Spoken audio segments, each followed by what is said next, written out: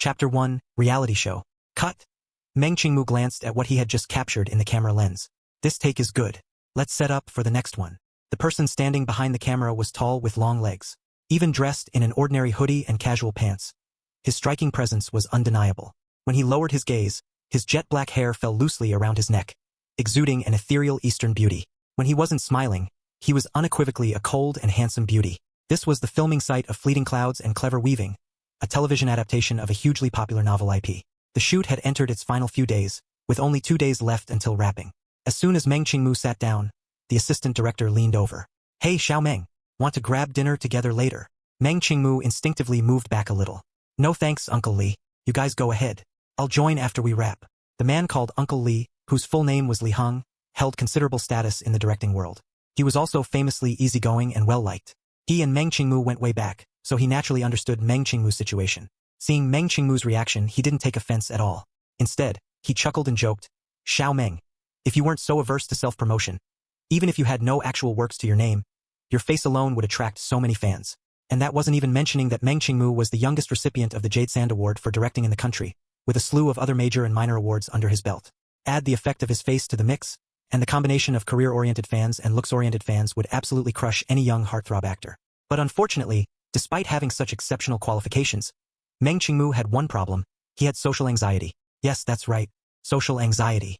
He was fine during work, but once removed from the work environment, he felt a deep fear of being in social situations. That's why, for every film that required promotional tours, including award ceremonies, the assistant director always went in his place. He also always used a pseudonym for work. So, even though he had become famous young, the scant information about him online amounted to just a few passing sentences, let alone any photos.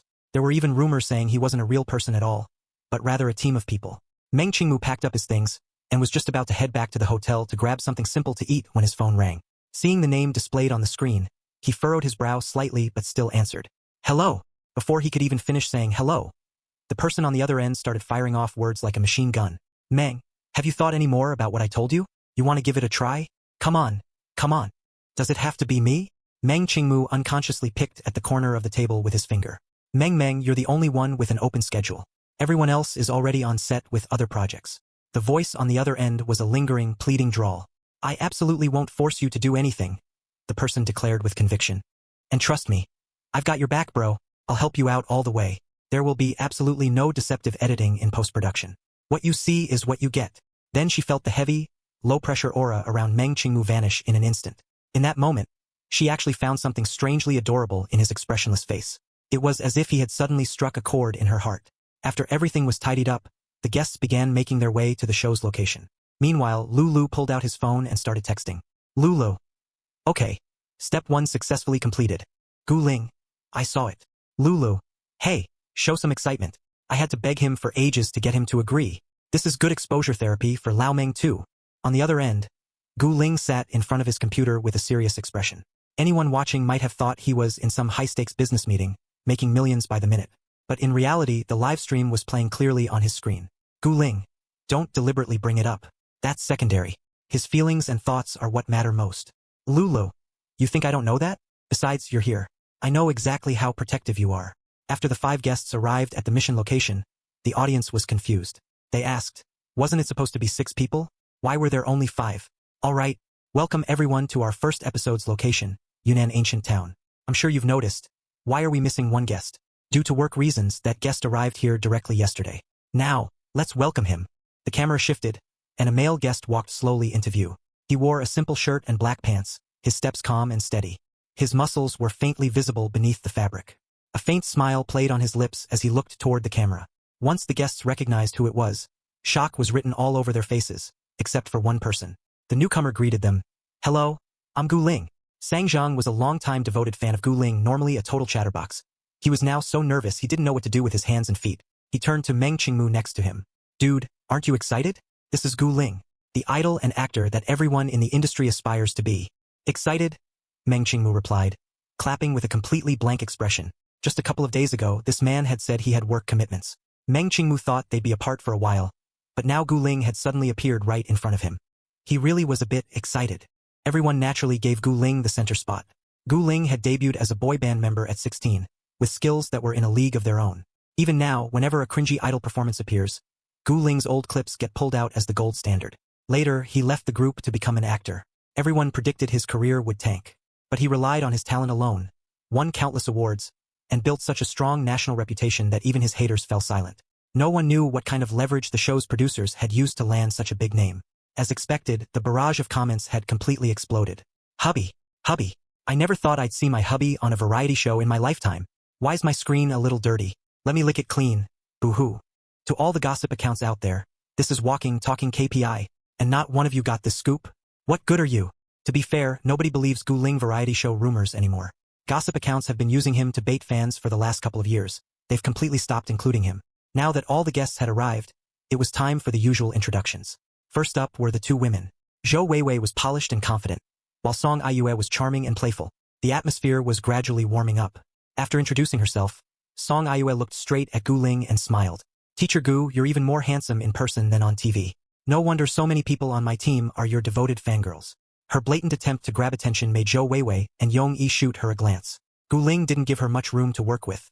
After a simple thank you and a brief introduction of himself, he passed the spotlight to the remaining guests. After Yong Yi introduced himself, it was Sang Zhang's turn. As a boy band idol who had just turned 20, Sang Zhang was usually extremely online, always running his mouth with a constant stream of memes and jokes. He was famously outgoing and socially fearless, but now he could barely get through a simple introduction without stumbling. Sang Zhang is my spirit animal on the internet. I'd react the same way if I met Gu Ling. Wait, didn't Sang Zhang once say Gu Ling was his idol? Then that explains it. It'd be weird if he weren't nervous. Doge.jpg. After struggling through his introduction, Sang Zhang happened to notice Meng Qingmu standing silently off to the side. Without thinking, he casually threw an arm around his shoulder. Hey buddy, what's your name? Startled by the sudden touch, Meng Qingmu instinctively stepped back to avoid it. But the moment he moved away, he realized his mistake and started worrying about how to explain himself. Haha. He dodged your approach and gave you a big frown. A little awkward. Dodging that obviously seems a bit rude. To be fair, Meng Qingmu and Sang Zhang don't know each other yet. A reflex reaction is understandable. But to the others, it looked like he was clearly annoyed with Sang Zhang. Sang Zhang felt a little awkward too. But he had always been pretty thick-skinned. He didn't feel offended. In fact, Meng Qingmu's usual cold, detached demeanor had such a strong reaction to his gesture that Sang Zhang began to wonder if he had been too forward. Sometimes, looks and vibes really do affect how people perceive you. Seeing the other guests' obvious awkwardness, Meng Qingmu mentally ran through his options twice, then braced himself and spoke. My name is Meng Qingmu. I'm a director. Gu Ling was the first to respond warmly, smiling as he said, Nice to meet you, Director Meng. Meng Qingmu silently turned his head away. He couldn't hear that. Even though seeing his boyfriend made him incredibly happy, he still needed to be symbolically upset with him for lying. Song Aiyue watched how Meng Qingmu reacted to Gu Ling and rolled her eyes inwardly. A nobody acting so dramatic. Just wait, you're gonna get roasted online. Even though Meng Qingmu was a complete unknown in the entertainment industry, since Gu Ling had spoken up first, she decided to put on an act of being supportive toward a newcomer. She said with feigned delight, Oh, then maybe we'll have a chance to work together in the future. Director Meng, you'll have to look out for me. Meng Qingmu was about to nod in response, but then he remembered that Song Aiyue mostly acted in TV dramas. So he explained, I don't really film many TV series.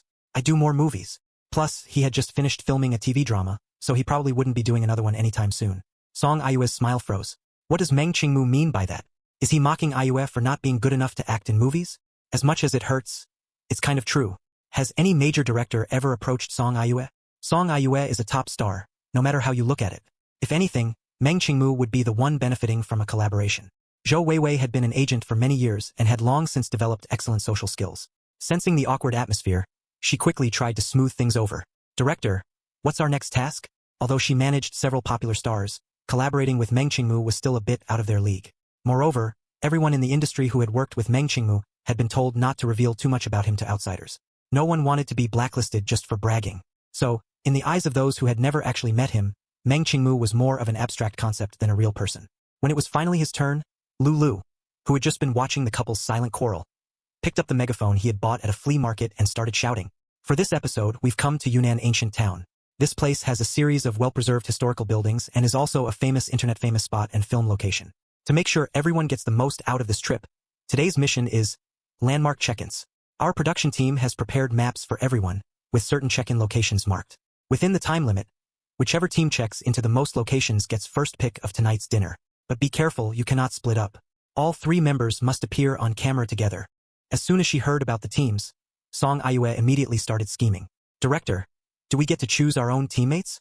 Originally, it was supposed to be decided through a competition, but since we're short on time, just split up directly. Amid the artificially hurried atmosphere created by the director, Sang Zhang blurted out without thinking, "Then let's just do rock, paper, scissors." The director was pushing them, and Zhou Weiwei didn't feel she could argue. In the end, the teams were Zhou Weiwei, Song Aiyue, and Yong Yi on one team and Meng Qingmu, Sang Zhang and Gu Ling on the other. With that, the two teams set off separately. Although Yunnan ancient town was famous, it also had to accommodate the needs of local residents and adapt to modern life. On the left side of the town center stood historically rich old buildings and traditional craft workshops, while on the right were newly built modern facilities and shops. At the edges, the lines blurred, with old and new architecture intertwining. Walking alongside his two teammates, Sang Zhang didn't dare strike up a conversation with his idol and had been intimidated by Meng Qingmu's earlier cold and aloof remarks. Even someone as outgoing as he was hesitant to speak up recklessly. But as they walked in silence, neither of the other two seemed inclined to start talking. Finally, he couldn't take it anymore. He turned to Meng Qingmu. "Can I call you Meng Gu? Are you guys usually busy with work? Not too bad." Sang Zhang refused to accept defeat. Was there really an atmosphere he couldn't liven up? "How about you ask me something too? Otherwise, this walk is way too boring." Meng Qingmu stopped and stared at him intently. Sang Zhang swallowed nervously, bracing himself for the question. Gu Ling, meanwhile, seemed to guess what was coming and shot Sang Zhang a knowing look. "You! Here it comes. Can you really finish a bucket of instant noodles in 5 seconds? What kind of ridiculous heft?" Gu Ling had more or less expected this question, but hearing Meng Qingmu ask it with such a serious face still made him laugh out loud. Meng Qingmu shot him a glare. "What's so funny about it?" Gu Ling quickly stifled his laughter, signaling that it was his fault. As for Sang Zhang, who had just been asked the question, he was completely oblivious to the couple's subtle interaction. Instead, he was plunged into deep existential doubt. Wait, what did he just ask? Am I already losing my hearing at my age? His annoying friends might ask something like that, but there was no way Meng Qingmu would. He must have misheard. Yes, that was it. Misheard. Huh? What did you say, Meng Gu? I didn't catch that. Sang Zhang focused with 100% of his attention, ready to double-check. Meng Qingmu didn't suspect anything. Remembering what he had seen online, he said, "I read that you had a bucket of instant noodles, and when your friend asked for some, you immediately inhaled the whole thing in record time." Slander. Absolute slander. Sang Zhang gritted his teeth. "I only had one bite left. It wasn't a whole bucket." Meng Qingmu looked a little disappointed. "Oh, I see. He didn't go out much. Aside from his usual hobbies, his greatest joy was catching up on gossip. He wasn't interested in vague rumors or scandals, but he had a soft spot for funny, ridiculous stories. Finding out this one wasn't true left him genuinely disappointed. This is a little awkward for me to watch. Such forced small talk. Probably trying to save Sang Zhang's dignity. Meng Qingmu clearly doesn't want to talk and is just winging it because he was put on the spot. That kind of rumor is obviously fake. No way he actually wanted to know if it was real." Gu Ling noticed how deflated Meng Qingmu suddenly became. His heart itched, and his fingers unconsciously twitched. So adorable. Even when he's upset, he's this cute. He's like a sweet little soft cake. If the cameras weren't here, I would have already pulled him into my arms, pinched his cheeks, and kissed him. Then he'd give me one of those sweet smiles and a cuddly hug. But his sweet little cake didn't seem too keen on interacting with him right now. Oh, a little regretful now. Despite all that, the atmosphere among the three had softened considerably. Gu Ling steered the conversation back on track, unfolded the map, and said, "Let's focus on the task first." The map had originally been in Gu Ling's hand, but he naturally handed it over to Meng Qingmu. Meng Qingmu took it, glanced at it, and unconsciously furrowed his brow. Gu Ling leaned in. "What's wrong?" The two were very close, almost touching. Meng Qingmu was used to his proximity and didn't pull away. After all, he could be upset with him any time, but right now there was work to do. Meng Qingmu said, "Too few." "What's too few?" Sang Zhang heard this and also looked over. With their years of unspoken understanding, Gu Ling understood without further explanation. He asked Sang Zhang, "Have you seen Theatrical Tales?" Sang Zhang perked up. "Of course I have.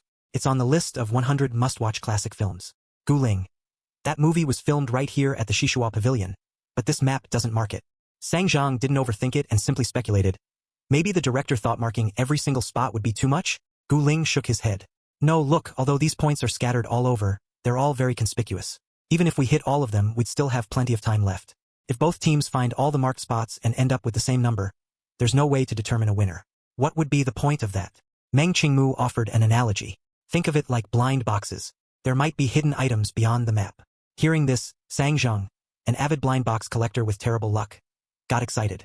"Speaking of hidden items, I've never once gotten a hidden figure. Last time Gu Ling promptly cut him off to rein in his rambling. All right, let's finish these marked spots first." Then we'll see if the production team sends out any other notifications. The map was clearly drawn and easy to follow. They walked along the route, taking photos and checking in at each spot. Sure enough, they finished at a leisurely pace with plenty of time to spare. Sang Zheng asked, "Where should we go now?" Meng Qingmu hesitated. He really wanted to just sit down and rest right there. But he wasn't good at voicing his thoughts in front of others. So he looked toward Gu Ling, hoping for a spokesperson to help him out.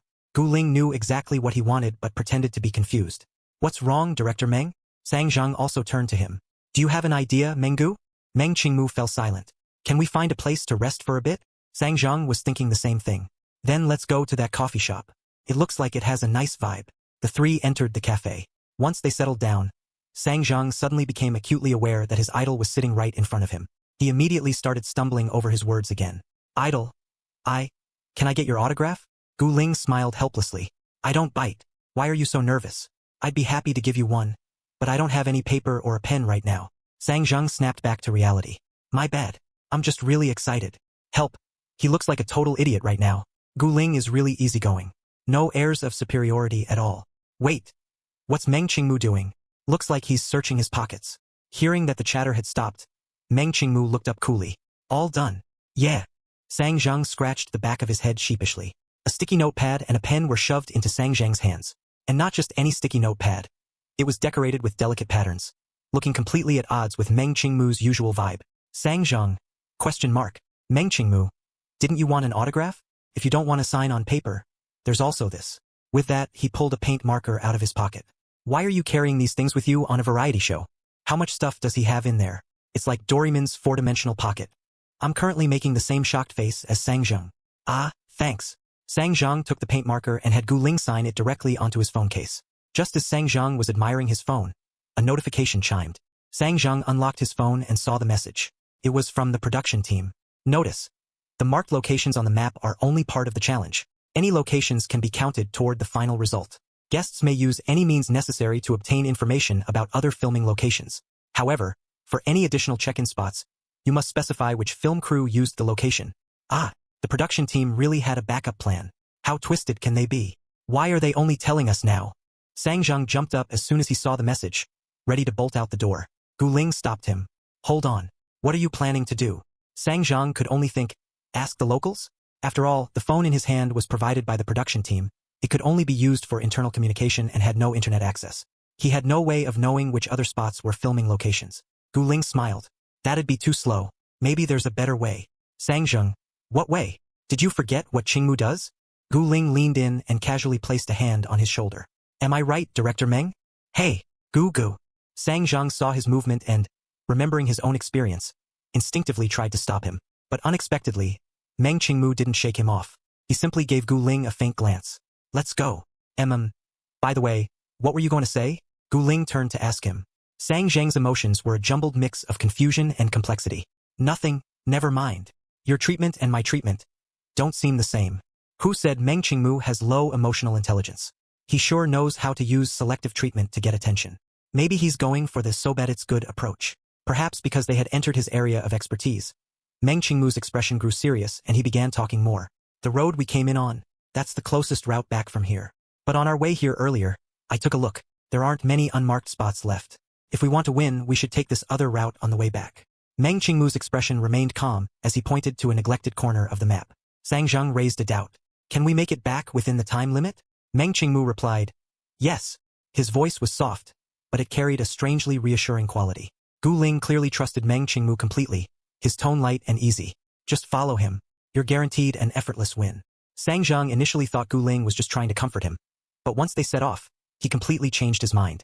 Meng Qingmu became the undisputed leader, guiding them to check in at one location after another, even precisely naming the production crews behind each one. From classic films to obscure ones, and even a movie that had been filmed but not yet officially released. Sang Zheng went from being utterly shocked to gradually becoming numb. How many movies has this guy watched? He may be unknown, but his professional knowledge is genuinely solid. Not necessarily. Who's to say the production team isn't trying to hype him up and gave him a script? Even if he memorized all this, it would have taken a long time. Sure enough, with Meng Qingmu as their golden ticket, they moved at an incredible pace. The tension they had felt earlier began to ease. Meng Qingmu walked ahead with his head down, lost in thought, while Gu Ling chatted with Sang Zheng about his experiences in the town since arriving, where he had been, which local snacks he recommended, and he kept finding ways to bring Meng Qingmu into the conversation. Teacher Meng, do you like it here? Teacher Meng, do you like sweet green rice balls? Meng Qingmu initially tried to ignore him, but at this last question he paused. Gu Ling nodded. Good to know. Listening to their exchange, Sang Zhang somehow felt like he was witnessing an old married couple. He started to feel like a glaringly bright third wheel. The two had completely different energies, one quiet, one talkative, but for some reason Sang Zhang sensed an inexplicable chemistry between them. Even when Meng Qingmu didn't respond, it felt like Gu Ling was giving him a personal itinerary report. I'm actually shipping this. I feel guilty. That's a massive stretch. They're clearly just being professionally polite. As an 8-year fan, let me say, Gu Ling doesn't even do professionally polite with most people. Soon enough, the three arrived at the meeting point. They had barely gotten there when time ran out, and the other team returned right at the buzzer. Zhou Weiwei handed her phone to the production team, and Meng Qingmu did the same. The production team uploaded all the photos into their devices. Having the pictures wasn't enough. Next, they would have to identify the specific filming crew behind each location. This was to prevent anyone from throwing out random guesses and getting lucky. While the production team was getting ready, Yong-yi smiled and said, "Looks like tonight's big feast is ours." Zhou Weiwei also laughed. "I thought we were going to lose, but it turns out Ayue has traveled here before." Song Ayue looked a bit modest. Just a coincidence. It turned out to be useful. Now that she mentions it, Yea did post photos from here before. That's close. I'm kind of curious about the result now. Just tuned in. Did anyone count how many each team has? Nope. To keep the suspense, the director cut to a promo video of Yunnan Ancient Town. As they spoke, the director had finished setting up the equipment. Song Ayue stepped forward and gave Gu Ling an apologetic smile. "We'll go first, just to get the ball rolling." Then she looked at each photo and accurately named the filming location. She had indeed been here before, but she wasn't nearly as familiar with the place as she pretended to be. Her agent had made her memorize all the information before she came, thinking there would be a chance to use it. She never expected it to come in handy here. Song Ayue knows quite a lot too. Interesting. Let's get ready to rumble. After she finished, she returned to her spot, wearing an expectant smile as she waited to see how the other team would perform. But inside, she was already planning how to divide the food with Gu Ling's team later, building herself up as a kind and considerate person. Song Ayue had expected Gu Ling to represent his team. Instead, Meng Qingmu stepped forward. Meng Qingmu hadn't exactly been winning people over with his performance so far. But the moment he opened his mouth, the aura of someone truly skilled filled the air. He spoke calmly about each location, offering brief evaluations of the standout moments from the films and shows shot there. People couldn't help but get drawn in. Not as if they were watching an entertainment show, but as if they were attending an art appreciation class. "Help. I feel like I'm in an online class right now. Every comment is spot on. His professional knowledge is solid. That movie was filmed here too. It was just a few-second shot. You wouldn't notice it unless you were paying close attention." Sang Zhang, having heard it before, was fine. But Zhou Weiwei and Yong-yi were stunned as well. The way they looked at Meng Qingmu shifted, gaining a note of respect. Zhou Weiwei had met countless people in her career. She could tell at a glance whether someone's broad knowledge was an act or the real deal. Yong-yi initially assumed Meng Qingmu was just some rich kid doing this for fun. Now, his opinion was slowly changing. Song Ayue kept a smile on her face, but internally, she was already cursing. Not only had she not been placed on a team with Gu Ling, but now she was being overshadowed by this nobody. Nothing was going her way. After Meng Qingmu finished, a quiet stillness settled over the air. Gu Ling was the first to applaud. "Impressive, Director Meng." The others snapped out of it and added their praise. "Director Meng, that was amazing. Didn't expect you to hide your talents so well. I really thought we had this in the bag." Only Song Ayue said, "I've been tired the last few days, and some places just slipped my mind. It's our loss." What's she doing? Blaming her performance on not feeling well? It's a bit backhanded. The spots she found were all the famous ones. Even if she added a few more, she still wouldn't know as many as Meng Qingmu. Speechless. Can you guys not read so much into everything? Yea's status. Why would she bother targeting Meng Qingmu? The results were obvious. The team that got the lavish dinner was Meng Qingmu's group. Although Song Ayue's team also had a meat and vegetable spread, the portion size and quality were clearly a notch below. Whether out of good manners or for the sake of the cameras, they couldn't very well eat by themselves. So Sang Zhang, after getting the okay from his teammates, went over and invited them to join. The three had no reason to refuse, so they pushed the tables together and finished dinner as a group. After dinner, it was time to assign rooms. The director had booked double rooms. Zhou Weiwei and Song Ayue, being the only women, would naturally room together. That left the 4 men to be paired up. The director brought out a lottery tube and, in front of everyone, placed 2 colors of sticks inside and shook them. "We'll pair by color. Who wants to go first?" "I will." Gu Ling, who had been keeping a low profile all this time, suddenly became proactive. He walked up to the director and drew a stick. Red. Meng Qingmu naturally wanted to room with Gu Ling, but with a lottery draw you never knew. so he decided to just let fate decide whatever was left would be his. As luck would have it, both Yongyi and Sang Zhang drew blue. Without even needing to draw, Meng Qingmu was automatically paired with Gu Ling. He was a little happy, but he couldn't show it too obviously. It took considerable effort to suppress the smile tugging at his lips. Meng Qingmu carried his suitcase toward the room, but Gu Ling, following behind, naturally took it from him. Gu Ling is so considerate to newcomers. Fans. Has your Gu always been like this with newcomers? Don't believe rumors. Don't spread them. I can't help it. I still want to ship them a little. Once they entered the room, the camera crew filmed for a while longer before withdrawing. Now only Meng Qingmu and Gu Ling remained. Meng Qingmu was about to say something when something was suddenly popped into his mouth. He bit down instinctively and realized it was a sweet green rice ball. Didn't you want to try it? I bought it this morning before you all arrived. Gu Ling was holding a small box. His other hand had gotten dusted with powder from taking out the rice ball. Meng Qingmu chewed the rice ball like a little hamster and quickly finished it. He reached out for another, but Gu Ling closed the lid. You're going to sleep soon. Don't eat too much. Meng Qingmu puffed out his cheeks. But I'm still mad at you. Gu Ling found this amusing. If I give you another one, will you stop being mad? Meng Qingmu thought carefully, then obediently nodded. Okay. Gu Ling sighed softly, then took out another rice ball and held it to his lips. Just as Meng Qingmu opened his mouth to bite, Gu Ling pulled it away. He teased him with the treat. Just one more, all right? Meng Qingmu nodded. Gu Ling chuckled and patted his head. So easy to appease, huh? He's always been this agreeable. One little gesture and he's fine. Just as Meng Qingmu was happily eating his rice ball, there was a knock at the door. A woman's voice called out, Teacher Gu, are you there? Meng Qingmu paused mid-bite. He recognized the voice. It was Song Ayue. Having followed gossip for years, he knew all about Song Ayue's habit of chasing clout. But online rumors were always a mix of truth and lies, so he hadn't formed any real opinion of her. However, during their brief time together today, she had worn her ambition on her sleeve, seizing every opportunity to actively engage Gu Ling. Meng Qingmu was puzzled. What does she want? Gu Ling ran a hand through Meng Qingmu's soft hair and reported dutifully, She's here for me. Should I go open the door? Meng Qingmu mumbled with his mouth full. Gu Ling got up to answer the door, but not before taking away the remaining rice balls from the table, earning him a resentful glare. When Gu Ling opened the door, sure enough, Song Ayue was standing there. She looked like she had just showered. Her hair was still damp, and she was wearing a sexy nightgown. Gu Ling kept his gaze straight ahead, bracing the doorframe to block her view into the room. Miss Song, is there something you need? Song Ayue withdrew her gaze calmly and gave him a charming smile. No need to be so formal. Call me Ayue. It's not convenient to talk here. Shall we go somewhere else? Gu Ling acted as if he hadn't noticed the implication in her eyes and politely declined. It's late. Wouldn't be appropriate. What if someone with a camera catches us and starts spreading rumors? That wouldn't reflect well on you, Miss Song. Song Ayue realized she'd been turned down, but she wasn't bothered. She was confident she could convince Gu Ling to agree to her proposal. It would be a win-win for both of them. Since filming had stopped for the night, she had come to see Gu Ling right away. She just hadn't expected him to be even more cautious than she was. You're right, Song Ayue said with an apologetic smile. I wasn't thinking clearly. Then, Teacher Gu, I'll see you tomorrow. Gu Ling nodded. Of course, we'll all be filming together tomorrow. Even someone as relentless as Song Ayue felt momentarily stumped by Gu Ling's repeated refusal to take a hint. But she quickly put her smile back on. Good night, Teacher Gu. I'll head up now. What did she want? As soon as Gu Ling returned from his conversation, Meng Qingmu sat up on the bed. No idea. She wanted to talk somewhere else, but I turned her down. Gu Ling pulled him up from the bed. Go take a shower? Oh. Meng Qingmu obediently grabbed his clothes and headed into the bathroom. Soon, the sound of running water came from inside. Even though Gu Ling was scrolling on his phone, his attention remained fixed on the bathroom. Sure enough, before long, the bathroom door cracked open. Gu Ling, I forgot to bring my towel. Meng Qingmu poked his head out. Gu Ling had noticed the towel was missing earlier but hadn't reminded him. Gu Ling took the towel and went to the bathroom door. When Meng Qingmu reached out to take it, Gu Ling dodged him.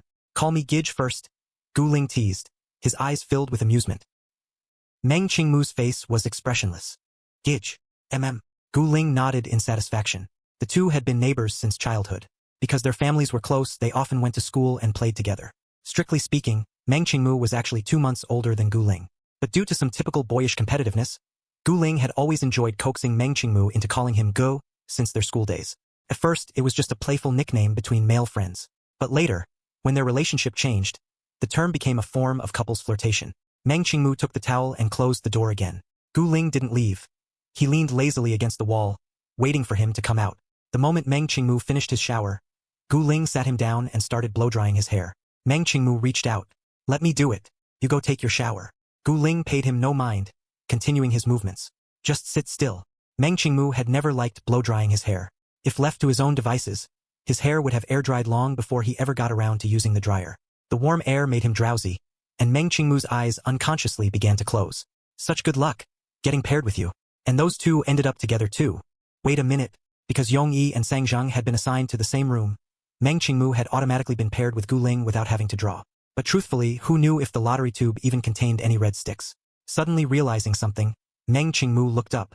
Did you and Lulu conspire on this? Gu Ling's tone was exaggerated. Oh no, what should I do? I've been found out. Without waiting for Meng Qingmu to respond, he grabbed his things and slipped away to take a shower. Her suspicions confirmed, Meng Qingmu stared at Gu Ling's retreating back, unable to suppress the smile tugging at his lips. He was so happy. The whole reason he came here was to push himself out of his comfort zone. But being forced to room with a complete stranger would have been too big of a challenge. Even though he had told Gu Ling he was upset about being kept in the dark, deep down, he was actually very pleasantly surprised. Ah, so happy. He couldn't help rolling around on the bed a couple of times. Then logged into his alt Weibo account. Every day I wish I could go home and lie down. My boyfriend surprised me without telling me. I'm touched. Spinning around with joy.jpg. By the time Gu Ling came out, Meng Qingmu was already asleep. A fluffy, rounded lump was tucked under the covers, with only a fuzzy head of hair visible. His phone was still loosely held in his hand. Gu Ling set the phone aside for him and naturally lay down in the empty space on the bed. Sensing the familiar presence beside him, Meng Qingmu sleepily rolled toward him. Gu Ling pulled him expertly into his arms. Good night. The next morning, the production team started knocking on doors. Woken by the sound, Meng Qingmu groggily poked his head out from under the covers. Gu Ling was already dressed.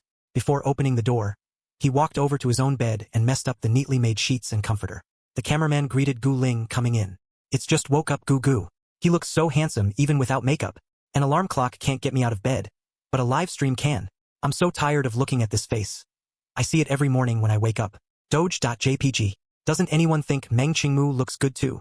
Setting everything else aside, Meng Qingmu really is the pinnacle of the cold, aloof beauty type. Why does he look so small lying down like that? That's kind of cute. When the cameraman entered, Meng Qingmu was still wrestling with his drowsiness, sitting on the bed with a complete, "Who am I? Where am I?" expression. Gu Ling looked at the dazed little lump sitting there frozen and felt an itch in his fingers to ruffle his hair. But with the cameras rolling, he couldn't. So when he went to wash up, he casually handed Meng Qingmu his clothes. Thanks. Meng Qingmu took them automatically. By the time they had both gotten ready and gone downstairs, Yongyi and Sang Zhang were already there. Sang Zhang was eagerly chattering away to Yongyi, who was listening intently, occasionally frowning in thought. Good morning, everyone. Gu Ling greeted them. The two paused their conversation and responded. Receiving an encouraging look from Gu Ling, Meng Qingmu pursed his lips and quietly said, Morning. Sang Zhang didn't notice his awkwardness and enthusiastically asked, How did you guys sleep last night? The beds here are so soft and comfortable. We slept quite well. Just like at home, Gu Ling said sincerely, because he had been holding his partner. What were you guys talking about? Having received a response, Meng Qingmu ventured to ask. After spending the previous day with Sang Zhang, he was the person Meng Qingmu knew best on the show besides Gu Ling. Oh, I was catching brother you up on internet slang, Sang Zhang said proudly. There's nothing I don't know. Yongyi was still pondering the previous term and smiled helplessly. Yeah, netizens have such interesting expressions these days. There's so much I don't understand. Haha. Yongyi is famously a bit of an old fogey. A meeting of 2G and 5G internet speeds. Encouraged by Yongyi's response, Sang Zhang launched into his usual chatterbox mode. After he had gone on for a while, Zhou Weiwei and Song Ayue finally came downstairs. Sorry? Did you all wait long? Zhou Weiwei apologized, casting a subtle glance at the person beside her. Ayue took a little extra time with her makeup. Did Song Ayue take that long to do her makeup? It's normal for women to take a bit longer to get ready. But with everyone waiting, is that really polite? Zhou Weiwei's wording is a bit passive-aggressive. Song Ayue echoed the apology, but internally, she was cursing. Zhou Weiwei knew exactly what she was doing, and she didn't care. Song Ayue had been putting on airs in front of her ever since last night. If Zhou Weiwei was annoyed, why shouldn't she get in a little dig? All right, now that everyone's here, let's eat. The director had the crew bring out a spread of food. There were Chinese breakfast items like steamed buns, soy milk and congee, as well as Western options like bread and sandwiches. Sang Zhang's eyes lit up. Everyone says the food on reality shows is awful, but this isn't bad at all. It's so abundant. Gu Ling sat down but didn't immediately go for the food. Instead, he looked at the camera and asked, Director, is this breakfast free? Lu replied without a shred of guilt. Of course, I guarantee this meal is provided to you unconditionally. Meng Qingmu furrowed his brow. This meal? The others also caught the loophole in Lu Li's words and started asking questions. But no matter how they tried to pry, Lulu simply said, "You'll find out later," and refused to reveal anything more. I knew the director had something up his sleeve. Looking forward to some torturous games Meng Qingmu's line just now sounded kinda dominant. Sang Zhang was only briefly frustrated before perking up again. "Whatever. Let's eat first and worry later."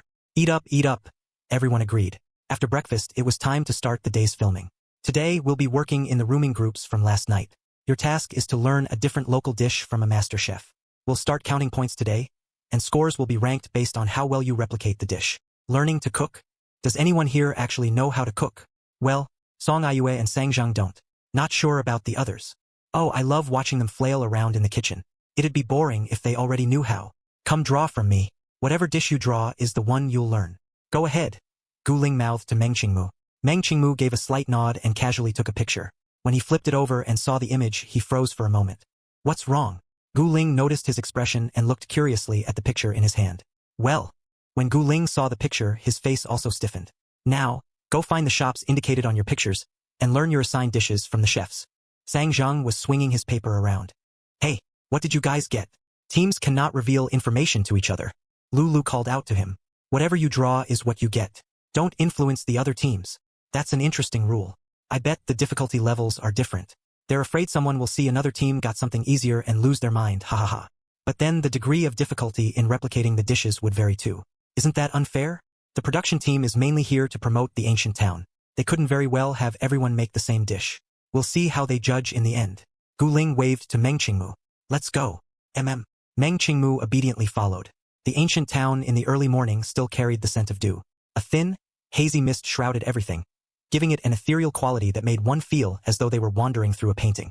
The shops along the street had opened early, setting up stalls, tables, chairs, and goods at their doorways. Early risers began trickling into the streets. Occasionally, a small, adorable dog would stand at a shop entrance, wagging its tail curiously at passersby while waiting for its owner. The warmth of everyday life blended seamlessly with the ancient town. In their free time, Gu Ling would sometimes take Meng Qingmu out to play. But because of his celebrity status, they always had to be discreet, even when going out for fun. They could never fully enjoy themselves. Being able to walk leisurely down the street without any disguise was an unexpected bonus of filming the show. The two savored the quiet solitude.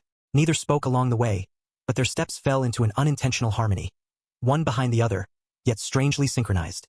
Why aren't they talking? This is giving me second-hand embarrassment. Meng Qingmu ignores everyone. With someone as popular as Gu Ling right there, he doesn't even try to seize the opportunity. No wonder he's so unknown. The way these two are acting, you'd think they're extras in a promotional video. But you have to admit, with faces like theirs, I could watch them all day even if they don't say a word. They walked slowly but still arrived at their destination before long. Is this the place? Gu Ling looked at the shop signboard. Meng Qingmu nodded. It's crowded. This must be it. They entered the shop. The owner, sporting a beer belly, was lounging back in a half-reclining position, cracking sunflower seeds between his teeth and watching TV. You're here.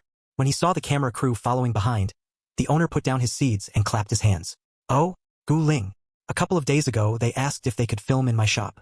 I figured, film if you want, as long as it doesn't interfere with my business. The owner was clearly the outgoing type, chatting away as he led them to the kitchen. I was wondering which celebrities would show up. I thought they'd be young heartthrobs who I probably wouldn't recognize at my age. I never expected it to be you. You're even more handsome than on TV. Gu Ling really is a household name. Needless to say, did you think all his hit TV dramas and critically acclaimed movies were just for show? Sorry, but I'm putting myself in Meng Qingmu's shoes. I think I'd feel so awkward standing next to him, but in reality, Meng Qingmu was absolutely delighted inside. He's not trying to talk to me? Great. He's praising Gu Ling? Even better. Here we are. This is the chef who'll be teaching you. The owner led them to the kitchen and then went back to mind his shop. Despite his social anxiety, Meng Qingmu had always been respectful toward his elders. He gave a slight bow. Thank you for teaching us. Gu Ling followed suit. The master chef was pleased with their attitude. He nodded and brought over a block of tofu. Then let's begin. Tofu? Is it crab roe tofu? I just came back from watching the other team stream. I'm dying of laughter. Yong Yi and Sang Zhang's team has to learn to make pastries. No molds, all hand-shaped, ha ha ha. Song Ayue's team is making squirrel-shaped mandarin fish. That dish has pretty high knife skill requirements. So it looks like this team got the easy one. I thought from their expressions earlier that it would be really hard. Just then, the master chef spoke up. The dish you'll be making today, as you already know, is shredded tofu soup. When I type question marks, it's not because I have a problem. It's because I think the production team has a problem. Sorry to the person who said this was easy. I admit I spoke a little too loudly earlier. The other steps for shredded tofu soup weren't difficult. The hardest part was preparing the ingredients. Both the tofu and the garnishes had to be sliced into strands as fine as human hair. The master chef picked up a block of tofu, peeled off the skin, placed it on the cutting board, and began demonstrating the process. You could only call it the skill of a master who had been at it for decades. His knife work was nothing short of miraculous. The soft, tender, slippery tofu behaved perfectly under his hands. In no time, a small block of tofu was fully sliced. The chef spread the tofu strands in water, then demonstrated how to julienne shiitake mushrooms, bamboo shoots, ham, and the other ingredients. Now that word had spread that Guling and Meng Qingmu were making shredded tofu soup, viewers who had been watching the other two teams also flocked over to watch the excitement. Only after all the cutting was done could they proceed. The master chef told them to practice first and get a feel for it. Guling picked up a knife and a block of tofu, striking a formidable pose. But his first attempt ended in failure. Although he cooked at home, his knife skills weren't anywhere near this professional level. Meng Qingmu watched him, then handed him a shiitake mushroom. A mushroom was naturally much easier to cut than tofu. After slicing half of it and finding his rhythm, Guling's cuts started looking quite decent. Young man, have you practiced this before? The master chef was a little surprised. Guling told the truth. I've never formally learned. I just cook at home sometimes. Meng Qingmu watched for a moment, then asked the chef's permission before gathering the necessary amount of ingredients. Then you do the cutting. Guling smiled. Thank you, Director Meng. TSK. Look at Guling's knife skills. He clearly cooks at home a lot. What a good man. I wonder who the lucky lady will be in the end. Wait. How dare Meng Qingmu just order Guling around like that? He could at least ask. He's having Guling cut ingredients. Is he going to cut the tofu himself? That was exactly what Meng Qingmu had in mind. One of his previous films had featured a protagonist who was a chef. To capture it authentically, he'd not only had his actor do their homework, but he'd also studied under a master chef for a while. Since it was for work and he was with other people, the learning process had gone relatively smoothly. Meng Qingmu picked up the knife and tested it a bit, but he didn't immediately attempt the high-difficulty technique. The master chef standing nearby knew this level of difficulty was too much to ask of them. He hadn't expected them to replicate the dish perfectly anyway. As long as it wasn't too far off, he was willing to let things slide. Seeing Meng Qingmu hesitate, the chef couldn't help saying, "It's fine. Just go for it." With the chef's encouragement, Meng Qingmu stopped hesitating. He pressed down on the tofu with one hand and adjusted his grip on the knife with the other. The uncertainty in his eyes disappeared, replaced by focused seriousness. That look is actually kind of handsome. Don't worry. I've seen this before. The prep looks super professional. But when the camera pans over, it's a guaranteed disaster. This is so boring. I'll come back when they're done cutting. Let me go check out the two big guys making pastries next door. Then Meng Qingmu began. He was a bit rusty at first, but after a few cuts, his movements sped up, and his speed started approaching the master chef's earlier demonstration. First came slicing, then julienning. The distance between each cut landed tightly next to the previous one, with no mistakes. The knife struck the cutting board in a rhythmic da-da-da that drew all attention toward it. As time ticked by, he neared the end of one block of tofu. Meng Qingmu took what looked like a mushy, shapeless mass of tofu and placed it into water. The tofu bloomed into fine strands as it hit the water. When set alongside the batch the chef had cut, it looked no less impressive. By now, Guling had finished cutting his vegetables. He set down the knife and started clapping. Seal clapping.jpg. He was his little sweet cake's biggest cheerleader. Seeing Guling clap, I couldn't help but clap behind my screen too. Meng Qingmu is a director? He can do this too. This is amazing. I think the director might be crying in the bathroom right now. His attempt to sow chaos coincidentally hit right where Meng Qingmu excels. The knife work is genuinely impressive. Even if you told me it was scripted and he practiced for it, I'd still be blown away. There was still another block of tofu to cut. So Meng Qingmu had to shake out his wrist and continue. The reason he had looked so shocked when he first saw the picture was that cutting this dish really put a strain on the hands. The repetitive motion slowed him down noticeably toward the end. Meanwhile, Guling was already processing the cut vegetables. He tossed the shredded ingredients into a pot of chicken broth to simmer, then added a pinch of salt and pepper for seasoning. While it cooked, Meng Qingmu finished his cutting. He added the hair-thin tofu strands into the pot, then simply thickened the soup with a light cornstarch slurry. And with that, the dish was complete. The cameraman thoughtfully moved in for a close-up. The steaming hot soup stirred cravings in countless viewers. "You can take this back and have it for lunch," Lulu announced from off-camera. "I'm dying. The director really has a knack for being cheap. Well, it does save food. But coming from the other stream, let me warn you to brace yourselves for what you're about to see. Meng Qingmu's cooking skills are also impressive, but I still can't quite accept this." The master chef looked at the finished dish, then excitedly grabbed Meng Qingmu's hands. "Young man, your talent is wasted if you don't become a chef. Why don't you stay here and be my apprentice?" Meng Qingmu tried to pull his hands back but failed after 2 attempts. He looked to Gu Ling for help. Gu Ling stepped forward and discreetly took the master chef's hands, freeing Meng Qingmu from his grasp. I'm afraid that won't be possible, Gu Ling declined politely. We have work commitments. After this, we still have to go back to our jobs. What a shame, the master chef said, his eyes full of regret, but he didn't press further. The two packed up their shredded tofu soup, bid farewell to the master chef, and headed out. As they were thanking the shop owner on their way out, he kindly gave them a bag of sunflower seeds. Here, take these to snack on along the way. Seeing that Gu Ling's hands were full with the takeout container, the owner shoved the seeds into Meng Qingmu's hands. Meng Qingmu, thank you. The owner waved them off heartily. You're welcome. Come back anytime. They took the production team's car back. The moment they arrived, Sang Zheng's voice came booming from the door behind them. Everyone's back. Great. Come take a look at the works of art we made. Here they come. Get ready and don't be drinking anything. I didn't watch their stream, but knowing Sang Zheng's skill level, I can go ahead and start laughing now. Meng Qingmu was startled by Sang Zheng's enthusiasm and instinctively stepped back. Sang Zheng slapped his container down onto the table with a clatter. Just then, Yong Yi came trailing in behind him. But unlike Sang Zheng's excitement, his expression was more of someone who wanted to say something but was holding back. Song Ayue walked over to the table. What did you guys make? I've been waiting for you to ask. Sang Zheng solemnly unwrapped the packaging, took out the box, and slowly opened it. Tada! Sang Zheng proudly put his hands on his hips. We learned the signature pastries from a time-honored shop. Aren't they just like works of art? After getting a good look at the misshapen things inside the box, everyone fell silent. Yong Yi covered his face, unable to bear looking. Gu Ling was the first to recover and said the opposite with a completely straight face. The craftsmanship is incredible. They'd make perfect gifts. Sang Zheng's eyes lit up. Really, Gu? Actually, I was thinking of making some to give away to fans in a lottery. Meng Qingmu looked at his genuine excitement, hesitated for a moment, and then spoke. You believe that? Sang Zheng. Huh. Meng Qingmu wanted to explain but didn't want to crush his enthusiasm. After a moment he simply said, Don't. Seriously. Yong Yi helplessly pressed his hand to his forehead. Now do you believe what I told you? He explained to the group with a pained expression. Our chef Sang has been insisting that young people these days love this kind of thing. He had me seriously questioning my own taste. I'm dying. Sang Zheng's exact words were, This is surreal abstract art that fully expresses the unique personality of the new generation. Yong Yi's expression back then was exactly mine. Pure agony and self-doubt.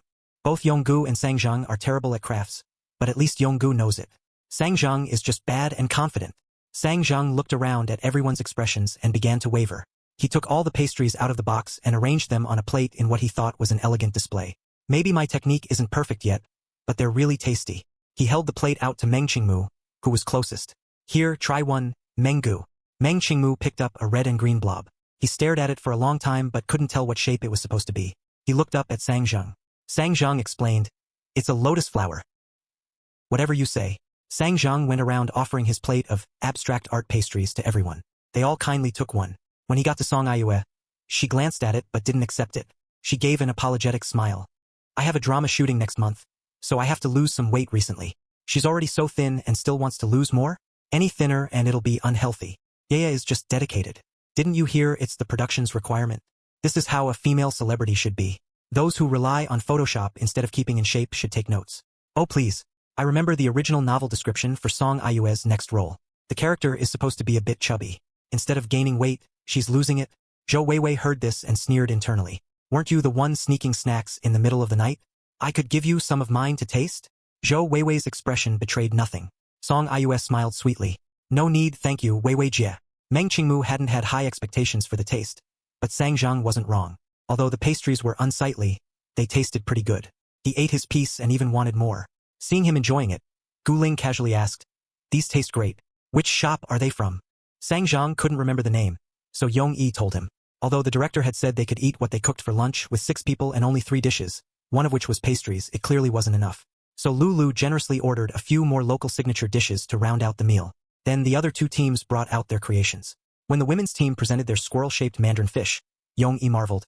We all have hands. So why is the difference so huge? The level of completion on your dish is amazing. Song Ayue basked in the praise internally. But on the outside, she gave a modest smile. Not at all. Sister Weiwei did most of the work. I just helped with the little things. It's true, Zhou Weiwei did all the cooking. Song Ayue just handed her things on the sidelines. Yaya doesn't know how to cook. If she forced her way in, she'd just be in the way. Okay.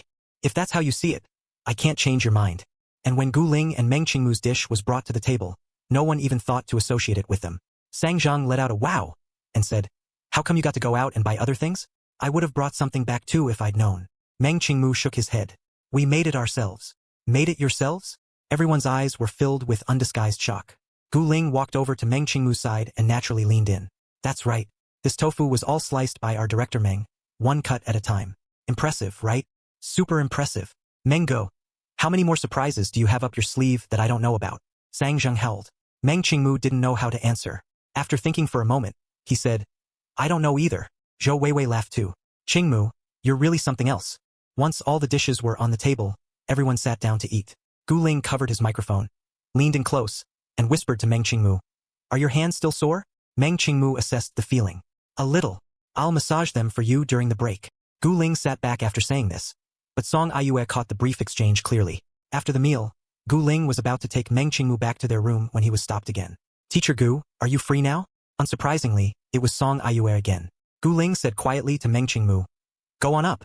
He knew that if Song Aiyue didn't get what she wanted this time, she wouldn't let it go. Watching Meng Qingmu's retreating figure, he turned to Song Aiyue. "Where should we talk?" Song Aiyue flicked her hair.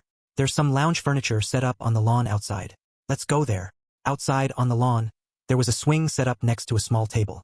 Song Aiyue smoothed her skirt and sat down on the swing, while Gu Ling sat on a chair on the far side. "Here's the thing." Song Aiyue dropped the pretense.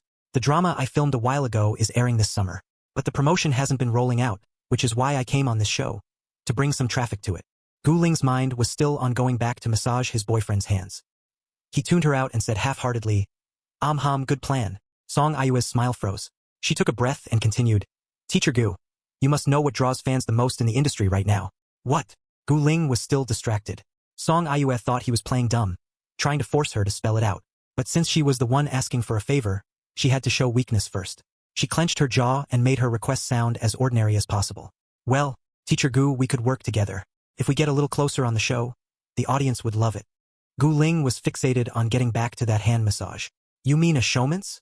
Having her intentions exposed so bluntly, Song Aiyue looked a bit sour. "More or less. What do you think, Teacher Gu?" She was 90% confident. A star of Gu Ling's caliber, why would he come on a variety show after all these years? Surely not because he had nothing better to do?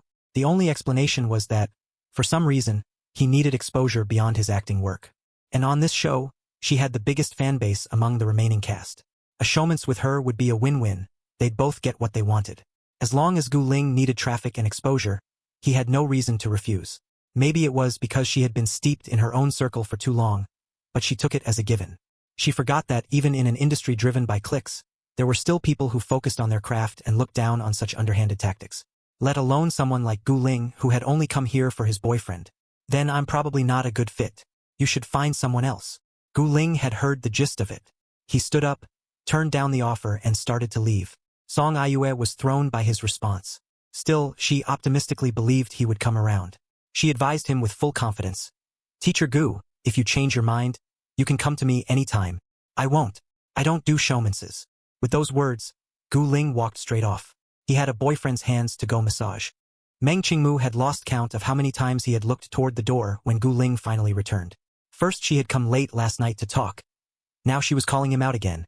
With all the gossip he had heard and seen over the years, Meng Qingmu knew perfectly well that Song Aiyue's intentions weren't innocent.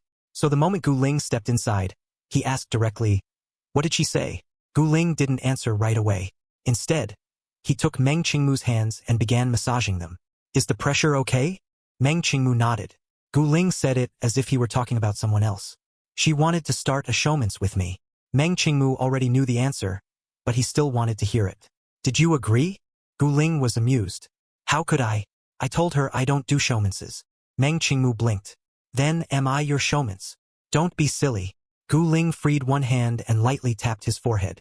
"You're not a showman's. You're the real thing." Meng Qingmu couldn't hide the joy in his voice. Oh, that afternoon Lulu didn't give them any tasks. And when evening came, there was still no assignment. As relaxing as this was, it also meant fewer chances for the guests to shine. Viewers would naturally get bored and click away. Song Aiyue had come here for the exposure, so she was naturally unhappy. Feigning cheerfulness, she asked, "Director, are we done for the day?" Lulu was also taking it easy. He glanced at his watch after hearing her. "About time. I didn't arrange dinner for you. Since there's a light show tonight, Why don't you all go out for a walk? Even Sang Zheng, as easygoing as he was taken aback. Director, you're really this casual about things? It's not that casual. Lu slapped his thigh. I've prepared traditional Hanfu for you in advance. It'll make you fit right in with the atmosphere. The director wasn't entirely useless, just mostly useless. Lu, perhaps feeling hungry himself, also started urging them. Come on, go get changed, and we'll head out. Gu Ling took the clothes and walked back to the room with Meng Qingmu. Looking at Meng Qingmu's slender, upright figure from behind, he couldn't help but imagine what he would look like in Hanfu. TSK. Better not think about it. Thinking about it too much leads to wandering thoughts. While they were changing, fans from various camps started a lively discussion in the comments. Gu Ling in Hanfu, Hubby, come out so I can see you. I tripped over everyone's pants the moment I entered. I've never seen Sang Xian in Hanfu. He's usually so chatty. I can't quite picture him in traditional clothes. Ye's ancient costume is super beautiful too. That behind-the-scenes shot of her leaning by the window has been my wallpaper for years. I'm wearing Hanfu right now, so that means I'm basically hanging out with my idol, right? Even without seeing anyone, they were already buzzing with excitement. Then, a flash of fabric appeared on the stairs. Someone was coming down. Everyone's attention snapped toward the staircase. The first to appear was Gu Ling. Having starred in many historical dramas, he wasn't particularly troubled by the outfit and had put it on quickly. What had taken a little extra time was helping his boyfriend get dressed. He descended the stairs slowly, dressed in red robes. With every move, there was an air of unrestrained elegance that instantly brought to mind the carefree young gentleman who once admired all the flowers of Chang'an in a single day. Following closely behind was Meng Qingmu in a green robe. The green accentuated his natural coolness and detachment. If Gu Ling was the spirited and dashing young man, then Meng Qingmu was the refined and courteous scion of a distinguished family. Noble and reserved, the moment he lifted his gaze, people instinctively felt drawn in, afraid that speaking too loudly might disturb him. Friendly reminder. You are allowed to speak. Boo-hoo. Even though his personality is off-putting and he's a bit fussy, he's really, really good-looking. I no longer think he's using this to launch an idol career. I suspect he's a rich kid from some entertainment conglomerate just playing around. You can't raise someone with this kind of aura in an ordinary family. I don't care if I get called out. I have to say it. I ship them. Their vibes just fit so well together. Don't reach for the moon. Look at Gu Ling's status and then look at his. If he had any real work to his name, he wouldn't be a complete nobody. One by one, the others came out in their outfits and they all looked decent. But with the first two setting the bar so high, everyone else felt a bit lacking by comparison. Once they were ready, they headed toward their destination. Along the way, they passed many men and women wearing all sorts of Hanfu, as if they had stepped through time itself. So, should we eat first? Sang Zheng's mind was set on filling his stomach. Zhou Weiwei nodded. With so many people, let's find a place with empty seats. They were pretty lucky they found one quickly. The shop had a long table that seated 6, 3 on each side. Meng Qingmu sat down in a corner, and Gu Ling naturally took the seat next to him. Before the others could sit, Song Ayue quickly grabbed the spot beside Gu Ling. Meng Qingmu looked at her in surprise, then turned to Gu Ling with a bewildered expression. Didn't you turn her down? Why is she sitting right next to you? Gu Ling looked back at him innocently. I don't know. Maybe she hasn't given up. After everyone was seated, a waiter came over. Hello. What would you like to order? They placed their orders and the waiter left. Song Ayue lightly tapped the table twice, then turned to Gu Ling. I'm still thinking about that shredded tofu soup you made at noon, Teacher Gu. I had no idea you could cook. Meng Qingmu was uncomfortable with the way she deliberately avoided mentioning him. Qingmu and I made it together. Hearing this, Song Ayue looked at Meng Qingmu and said with feigned surprise, Of course, Gu Meng is very impressive too. Do you just like to experiment at home in your free time? You must have practiced for a long time to get results like that, right? Meng Qingmu didn't get angry. Instead, he found it rather amusing. Here was an actress who, day in and day out, didn't focus on improving her craft. Instead, her mind was always on underhanded schemes. At first, he had thought that if the right role came along, there might be a chance to work with her in the future. But now, he figured his production team didn't welcome people like her. He took a sip of his tea without even glancing at her. I dabble. Is Song Ayue being catty? Is she implying that Meng Qingmu has no work and just stays home cooking all day? Why do you have to read so much into it? And even if that's what she meant, isn't it true? Name one single project Meng Qingmu has worked on. Exactly. Isn't this show just 5 kings carrying 1 bronze player? Isn't this just the production team shilling a sponsored nobody? Well, when you've got a sugar daddy backing you, you can afford to be arrogant. You don't even have to look at people when you talk to them. Song Ayue was seething at his response, but she quickly forced herself to calm down. All she had to do was have her marketing accounts clip this moment, add some suggestive captions, and spread a narrative that Meng Qingmu was rude and disrespectful. Getting him ratioed across the internet would be no problem. A nobody director with no fans to speak of, acting like he was all that. I see. Song Aiyue hadn't genuinely cared about his answer anyway. She brushed past it and resumed her conversation with Gu Ling. She asked teasingly, "Teacher Gu, since you can cook, does that mean your future girlfriend doesn't need to know how?"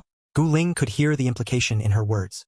His tone remained even, but his gaze gradually turned cold. "I'd still prefer someone who can cook. Ideally, someone better at it than me." The others at the table also began to sense that something was off. Zhou Weiwei discreetly glanced to the side. Meng Qingmu was silently rubbing his teacup with his finger. She smiled and broke the strange atmosphere. "I remember from an earlier interview, Teacher Gu said he likes someone who can cook and is adorable. Is that so?" Song Aiyue forced a stiff smile. "Then I must be a really unqualified fan for not having seen it. Teacher Gu, you don't think I'm a fake fan, do you?" Gu Ling picked up the teapot and naturally refilled Meng Qingmu's cup. "I understand. Teacher Song is usually very busy with work, filming non-stop with no time to rest." Yong Yi and Sang Zhang, who had been keeping quiet all this time, also sensed a hint of danger. The two exchanged a knowing glance. Better to just stay mute. "Why is the atmosphere so tense?" Song Aiyue got called out for pretending to be a fan. Didn't she? Isn't that normal? Can any fan guarantee they've seen every single piece of content about their favorite artist? Gu Ling didn't say anything. "So why are you all complaining? Did you not catch Gu Ling's obvious dig earlier? Wasn't he talking about how you juggle multiple productions at once?" As a 10-year fan of Gu Ling, let me just say, his behavior right now means he's genuinely a bit angry. Clink. Meng Qingmu set down his teacup. The sound of porcelain meeting the table was especially clear. "The food is here. Let's eat," he said calmly. After that little episode, Song Aiyue backed down. The atmosphere at the table became lively again. With Sang Zhang's socially fearless personality at the table, the mood soon turned cheerful.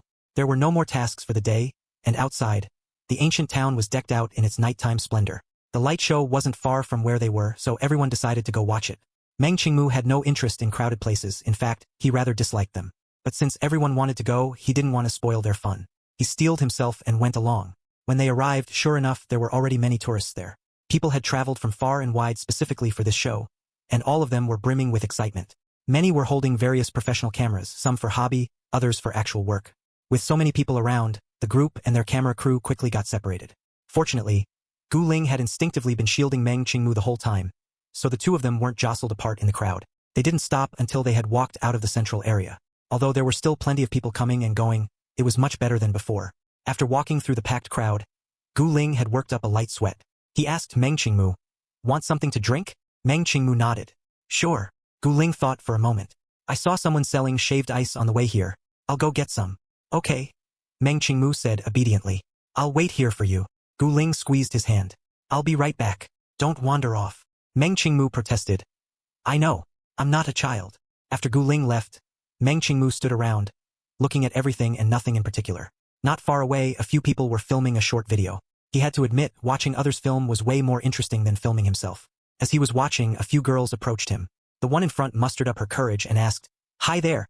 Could I get your WeChat?" Meng Qingmu wasn't good at talking to strangers, and he found this kind of situation very awkward. One of the reasons he disliked going out was that people often stopped him asking for his contact info. He declined. "Sorry, I don't add strangers." One of the other girls chimed in. "That's okay. You'll get to know her as you chat." Meng Qingmu felt very embarrassed. "Sorry." The girl still wouldn't give up. "Just be friends, that's all." Meng Qingmu was about to refuse again when a voice interrupted them. "Hey, what are you still standing there for? It's your turn." Meng Qingmu looked up. It was the girl who had been standing behind the camera earlier, calling out to him. "Sorry, ladies, but he's really busy right now." The girls exchanged glances. Not wanting to be a nuisance, they apologized and left. The girl who had called out had a high ponytail and a crisp, efficient manner. She explained to Meng Qingmu, "I could see you weren't good at handling that. You're not going to blame me for ruining your chances, are you?" Meng Qingmu shook his head. "Not at all. Thank you." The girl waved her hand dismissively. "You should probably go. That face of yours is way too eye-catching." Meng Qingmu explained, "I'm waiting for someone." "Oh, then go ahead and wait. I've got work to do." With that, the girl went back to fiddling with her camera. A guy walked over and started discussing something with her. Apparently, some issue had come up that was preventing them from continuing the shoot. Seeing how flustered they looked, Meng Qingmu hesitated, then tentatively walked over. Do you need any help?" Gu Ling, having been recognized on the way and stopped for autographs and photos, had only just managed to break free from the crowd. By that time, the production team had also found him. When Gu Ling returned with the camera crew, what he saw was Meng Qingmu talking with a few people he didn't know. Meng Qingmu was speaking intently and didn't notice them. The others were listening earnestly, occasionally taking notes on their phones. Only when the discussion came to a pause did Gu Ling signal for the cameraman to follow him over. There wasn't time to say much. Meng Qingmu simply gave them a rough direction. So something like that could work. Unexpectedly, the girl who seemed to be in charge looked at him with tears of gratitude. Our savior. Thank you so much. Her name was Bai Nan, and she was a university student in the local area. Since high school, she had been uploading her work online. Over time, she had built up a considerable following and was now fairly well known as an influencer. But her work had always been in the graceful, gentle style. Some of her fans had grown tired of it and wanted her to branch out. This time, she was trying to break out of her comfort zone and create something with a grander feel. But style wasn't something that could be achieved through theory alone. It relied more on a moment of insight, a sudden understanding. For this shoot, she had followed all the advice of the big names, yet something still felt missing. She never expected that a stranger she helped on a whim would clear up her confusion with just a few simple words. Good deeds really do bring good rewards. She'd make sure to do more good deeds from now on. Great master. Bai Nan's eyes sparkled. Teach us a little more. Meng Qingmu was about to speak when he caught sight of Gu Ling returning out of the corner of his eye. He pulled out his phone and showed his QR code. How about you add me first? The person I'm waiting for is here. Are you sure? Bai Nan found it hard to believe. Meng Qingmu nodded. He had a good impression of this eager, studious girl. If she continued to enrich herself, she would surely go far. Bai Nan, thrilled by the affirmation, whipped out her phone and scanned the code, afraid he might change his mind in the next second. She had been about to say, when your friend gets here, let me treat you both to a meal. But the moment she saw who it was, the words died in her throat. Because she saw Gu Ling, the man countless industry veterans had called their muse, walking toward them with 2 bowls of shaved ice. Meng Qingmu naturally took one of the bowls, then bid her farewell. I have to go. Goodbye. Goodbye. Bai Nan, completely dazed, could only stare blankly at Gu Ling and repeat Meng Qingmu's words. It wasn't until the two had walked away that she snapped back to reality. She opened her chat with a friend and started typing frantically. Over on the other side, Gu Ling watched Meng Qingmu eating his shaved ice in small bites and casually leaned closer. So, Director Meng took the opportunity while I wasn't looking to add a young lady on WeChat? Meng Qingmu knew he was teasing. She has a lot of talent. Aren't I just the best? Gu Ling sighed dramatically. My boyfriend adds a girl on WeChat, and I help block her from the camera. They both knew that even though Meng Qingmu was still a nobody in the public eye, the truth about his identity would be revealed one day. If it got out during the live stream that Bai Nan had added Meng Qingmu on WeChat, she would definitely be hounded. Then, thank you. Meng Qingmu tilted his head. Just words? That's not very sincere. Gu Ling shook his head in mock disappointment. Meng Qingmu glanced toward the cameras. Then, hidden by the wide sleeves of his robe, tugged at Gu Ling's fingers. Okay. I'll owe you one and make it up to you later. Gu Ling pretended to think it over reluctantly. Fine. The next morning, the production team woke them up early again. But this time, there was no breakfast on the table. Sang Zheng was puzzled. Director, why isn't there any breakfast? You'll be having breakfast in town today, Lulu said with a smug grin. I told you yesterday, I only provided that one breakfast. I get screwed over every time I'm on a variety show, Sang Zheng grumbled. Directors really are all the same. Meng Qingmu silently turned his head and stared at him. Sang Zheng, Meng Qingmu, I'm standing right here. Sorry, Meng Gu. I'm so sorry. Sang Zheng panicked and scrambled to take it back. I beg Meng Qingmu's fans not to tear apart our silly child. He really is just that dumb. Haha. His mouth runs ahead while his brain lags behind. This might be a little inflammatory, but Meng Qingmu probably doesn't have many fans. I'm a fan of Sang Zheng's comedic side. Everything he says is pure comedy. Today is the last day in the ancient town. After 2 days of living here, you should be pretty familiar with the area. So, today you'll be completely on your own. Yong-yi asked, so we don't get any money? Of course you do. I'm not that heartless. Lulu protested. You just need to split into groups to buy ingredients. Then we'll have a barbecue together in the evening. Now that's what I call meaningful. Song Iuf frowned. Cooking again? She didn't know how to cook. But her team had built her an image of someone who couldn't cook but loved it anyway. In reality, she loathed stepping into a kitchen. Just the thought of the oil and grease made her feel sick. But then something occurred to her. Director, didn't you say the groups would change? Right. Today we're reassigning. Lulu brought out his lottery box again, shook it vigorously, and had them draw. In the end, Song Iue didn't get what she wanted. Instead, she was placed in the same group as Meng Qingmu and Yong-yi. She silently cursed her luck. A musician with no exposure and some unknown nobody, they were lucky to be in her group. Zhou Weiwei smiled. Looks like both teams have an even ratio of men to women now. Gu Ling glanced at Meng Qingmu. Only when Meng Qingmu gave him a slight nod did he speak. Then let's go. The list for Song Iue's group included pork, fish, and shrimp. Their first stop was the seafood market. Song Iue couldn't help frowning at the slimy, slippery fish. She turned to Meng Qingmu. Should we grab 2 of these? Meng Qingmu glanced at the ones she pointed to. Sure. Knowing that Song Ayue couldn't cook, he took the initiative to start selecting. The vendor greeted him warmly. Which one do you want, young man? I'll scoop it for you. Meng Qingmu looked for a moment. This one. Thank you. You got it. The vendor skillfully scooped out the fish and began scaling and gutting it. Once it was ready, he handed the bag to Song Ayue, who was closest. She instinctively stepped back. Meng Qingmu took it instead. Next, they went to get shrimp. After watching Meng Qingmu handle things earlier, Song Ayue sensed that he was someone she could push around. This time, she waved him over directly. Qingmu, come here, come here. Then they went to buy pork belly. By now, some fans had started following them. Song Ayue smiled sweetly and chatted with them. Yes, I really love grilled pork belly. Every time I go out to eat with my friends, I'm the one who finishes it all. Just then, Meng Qingmu was off to the side communicating with the vendor. Yong-yi, though clueless, waited quietly and then took the pork belly to carry. Only when he had finished buying did Song Ayue turn around. Sorry, Qingmu. The fans were just so enthusiastic. It's fine. Meng Qingmu gave her a faint glance and didn't say more. Boring games. Along the way, Song Ayue seemed to be actively offering suggestions, but in reality, she was just chatting with fans. Whether it was picking out ingredients or carrying the bags, both Meng Qingmu and Yong-yi were the ones doing the work. At one point, Song Ayue went to the restroom. Yong-yi quietly said to Meng Qingmu, Qingmu, that person Song Ayue, you'd better not get too involved with her. They weren't particularly close, yet Yong-yi was willing to give him this piece of advice. Meng Qingmu was undoubtedly grateful. He smiled and nodded. I know, Gu-yong. Yong-yi paused when he saw the smile, then half-joked, this is the first time I've seen you smile. Hearing this, Meng Qingmu quickly suppressed his smile, his tone hesitant. Is it a bit strange? Yong-yi, thinking his words had been misinterpreted, quickly explained, no, not strange. You look pretty good when you smile. If you smiled more, you'd definitely gain fans fast. Meng Qingmu was delighted by this answer. Really? Yong-yi found it amusing, assuming the prospect of gaining followers had struck a chord. Why would I lie? Looks-based fans are still fans. What are they talking about? Seems interesting. Meng Qingmu actually smiled. Ah, that smile. I think my heart stopped for a second. Sorry, Gu Ling.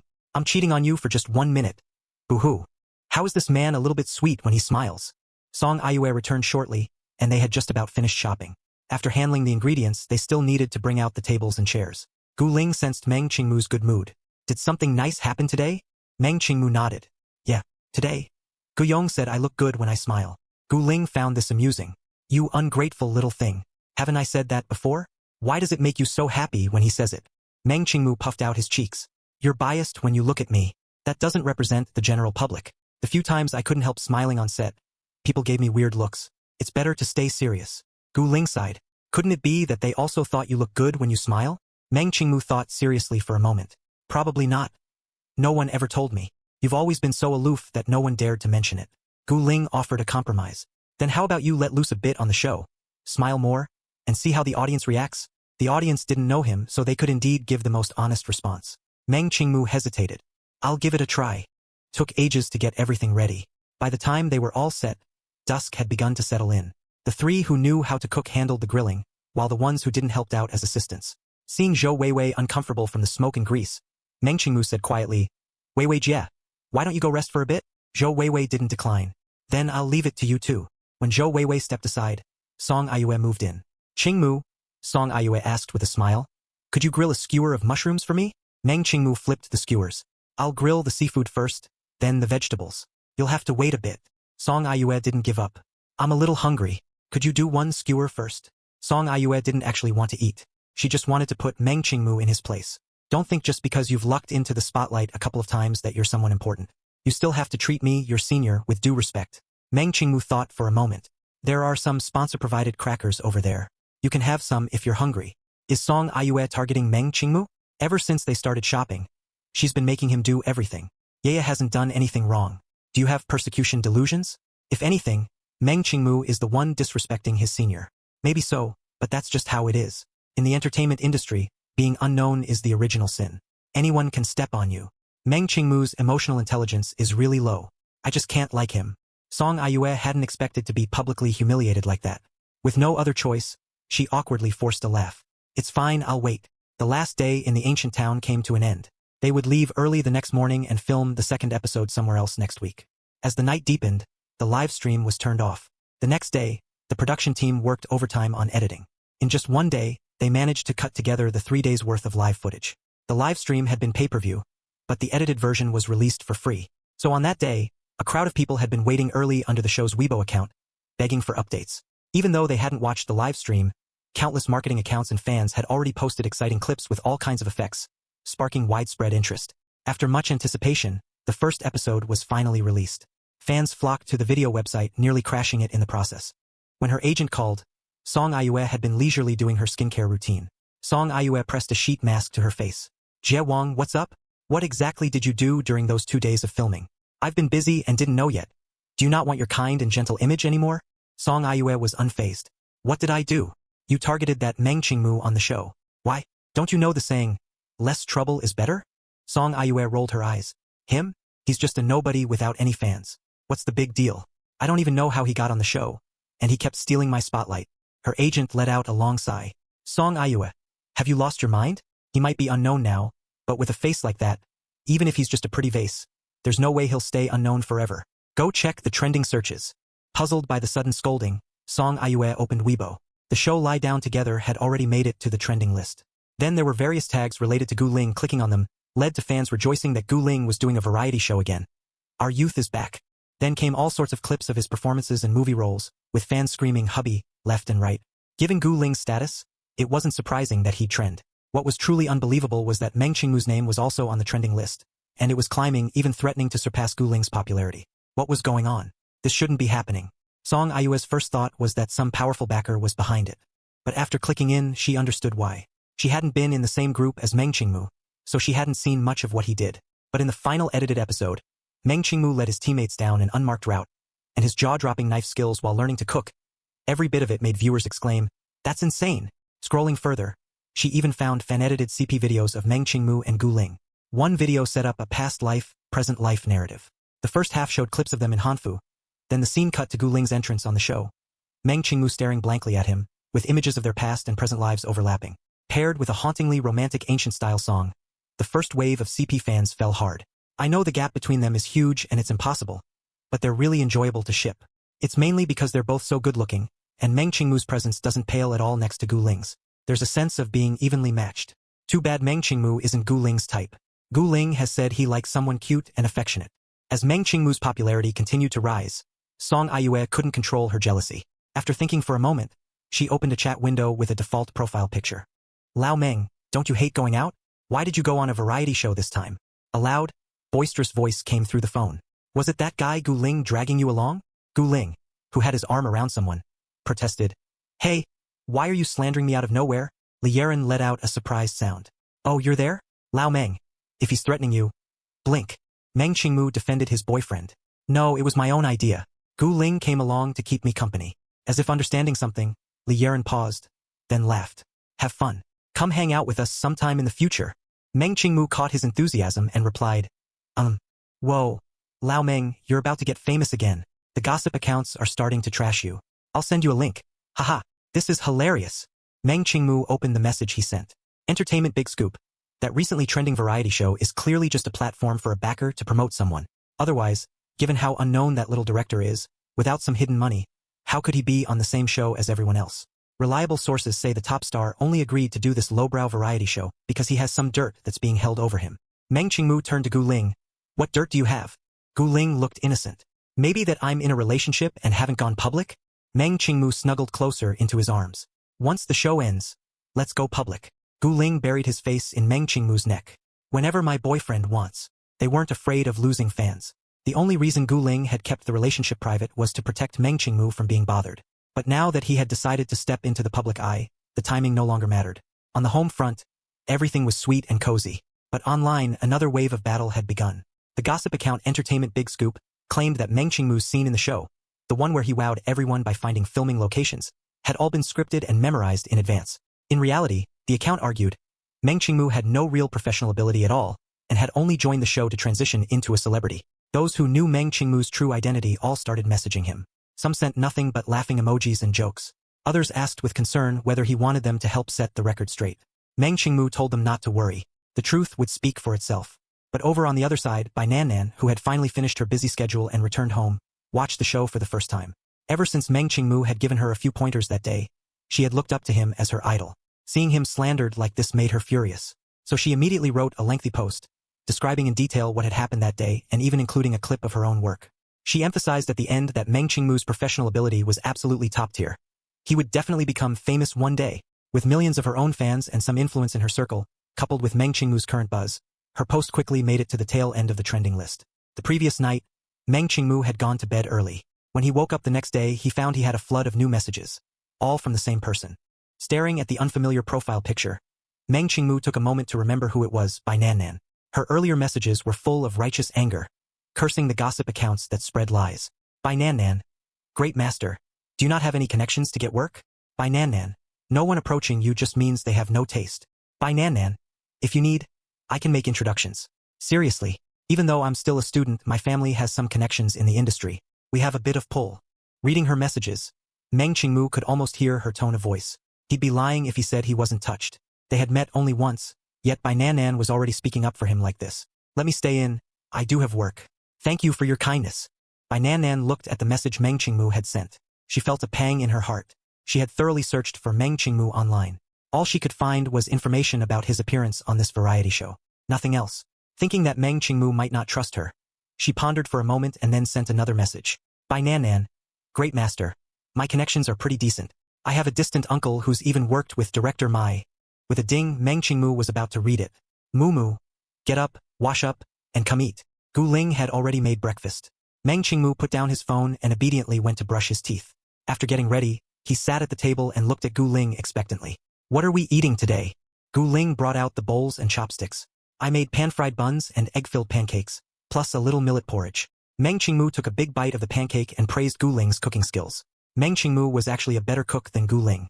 He didn't like going out, so he spent his free time experimenting with all sorts of things. But he couldn't get up in the mornings. So Gu Ling, wanting him to have a hot breakfast the moment he woke up, had specifically studied the art of dough-based cooking for a while.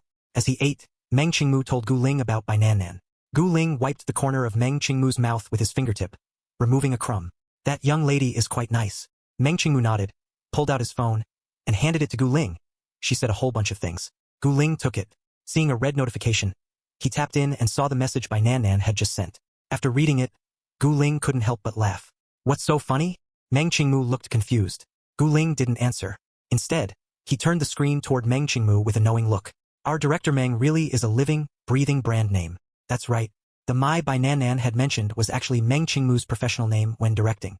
Actors usually called him Director Mu, and only old collaborators who had worked with him multiple times knew his real name. Meng Qingmu blinked, clearly not expecting By Nan Nan to try to persuade him that way. Let me stay in. I really don't need it. I'm actually quite busy with work.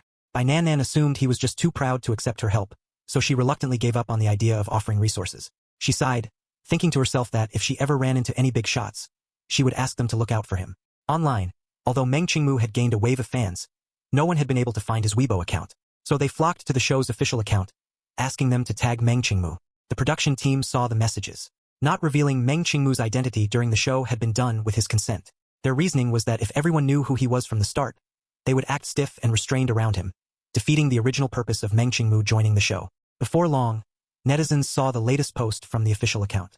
Lie down together official. Due to personal reasons, we cannot disclose director Meng's Weibo until the show finishes filming. However, if anyone can find his account before the final episode airs, we will randomly select 10 lucky winners from the correct guesses to receive a specially prepared gift. What does this mean? Why can't they just say it? Doesn't Meng Qingmu want popularity? Why is he chasing fans away? Did you miss the keyword? Personal reasons. That just means Meng Qingmu is being difficult again. You're all thinking too small. He's playing hard to get. The more curious you are, the more you'll stick around until the last episode.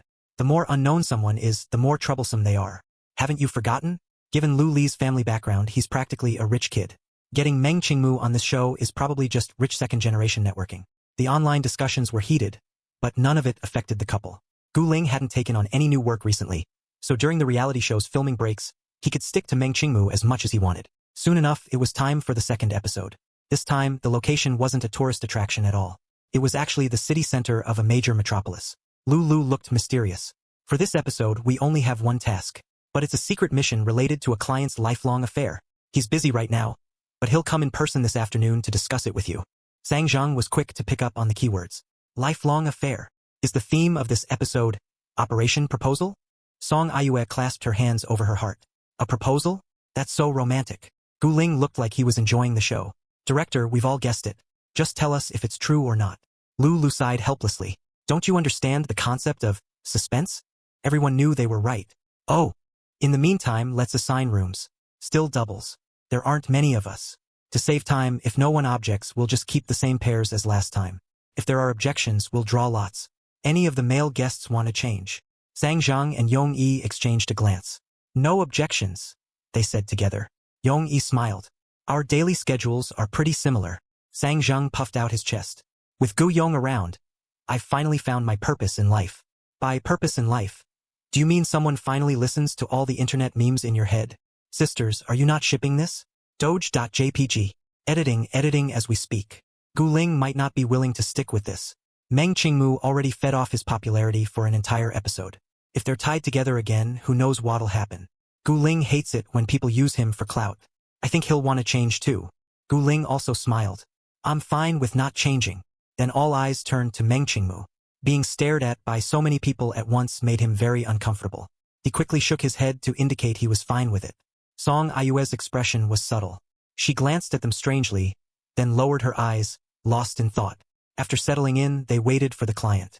It wasn't until mid-afternoon that there was finally movement at the courtyard gate. Eager to escape the forced small talk, Meng Qingmu decisively got up and went to open the door. The moment the door opened, he froze. Why you? The person outside was just as taken aback, looking utterly incredulous. Did your new movie flop? So you're here to advertise? Meng Qingmu was speechless. Yours flopped. The visitor, radiating happiness, grinned and said, just kidding. Now let me in. The people inside hadn't heard their exchange. Sang Zhang craned his neck curiously. Meng Gu? Do you know him? Meng Qingmu stepped aside, and everyone finally got a clear look at the client. What followed were gasps of excitement, one after another. The visitor was none other than Su Shi, one of the most popular male singers in recent years.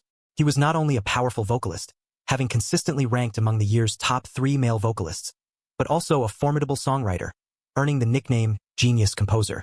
Su Shi greeted each of them warmly, completely devoid of any star attitude.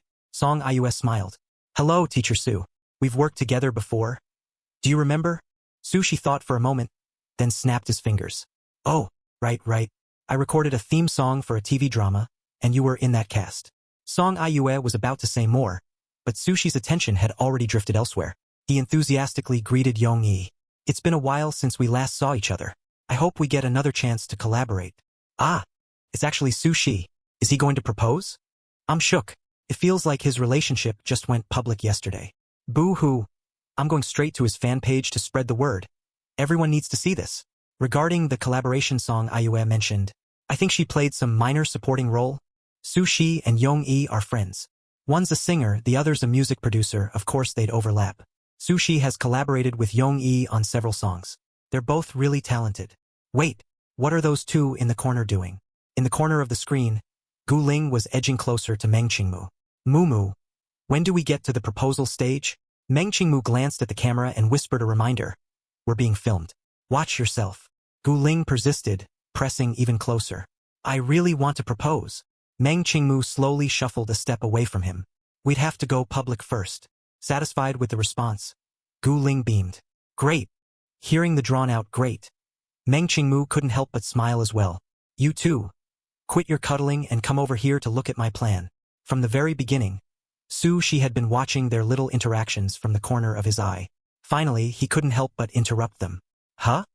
What did Su Shi just say? I'm dying. This straight shooter guy always says things that shock me without realizing it. Our Su has always been like this. I hope fans of other artists won't hold it against him. Palms together.jpg. Su Shi began outlining his plan. I'm thinking that the day after tomorrow, I'll bring my girlfriend to the wedding venue I've prepared and give her a romantic proposal. As for the setup, I've already got it all figured out. Let me show you the effect I'm going for. Everyone looked at him expectantly as he pulled up a rendering from his photo album. Su Shi was clearly very pleased with it. So, do you like it? Isn't it beautiful? Seeing the group silence, Su Shi turned to his good friend. Qingmu, what do you think? Describe it in one word. Meng Qingmu stared at the picture for a long time without saying anything. Looking at Su Shi's hopeful expression, his inner struggle was immense. Finally, he slowly spoke. Ugly. The awkwardness on everyone's faces was identical. The air seemed to have frozen on those two words. The one person who didn't feel offended at all was Sushi himself. He just scratched his head in confusion. Really? I genuinely think it looks pretty good. Having already spoken his mind, Meng Qingmu ruthlessly added, Really? Song Ayue stood up with a smile, trying to salvage Sushi's dignity. Teacher Su's design is actually quite nice. It's just that it might differ a bit from the usual proposal setups. For a more conventional setup, it could still work. Sang Zheng looked horrified. I don't think it would work for a conventional setup either. Let me see the design, please. I'm so curious. Meng Qingmu's emotional intelligence is really low. Even if it's not suitable, couldn't he be more tactful? Sushi put thought into this. Song Ayue comes across so much better. Meng Qingmu can't talk to save his life. He can't open his mouth without dropping a bombshell. I really hope his agent sends him a copy of The Art of Communication, or he's going to get himself beaten up one of these days. I know I'll get flamed for this, but I still want to say it. The moment Meng Qingmu answered just now was kind of adorable. I wonder if anyone gets what I mean.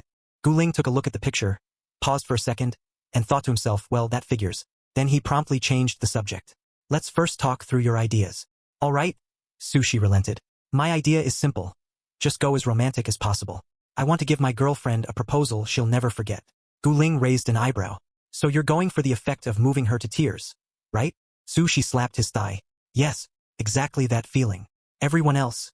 Sushi stood up and strode out excitedly. I've already found the venue. I'll take you there now. The group hurried after him. They didn't drive long before reaching their destination. A charming, picturesque bed and breakfast. Sushi led them to the lawn behind the inn, reminiscing about how he first met his girlfriend. We met in college. During winter break of freshman year, my friends and I came here to travel, and by coincidence we stayed at this very inn. The first time I saw her, my heart just raced. Love at first sight. Sushi's face was filled with happiness as he basked in the sweetness of the memory. Zhou Weiwei listened, then sighed wistfully. I guess romance is really something you have to watch other people have. I wish my husband were this romantic. Meng Qingmu, who was sitting closest to her, couldn't help but comment, Weiwei Jie, don't tell your husband to learn from him. You're only hearing one side of the story. Oh, you know about that? Did his girlfriend tell you the other version? Is Meng Qingmu really going for the so bad it's good route? Who does he think he is? Why is he being so contrary? If you have something to say it to Sushi's face. Whispering behind his back doesn't count. Just then, Sushi, who was thoroughly enjoying himself, turned around and looked at him. Qingmu, you remember? I posted so many moments about it. Everyone's eyes swiveled toward Meng Qingmu, making him want to crawl into a hole and hide. Song Ayue was the most shocked of all. Teacher Su, you knew Qingmu from before? Sushi didn't understand their reaction. Yeah, didn't I mention it? Qingmu and I were high school classmates. Hey? No, you really didn't. I'm completely floored. So everything Meng Qingmu said was true. What kind of plot twist is this? You think he's bragging, and then the person in question turns around and confirms he wasn't lying. Some people are still in shock, while others have started digging into Sushi's high school classmates. That mystery prize is mine. Ha ha ha. Sushi didn't seem to think he had said anything earth-shattering. Whatever you need, just ask. I'll make it happen. The day after tomorrow, I'll have her friend bring her here. I'm counting on all of you. Entrusted with such an important task, Sang Zheng puffed out his chest. Don't worry, Sugu. We've got this. Moved. Sushi said, thank you. I'll leave it in your hands. After Sushi left, they began discussing the division of labor. Suddenly, Yong-yi thought of something. Director, can we hire a professional event planning company? No, you can't. Lu Li's tone was dramatic. Sushi entrusted this to you, not a planning company. Guling asked, can we rent equipment from them? Lulu replied, that's allowed. But the setup and the entire flow of the event have to be done by you. Sang Zheng wailed, Director, aren't you overestimating us a bit? This is about Su Ji's lifelong happiness. Lulu waved his hand dismissively. Don't worry. Before he entrusted this to you, Sushi knew exactly who he was asking. He has a lot of faith in your abilities. Meng Qingmu once again pulled out his paper and pen. Then let's first map out the process. Everyone shared their ideas, and Meng Qingmu wrote down everything they would need. I'll take care of the venue planning and on-site photography. Song Ayue volunteered. I'll handle contacting the proposal planning company. After the feedback from the last episode, she now recognized that Meng Qingmu truly had the potential to be popular. She had thought her marketing push could smear him for a while, that even if he eventually cleared his name, the initial negative impression would stick. But unexpectedly, right after she sent it out, a popular influencer came forward to defend him. Just his luck. The smear was fake, but if enough people repeated it for long enough, it would become the accepted truth. Meng Qingmu wouldn't rise. But before her plan succeeded, she couldn't afford to discard his residual value. It wouldn't hurt to cozy up to him a little before the show ended. Lulu stopped her. Teacher Su gave specific instructions. If you're going to contact anyone, it has to be Echo. That company holds special meaning for the girlfriend. He wants to give her the very best in every way. Song Aiyue pulled out her phone to search for their number. Then I'll reach out to them first. Sang Zhang and Yong Yi said they could handle the manual labor, while Zhou Weiwei took on the role of creating the video atmosphere. Gu Ling sidled up to Meng Qingmu. I can do the shopping, flowers, cake, drinks. Write them down. He was so close that his breath landed on the back of Meng Qingmu's ear as he spoke, making it flush pink. But Meng Qingmu's hands kept moving, jotting down everyone's tasks. Only when Gu Ling stepped back did he unconsciously touch the spot behind his ear, as if Gu Ling's warmth still lingered there. Just as he was collecting himself, Song Aiyue walked over with a frown. Bad news. Echo won't lend us their stuff. Zhou Weiwei was puzzled. Why not? Song Aiyue hesitated. They're worried we'll ruin their reputation. I remember Echo has a wide range of services. Proposal planning is just one of them. A friend used them for their proposal. All their equipment has Echo's logo on it. Even the balloons have it along the edges. Their quality really is top-notch. Ordinary companies can't imitate it. They might be afraid that people unfamiliar with the situation will think this is their standard. I'll go to their office in person. If I explain the situation, they should agree to lend us what we need, Song Aiyue suggested. Teacher Gu, since you're going out to shop anyway, we can go together. Meng Qingmu nodded. Okay, go and see how it goes. If they still say no, we'll figure something else out. Song Aiyue smiled. We'll rely on our star power. Even if I don't work, Teacher Gu surely will. She was quite certain Echo would lend them the items. The first episode of Lie Down Together had undeniably been a hit, and on top of that they had celebrity appeal. Unless the person in charge was an idiot, they wouldn't turn down this free advertising. Since she had put it that way, Gu Ling had no choice but to go with her. She was confident that a little one-on-one time would attract some CP fans. Even if she got backlash for it, the attention would be worth it. Song Aiyue, with her perfect plan in mind, set off with Gu Ling. But reality turned out to be far from what she had imagined. On the way Gu Ling drove, she started a conversation. I really can't believe Teacher Su is going to propose so soon. When he first announced his relationship, Weibo crashed. Gu Ling kept his eyes on the road. He and his girlfriend are very close. It was only a matter of time before they got married. Seeing the opening, Song Aiyue brought up the controversial remark Meng Qingmu had made earlier, feigning curiosity. Teacher Gu, are they usually very sweet together? Why doesn't Qingmu want Weiwei Jie to learn from them? Hearing Meng Qingmu's name lifted Gu Ling's mood. Su Shi is a total straight shooter. The only reason they're together is because his girlfriend did all the heavy lifting. He didn't elaborate further, leaving Song Aiyue and the audience itching to know more. Teacher Gu, have you ever thought about when you'll get married? When the time is right. I don't have a set age by which I need to be married. But it probably won't be long now. What does my husband mean by that? Which little minx has lured him away? That's not what he meant. He's just saying he wants to get married soon. He hasn't gone public, so I can ship him with anyone. I'm gonna ship Gu Ling and Song Aiyue. He was smiling the whole time he talked to her. Who else noticed? If you put it that way, Gu Ling smiles even more when he's with Meng Qingmu. So I'll ship that pair. They arrived at the Echo office building and explained their purpose to the receptionist. The receptionist led them to a meeting room, then called the manager to explain the situation. Please wait a moment. Our manager will be down shortly. Before long, a man in a suit walked in. After the initial pleasantries, he got straight to the point. I'm sorry to say this, but as per our company policy, we don't lend out our equipment. You might want to try elsewhere. Song Aiyue softened her tone. Could you make an exception? We're currently filming a show, and I can guarantee that we'll return everything exactly as we received it as soon as we're done. The manager smiled politely. That's not the issue, Miss Song. From what I understand, both of you are actors, not professionals in our field. We can't take that risk. Song Aiyue hadn't expected him to be so obstinate. Her tone had already grown impatient. Everyone knows we're filming a show. It won't affect your reputation. In fact, we'll be promoting your company. The manager maintained his professional smile. I'm truly sorry. If you'd like to use our equipment, you're welcome to hire us to handle the entire event. Suppressing her rising anger, Song Aiyue was about to speak again when Gu Ling, who had remained silent until now, chimed in. Manager, if we bring in a professional, would you be willing to lend us the equipment then? The manager's tone carried a hint of confidence. Our company is top tier in this industry. If someone more skilled than us is involved, we would certainly be eager to learn. Echo's quality really is excellent. Basically, the manager is saying they'll only consider it if someone better than them is on board. Where are they going to find a professional now? Is this just a stalling tactic? Has everyone forgotten that Meng Qingmu is a director? Directors know a lot about set design and staging. These days, many bad dramas use cheap green screen effects and one-click compositing. A single green cloth solves everything. They don't need a director to be all that skilled. Then I'll make a call. Gu Ling nodded and dialed a number. Hello? How's it going? The moment the call connected, Meng Qingmu's voice came through. Maybe it was because of the phone, but his voice seemed less cool and a bit softer, making people's hearts flutter like a kitten's paw. Gu Ling chuckled softly. Are you busy? Not very. I'm editing a video with Weiwei Jie right now. Gu Ling's voice was gentle. Can you come to Echo? I need Director Meng's help. Are you short-handed? I'll be right there. Take your time. No rush. Who's shipping this? I am. I don't care if you yell at me. I'm shipping it. Gu Ling's voice is so soft. That's exactly how you talk to your partner. Meng Qingmu sounds really soft too. Almost like he's coaxing. After waiting for what felt like the right amount of time, Gu Ling stood up and headed downstairs. I'll go meet him. The moment Meng Qingmu got out of the car, he saw Gu Ling waiting outside for him, surrounded by a small crowd of onlookers. Meng Qingmu naturally walked over to Gu Ling's side, the usual safe distance between them instantly shrinking. Why did you call me here? Gu Ling led him upstairs. The person in charge said that if we want to borrow their equipment, we need a professional who outranks them. And who better than our own Director Meng? As they spoke, the elevator arrived. Gu Ling introduced Meng Qingmu to the manager and assured him, our Qingmu is absolutely professional. Song Aiyue turned her head at that, shooting Gu Ling an incredulous look. Didn't you say no showmances? What's with all the our Qingmu? After all his years in the industry, Gu Ling knows exactly what implications that kind of language will have.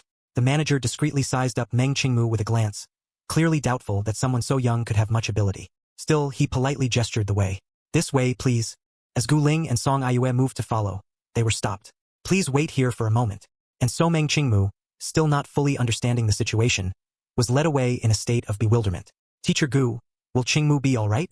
Song Aiyue asked, putting on a show of concern. Gu Ling watched Meng Qingmu's retreating figure, his tone gentle and assured. Don't worry, he'll be fine. After a short wait, Meng Qingmu emerged. This time, not only was the manager who had accompanied him inside there, but also an additional man with bold, eye-catching dyed hair. Gu Ling's wording was a question, but his tone was certain. So, can we borrow the equipment? Absolutely. It would be our honor, the manager replied, his attitude now genuinely sincere. We would, however, like to have one of our people accompany you, in case we can be of any assistance.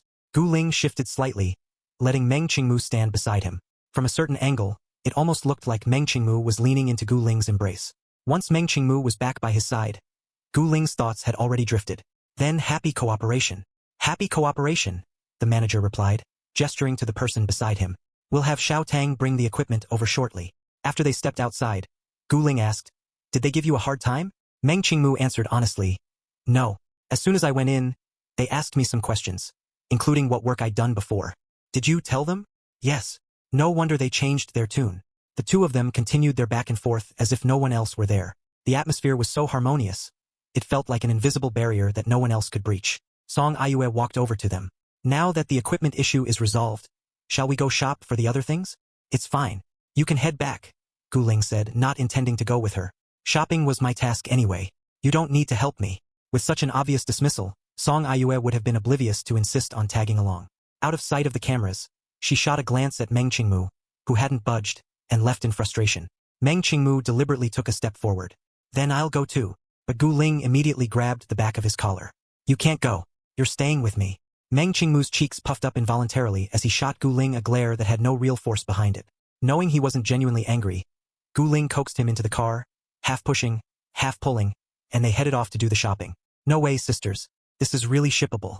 To everyone else, it's no need to bother. To Meng Qingmu, it's you're staying with me. I can't. I genuinely find Meng Qingmu so adorable. Did you see that little pout just now? The contrast of that expression on his face is just too much. My life bar is empty. I get the feeling they've known each other before. People who aren't close wouldn't have these little private gestures like no one else is around. Didn't the gossip say Gu Ling only came on the show to promote Meng Qingmu? Maybe they've already met in private. They arrived at a flower shop, the one with the widest variety in the area. According to Gu Ling's research, Gu Ling explained their needs to the shop owner, who, being experienced, quickly recommended several combinations of flowers. After arranging the delivery time and location, Gu Ling turned to find Meng Qingmu standing in front of a bucket of white snow mountain roses in full bloom. Gu Ling asked, like them? Meng Qingmu shook his head. Just looking. We're about done here. I'll go pay. Why don't you wait for me in the car? Oh, only once Meng Qingmu could no longer see inside the shop did Gu Ling say, please wrap 2 of these for me. Thank you. Meng Qingmu was daydreaming in the car when 2 knocks on the window pulled him back to reality. Gu Ling was standing outside, still in a knocking pose. The knuckles of his curved fingers were beautifully defined. No wonder he had been voted as having the best-looking hands by netizens. Meng Qingmu rolled down the window and looked at him quizzically. What is it? Instead of answering, Gu Ling said, hold out your hand. Without asking questions, Meng Qingmu obediently reached out. A small, delicately wrapped bouquet of white snow mountain roses was placed in his hand. The pale green wrapping paper was tied with a simple satin ribbon. There were only 3 flowers, just enough to hold easily in one hand. Meng Qingmu blinked. For me? What else? Gu Ling opened the car door from the other side and got in. The vase in the room is a bit small, so I only got a few. Thank you. Meng Qingmu's eyes sparkled with surprise, and a faint, gentle smile appeared at the corner of his lips, like a flower tree quietly blossoming in the snow, unforgettable at first glance. He looked at the vibrant, dewy flowers in his hand, and his heart felt like a drop of honey dissolving into warm water, slowly spreading and sweetening the entire cup. It wasn't a fierce, heart-stopping surge, but a lingering warmth that softened him down to his core. On every anniversary and holiday, Gu Ling would send him flowers. He also surprised him with them at random times. But never before had one of those moments made Meng Qingmu feel quite like this. Perhaps it was being watched by so many viewers while receiving such open, unabashed favoritism. He was only realizing today that love declared so openly could be this thrilling. Gu Ling found himself smiling too. Want something sweet? We need to order a cake for Sushi and his girlfriend. The shop is close by. Want some? Yes, I want some. Meng Qingmu loved sweets and often made them at home. But lately, between filming the show and working on post-production for his recently completed drama, he hadn't had much time to enjoy them. If Gu Ling hadn't mentioned it, he might have been fine. But now his craving was fully awakened. Ah! Are they really not together? Really? You haven't known each other that long. Even if you hit it off as friends, you wouldn't give roses. Maybe, possibly, perhaps. This is just Gu Ling's way of being friendly. No way. Absolutely not. Even when Gu Ling worked with that supermodel fans called the height of beauty, he never showed this kind of friendliness. This behavior definitely means he's smitten. Sigh. I never thought Gu Ling would resort to a showman's to stay relevant. And of all people, he chooses this one. Any of Gu Ling's previous collaborators is more popular than Meng Qingmu. Is his taste really declining this badly? Setting everything else aside, be honest here. In what way is Meng Qingmu's face lacking? This kind of looks would dominate even in the entertainment industry. Ever since they left the flower shop, Meng Qingmu had been holding the bouquet. Even when they arrived at their destination and it was time to get out of the car, he wanted to take it with him. Gu Ling coaxed him. Leave it in the car for now. We'll be back soon. Meng Qingmu glanced at the seat, carefully making sure the petals wouldn't get crushed before setting it down. Fine. They pushed open the door to the cake shop. The bell hanging on it chimed brightly, and a rich, sweet aroma filled the air. Welcome. The salesgirl was a part-time worker who still seemed to be in school. Hello? We'd like a cake for a proposal. The salesgirl looked up as she welcomed them, and Gu Ling's handsome face suddenly filled her vision. For a moment, she didn't catch a word he said. Excitedly, she stepped out from behind the counter. Gu Ling. Are you Gu Ling? Are you filming Lie Down Together right now? Can I have your autograph? I'm a huge fan. I've loved you for ages. I've watched every single one of your performances and every drama you've been in. Gu Ling was clearly used to this kind of reaction. He smiled and waited for her to finish. But Meng Qingmu, who was following behind him, was terrified of exactly this kind of situation. He instinctively grabbed Gu Ling's sleeve and hid behind him, peeking out with only half his head to assess the situation. Gu Ling patted his arm reassuringly and said to the salesgirl with a smile, Of course. The girl spun around excitedly. Can you sign it on my phone case? Let me find a pen. No need. We have one, Gu Ling said, stopping her. Calmed by Gu Ling's reassurance, Meng Qingmu quietly pressed close to him. Seeing Gu Ling's open hand, he strained his brain to recall what they had just been talking about. Hold on. Here you go. Meng Qingmu pulled a pen from his pocket and handed it to Gu Ling. Seeing the look in Meng Qingmu's eyes that clearly said, Praise me, Gu Ling didn't disappoint. Thank you. You've been a big help. I want to be reborn as Meng Qingmu. I want to hide behind my husband and have him praise me too. Boo-hoo. Was Meng Qingmu scared? His reaction was so cute. I'm different. I want to be reborn as Gu Ling. Qingmu is really like a cat. Aloof and elegant on the surface, acting like it couldn't care less, but actually a scaredy cat who needs your protection. Having received his affirmation, Meng Qingmu turned his attention away from Gu Ling and toward the cakes in the shop. Once the salesgirl had calmed down, Gu Ling asked, Could you show us some cakes? For a proposal. A proposal? The girl hadn't had time to watch the live stream while working. Hearing this, she instinctively glanced at the two of them standing so close together. Gu Ling explained, It's for our client. We have many styles in stock. Let me show you around. We also accept custom orders based on pictures. If the client has any specific requests, they can let us know. After looking around, they decided on the size of the cake but were undecided about the design. Meng Qingmu hesitated for a moment, then asked, Could the design on this one be made into wisteria? The girl nodded. Of course. If you decide, just set a time, and we'll deliver it after it's ready. Then that's settled. After confirming the time and place, Gu Ling turned to the human-shaped accessory still pressed against him. See anything you want to eat? Ham. Meng Qingmu pointed to a small chestnut cream cake on display. I want that one. Gu Ling politely said to the girl. One of those, please. Thank you. You're not having any? You go ahead. Don't worry about me. They sat down at a small table in the shop. Meng Qingmu ate his cake in small bites while Gu Ling propped his arm on the table and watched him. What made you think of wisteria? Gu Ling probably already knew the reason, but the audience didn't. If he didn't explain, Meng Qingmu would definitely get criticized. People would say he was imposing his own ideas on someone else's proposal cake. Meng Qingmu ate happily, his eyes squinting like a cat sunbathing. I remember that where She successfully confessed, there was a huge wall of wisteria flowers. Wisteria holds a very important meaning for them. I'm sorry, I really thought Meng Qingmu was just acting on a whim. I was being petty. He remembers that so clearly. I now believe he really is close friends with She. This is the moment I truly get Meng Qingmu. His expressions are so lively when he's engaged. Who wouldn't love a cat who loves sweets? Halfway through his cake, Meng Qingmu suddenly stood up. What's wrong? I'll take some back for them. Gu Ling stood up and gently pushed him back into his seat.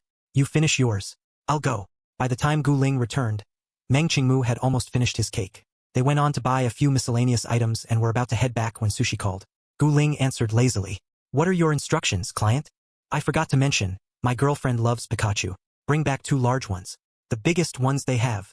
Got it. Anything else? I'm hanging up. Fine. Hang up. Hang up. After ending the call, Gu Ling turned to Meng Qingmu helplessly. Let's go buy Pikachu. Meng Qingmu naturally added, Pika Pikachu. But his voice was so soft that the audience only heard a vague murmur. Only Gu Ling caught the whole thing. He couldn't help but burst out laughing. So cute. I forgive Sushi, the client, for suddenly adding new demands. Question of the day. What exactly did Meng Qingmu say? Gu dog. Don't just laugh to yourself. Tell us what the cat said. What's going on? You've all switched sides so quickly? Are we all just accepting that Meng Qingmu is a cat now? When they entered the store at the mall, Gu Ling's arrival immediately caused a commotion and a wave of screams. Only after he repeatedly reminded everyone not to crowd or disturb other shoppers did his reluctant fans gradually disperse. Directed by the fans, they found where the Pikachu plushies were. The largest ones were about 2 meters tall, round, chubby, and incredibly cute. With the help of a sales assistant, Meng Qingmu lifted one down. The enormous plushie completely swallowed him up. Only his 2 arms hugging the outside of it proved he was even there. Gu Ling came over to help hold one side, freeing Meng Qingmu from the crushing weight. Still dazed from being smothered by the plushie, Meng Qingmu asked blankly, Will this even fit in the car? The sales assistant, holding back a smile, explained, We can vacuum seal them for you. After vacuum sealing, they'll be about 1/3 of their original size. Meng Qingmu struggled to push the plushie back. Then vacuum seal 2 for us. Certainly, sir. The assistant nodded, then added, We're also running a promotion right now. If you take a photo with our plushie making a heart shape, you'll get a 20% discount. Meng Qingmu frowned. A heart shape? The assistant smiled. Yes. Meng Qingmu imagined the scene and felt his toes curl up with second-hand embarrassment. He turned to Gu Ling, never mind. It's not our money anyway. He was about to walk away when Gu Ling grabbed his arm. Why don't we give it a try? Meng Qingmu looked incredulous. Are you serious? Gu Ling's expression was sincere. Yes. Come on. Meng Qingmu's face was expressionless. Gu Ling persisted. Come on. After a silent standoff, Meng Qingmu finally sighed. Just once? Meng Qingmu said, blinking as he stared directly at Gu Ling. Having gotten his way, Gu Ling's smile was exceptionally bright. Okay, just once. Gu Ling knew that on small, inconsequential matters, Meng Qingmu actually indulged him quite a bit. Although he sometimes found it childish, as long as Gu Ling shamelessly persisted a little, Meng Qingmu would be willing to play along. Looking at the amusement in Gu Ling's eyes, Meng Qingmu grew uncomfortable instead. He averted his gaze to avoid eye contact. If we're going to take the picture, hurry up and do it. The plushie was so big that holding it by oneself was a challenge, let alone making a heart shape. The only way was for each of them to hold one side of the plushie's arm and use their own arms to form a large heart. Gu Ling tucked the other arm of the Pikachu into Meng Qingmu's embrace. Come on, let's make a heart together. Meng Qingmu unconsciously pouted, but he didn't half-ass the pose. The curve of his arm was perfect, and when combined with Gu Ling's side, it formed a beautiful heart. Anyway, I'm not the only one embarrassing myself here. Gu Ling has way more fans. He's the one who should be more mortified. Meng Qingmu silently grumbled to himself. The sales assistant's smile was sweet. Ready? 1, 2, 3. Say cheese. The Polaroid photo printed instantly. The assistant handed it to them. Here you go. You can take this to the register now. Is this something I'm allowed to see? My OTP can live off this photo for a year. Thank you, Gu Ling. Thank you, Gu Ling. I finally have someone I can ship with you. The CP Super Topic is about to get some new content. I hereby declare this photo the fandom's sacred image. I'm just a regular viewer. I have to ask, is Gu Ling usually like this? I always thought he was a serious, dignified senior at best or at worst, a mature man who'd been through a lot. Why does he look so youthful here? Haha, the art of words. Back when Gu Ling was still an idol, you could vaguely tell from various shows that he had a bit of a goofy side. But we never expected him to be this unserious. Is it possible that he's actually pretty normal around others, but can't help teasing the cat whenever he's with Meng Qingmu? Gu Ling and Meng Qingmu each carried a vacuum-sealed Pikachu. We're done shopping. Let's go back. When they returned to the inn and started unloading things from the car, Meng Qingmu walked ahead holding a plushie in one hand and the bouquet in the other. Seeing them clearly on the open lawn, the other guests hurried over to help. Spotting the flowers in Meng Qingmu's hand, Sang Zhang bluntly asked, "Mengo, are these for Suji's proposal? Aren't they a bit small?" He was about to lean in for a closer look when a paper bag was thrust in front of his face. It was Gu Ling, who had been following close behind. "I bought these for Qingmu. If we bought the proposal flowers now, they wouldn't be fresh by then. Qingmu brought you all some pastries. Share them among yourselves." "Thanks, Mengu." Sang Zhang took the pastries but still wasn't satisfied. Eyeing the mysterious yellow blobs in their hands, he asked, "What are these?" Seeing him about to tear open the packaging, Meng Qingmu quickly stopped him. Don't what?" Distracted, Sang Zhang accidentally ripped off a corner of the thin plastic bag. Watching the Pikachu expand and struggle to escape its confines, Meng Qingmu calmly looked at Sang Zhang. "You're carrying that one back." The other guests who arrived later all marveled at how large the Pikachu plushies were. Only Song Ius stared at the flowers in Meng Qingmu's hand, an unreadable look in her eyes. Not long after they returned, the people from Echo arrived. It was the man they had met earlier. The man, with his shock of colorful hair, introduced himself. "My name is Tang Qi. Just call me Xiao Tang. I'm here from Echo to offer some suggestions to Mr. Meng." Song Iue understood that while he phrased it as helping, he was essentially there to supervise the quality. If Meng Qingmu's results didn't meet Echo's standards, he would likely be publicly corrected. Then everyone would see that Meng Qingmu had taken on a job he couldn't handle, and his public embarrassment would be assured. A hint of genuine pleasure crept into her smile. "Then thank you for making the special trip." Tang Qi shook his head. "It's no trouble. I'm here to learn as well." Song Iue assumed he was just being polite and didn't take it to heart. With most of the supplies ready, it was time to start setting up the venue. Once Meng Qingmu entered work mode, a sharp edge appeared between his brows. His every move carried an air of unquestionable authority, as if he had instantly transformed into a different person. Everyone present except Gu Ling suddenly felt a sense of unease, as if facing a stern teacher. Even Song Iue, who usually bristled at Meng Qingmu, momentarily found herself unable to muster the nerve to oppose him. Wow, a man working is truly magnetic. I never found Meng Qingmu particularly handsome before, but this look really hits my soft spot. Meng Qingmu's presence right now is so commanding. If you told me he was an internationally renowned director, I'd believe it. Industry insider here. Meng Qingmu's opinions on set design are truly professional. It really feels like learning from a seasoned expert. "Teacher Meng." Tang Qi had also unconsciously changed his address. "Wouldn't it be more appropriate to do it this way? Here it comes." Hearing this, Song Iue felt a surge of glee inside. He played the part so well, but in the end, he still got called out for a mistake. Meng Qingmu showed no sign of offense at being corrected. He simply looked at Tang Qi calmly. "What's your idea?" Under the gaze of those eyes, even though Tang Qi was completely confident, he couldn't help but feel a twinge of self-doubt. "Well, this gauze of ours is made of a special material. Under the night lights, it creates the illusion of fireflies flying in the air. Wouldn't it be better to position the lights over here?" Meng Qingmu listened quietly, waiting until Tang Qi had finished before responding. "I've looked into your company's gauze. It is indeed beautiful under lighting, but it alone cannot carry the entire scene. I've seen your past setups. You've always used it as an accent, never as the main focus." He continued, "If we had enough equipment, we could consider your suggestion.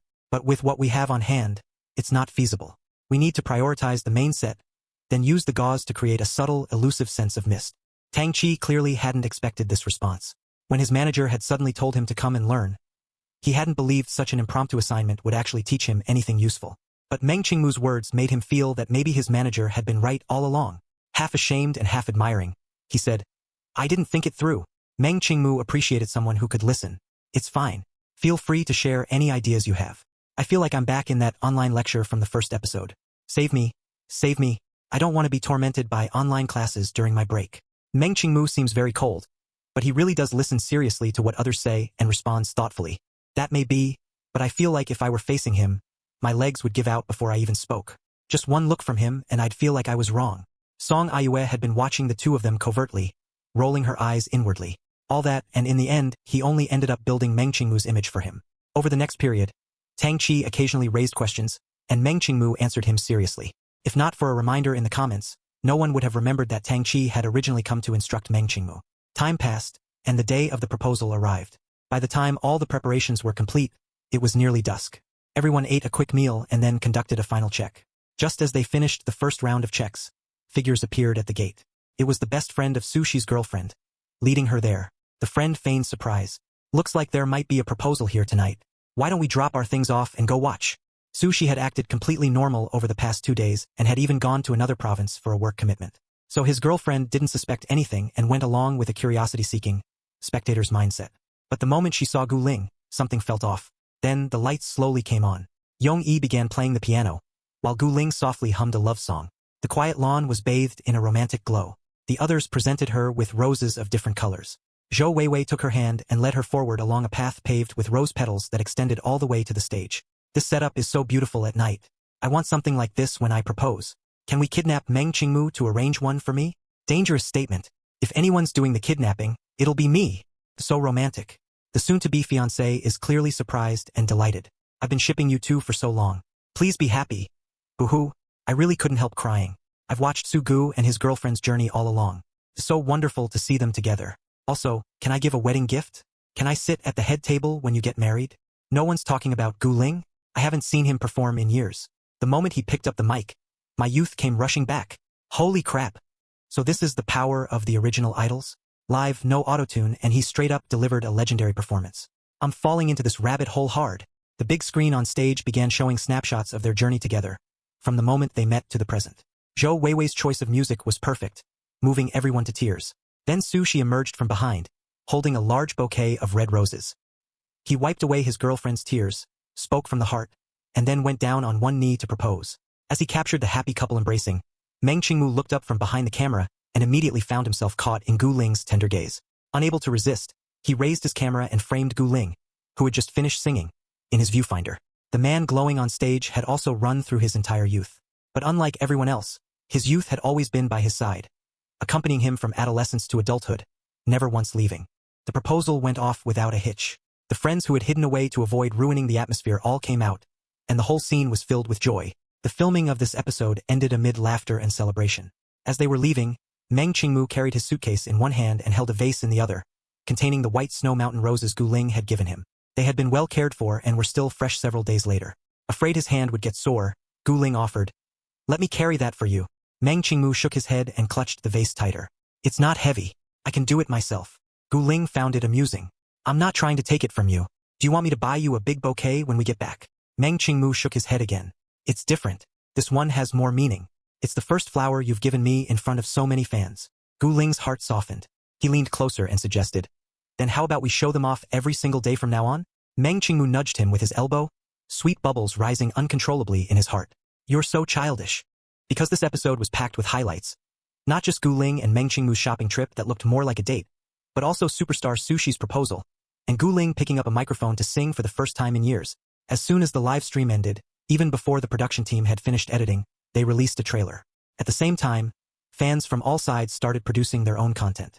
So even though the official edited version of the second episode wasn't out yet, Weibo was already flooded with related topics.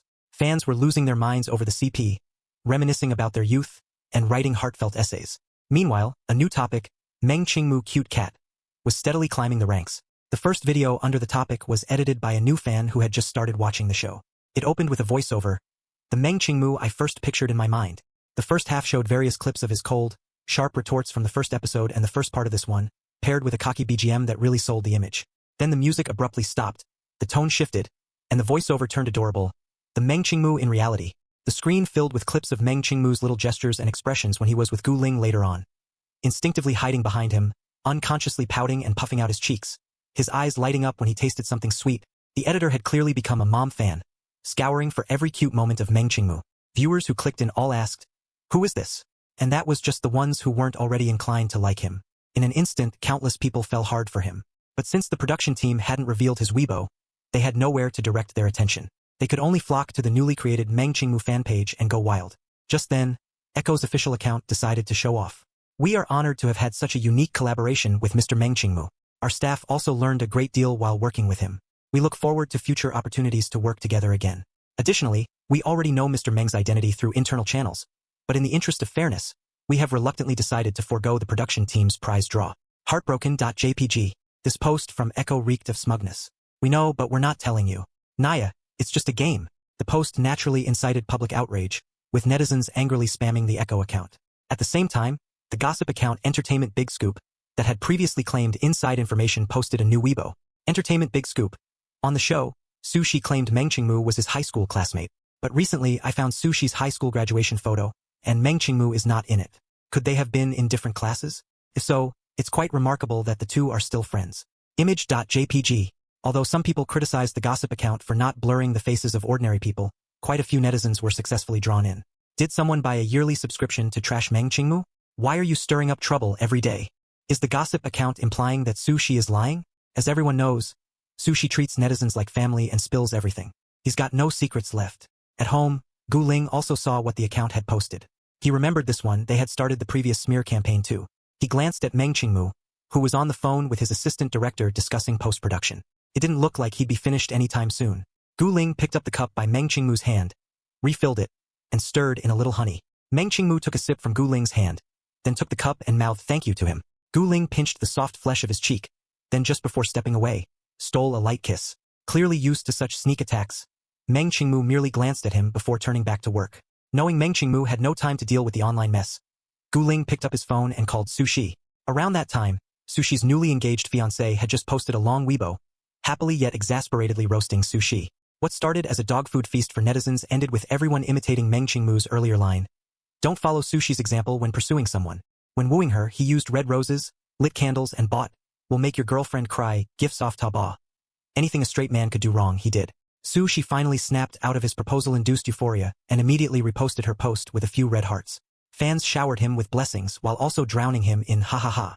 Sushi spotted Meng Qingmu's name among the flood of comments. Reading carefully, he saw someone asking why Meng Qingmu wasn't in the high school graduation photo. Confused, he just happened to receive Gu Ling's call, and through his explanation, he finally pieced together the whole story. Sushi cheerfully shared it with his fiancée. These gossip accounts really have nothing better to do. Someone must be paying them to trash Qingmu. They're just waiting to be proven wrong. As the two of them admired the videos and photos Meng Qingmu had taken, his girlfriend rolled her eyes. Then go clarify what actually happened. Since he made us look so good, Sushi said with feigned reluctance. I suppose I'll do some damage control for him. Sushi, I saw people asking why Qingmu isn't in my graduation photo. Well, by senior year it was basically all review sessions. Someone at his level staying in school would have been a complete waste of time. Coincidentally, a renowned director was filming nearby, so Qingmu went straight to be a set assistant. He learned a lot, but the work was so grueling that he ended up in the hospital. Not just missing the graduation photo, but his college entrance exams as well. Meng Qingmu started working on sets in high school. No wonder his skills are so impressive. Boo-hoo, my Qingmu didn't get to take the college entrance exams. What terrible timing to get sick. He could have gotten into a top school. Repeating a year meant losing an entire year. I'm starting to wonder if Meng Qingmu's current lack of fame is a butterfly effect from that accident. Sometimes timing really does matter more than talent. Sushi was bewildered. He had no idea why the comment section was full of people feeling sorry for Meng Qingmu. He picked a fan asking if he had repeated a year, and replied, not really. He was already admitted to a university on recommendation, so taking the exams didn't matter anyway. Hey. So I'm the clown here. Well, crap. Sorry, my bad. I'm never jumping to conclusions about Meng Qingmu again. I always end up with egg on my face. Meng Qingmu was recommended for admission to a university? That's insane. With that kind of academic background and work ethic, there's no way he should still be unknown. He's a real-life example of unrecognized talent. Seeing the comments veer off in yet another direction, Sushi couldn't be bothered to explain further. He'd let people dig for themselves. After all, everything would be revealed once the show ended. By the time Meng Qingmu had roughly wrapped up the day's work, it was almost dinner time. Seeing that the Weibo comments had cleared up, Gu Ling finally relaxed. All done. Yeah. Meng Qingmu nodded and stood up. I'll cook. What's still in the fridge? Gu Ling gently pushed him back down. Sit down. If you're bored, play on your phone or watch TV. Or stretch a bit, you've been at the computer all day. I'll handle dinner. When they were both at home, Gu Ling usually made breakfast, while Meng Qingmu made lunch and dinner. Gu Ling also did the dishes and cleaning. But even when Meng Qingmu was home, he often had work to do, so Gu Ling would voluntarily take over cooking. Meng Qingmu watched Gu Ling's busy silhouette in the kitchen and casually snapped a blurry, unrecognizable photo to upload to his alt account. Every day I wish I could go home and lie down. Been really busy these past 2 days, but my boyfriend has been free and took over all the housework. I can just lie down and wait for the food. Soon after he posted, comments poured in from fans, all saying they were full from the dog food. Meng Qingmu had a Weibo account under his real name, but it was managed by his team. It only posted promotions when a movie started filming or was released, a more robotic account than most robots. But this alt account was one he had created years ago to document his daily life. Only a few close friends knew it was his. The account normally posted faceless, everyday moments. Originally just a personal diary, it had gradually amassed over 100,000 followers due to its high-quality content and total lack of ads. After posting, Meng Qingmu casually opened the trending page and saw Sushi's Weibo. A bunch of people were feeling sorry for him, saying his talent was going to waste. Confused, he said to Gu Ling, "Why do they all think I'm so pitiful? I'm not." Gu Ling was plating the food. "Have you forgotten? Under your current public persona, you're a completely unknown nobody with talent but no work to show for it." Meng Qingmu felt a little guilty. "That's true. I feel like I'm deceiving them." Gu Ling reassured him. "It's fine. Your identity will be revealed after the show ends." "I suppose so," Meng Qingmu said, happily eating Gu Ling's home-cooked meal and quickly putting the online drama out of his mind. "I'm free tomorrow. Let's go grocery shopping. I'll cook you a feast." Having decided to cook a proper feast, the two finished breakfast the next day. Meng Qingmu casually freshened up and was about to head out when Gu Ling stopped him and pulled him back. "What's wrong?" Meng Qingmu looked at him uncomprehendingly. Gu Ling was exasperated by his lack of self-awareness. "Director Meng, you're a celebrity with fans now. If you go out like that, I'm afraid you won't even make it to the supermarket before getting mobbed." Meng Qingmu was still skeptical. He tilted his head. "You think?" Gu Ling reached over and put a face mask on him. "Then let's pretend it's a couple's matching style. Okay?" Meng Qingmu stopped resisting. "Fine. I trust you." They headed straight to the supermarket. The moment they got out of the car, Meng Qingmu felt people watching them. Some obvious, some discreet. He had experienced this before. When he went out, he often got such looks, and more often than not, someone would come up and ask for his WeChat. Meng Qingmu tugged at Gu Ling's sleeve. "Let's hurry." Gu Ling matched his pace, subtly shielding him from some of the gazes. "See? I told you you're famous now." "I don't know about that," Meng Qingmu pondered. "People usually look at me like this when I go out anyway." Gu Ling felt a twinge of jealousy. His boyfriend was way too eye-catching. He reached out and gently pressed the back of Meng Qingmu's head. "Anyway, remember to cover up a bit when you go out from now on." It was work hours, so the supermarket wasn't crowded. Meng Qingmu felt he could finally escape the feeling of being watched. He headed to the produce section first, planning to buy some fresh seasonal vegetables to restock the fridge. Gu Ling leaned in and said, "We're out of some everyday things. I'll go grab them." "Okay, go ahead," Meng Qingmu acknowledged. After Gu Ling left, Meng Qingmu focused on his shopping. But as he browsed, he felt a shadow fall over him. He looked up to see a middle-aged woman smiling at him warmly. He felt like she wanted to say something. But since she didn't speak, he wasn't comfortable starting a conversation either. It didn't take long for Meng Qingmu's pretense of nonchalance to wear thin. He decided to head to the seafood section and come back later. Just then, the woman finally spoke. Her eyes were full of approval. "Young man, you cook at home a lot, don't you?" Meng Qingmu didn't like talking to strangers, but not answering would be rude. So he steeled himself and nodded. "Yeah." He thought that would be the end of it, but the woman grew even more excited. "How old are you, young man? Do you have a partner?" Meng Qingmu clutched the shopping cart nervously. He now fully understood her intentions. He was about to say that he did have a partner when he was suddenly interrupted. "Mom, what are you doing?" A young woman walked over pushing her own cart, her tone slightly reproachful. The woman gave her daughter a slightly annoyed look. "You're always so loud. I just found this young man quite pleasing to the eye, so I had a little chat with him." "Mom!" The daughter sounded exasperated. "Go to your own shopping." The woman shot her a look of disappointment, as if she couldn't believe her daughter would let such an opportunity slip away, and then walked off. The young woman turned to Meng Qingmu and apologized. "Don't mind my mom. She just can't sit still." Meng Qingmu shook his head. "It's fine." Just then, the woman's eyes lit up. She asked with pleasant surprise, Are you Meng Qingmu, by any chance?" The question caught Meng Qingmu off guard. Did he actually have real-life fans now? After a moment's hesitation, he nodded. "Yes, I am." The girl had completely forgotten the earlier awkwardness. "I can't believe I ran into you here. I really like you on the show. Can I take a photo with you?" "Of course," Meng Qingmu said. "How would you like to take it?" She wanted a full body shot, but looking around, she didn't see anyone suitable to take the picture. She was about to settle for a selfie when a helpful passerby asked, "Would you like me to take it for you?" The girl turned to thank her.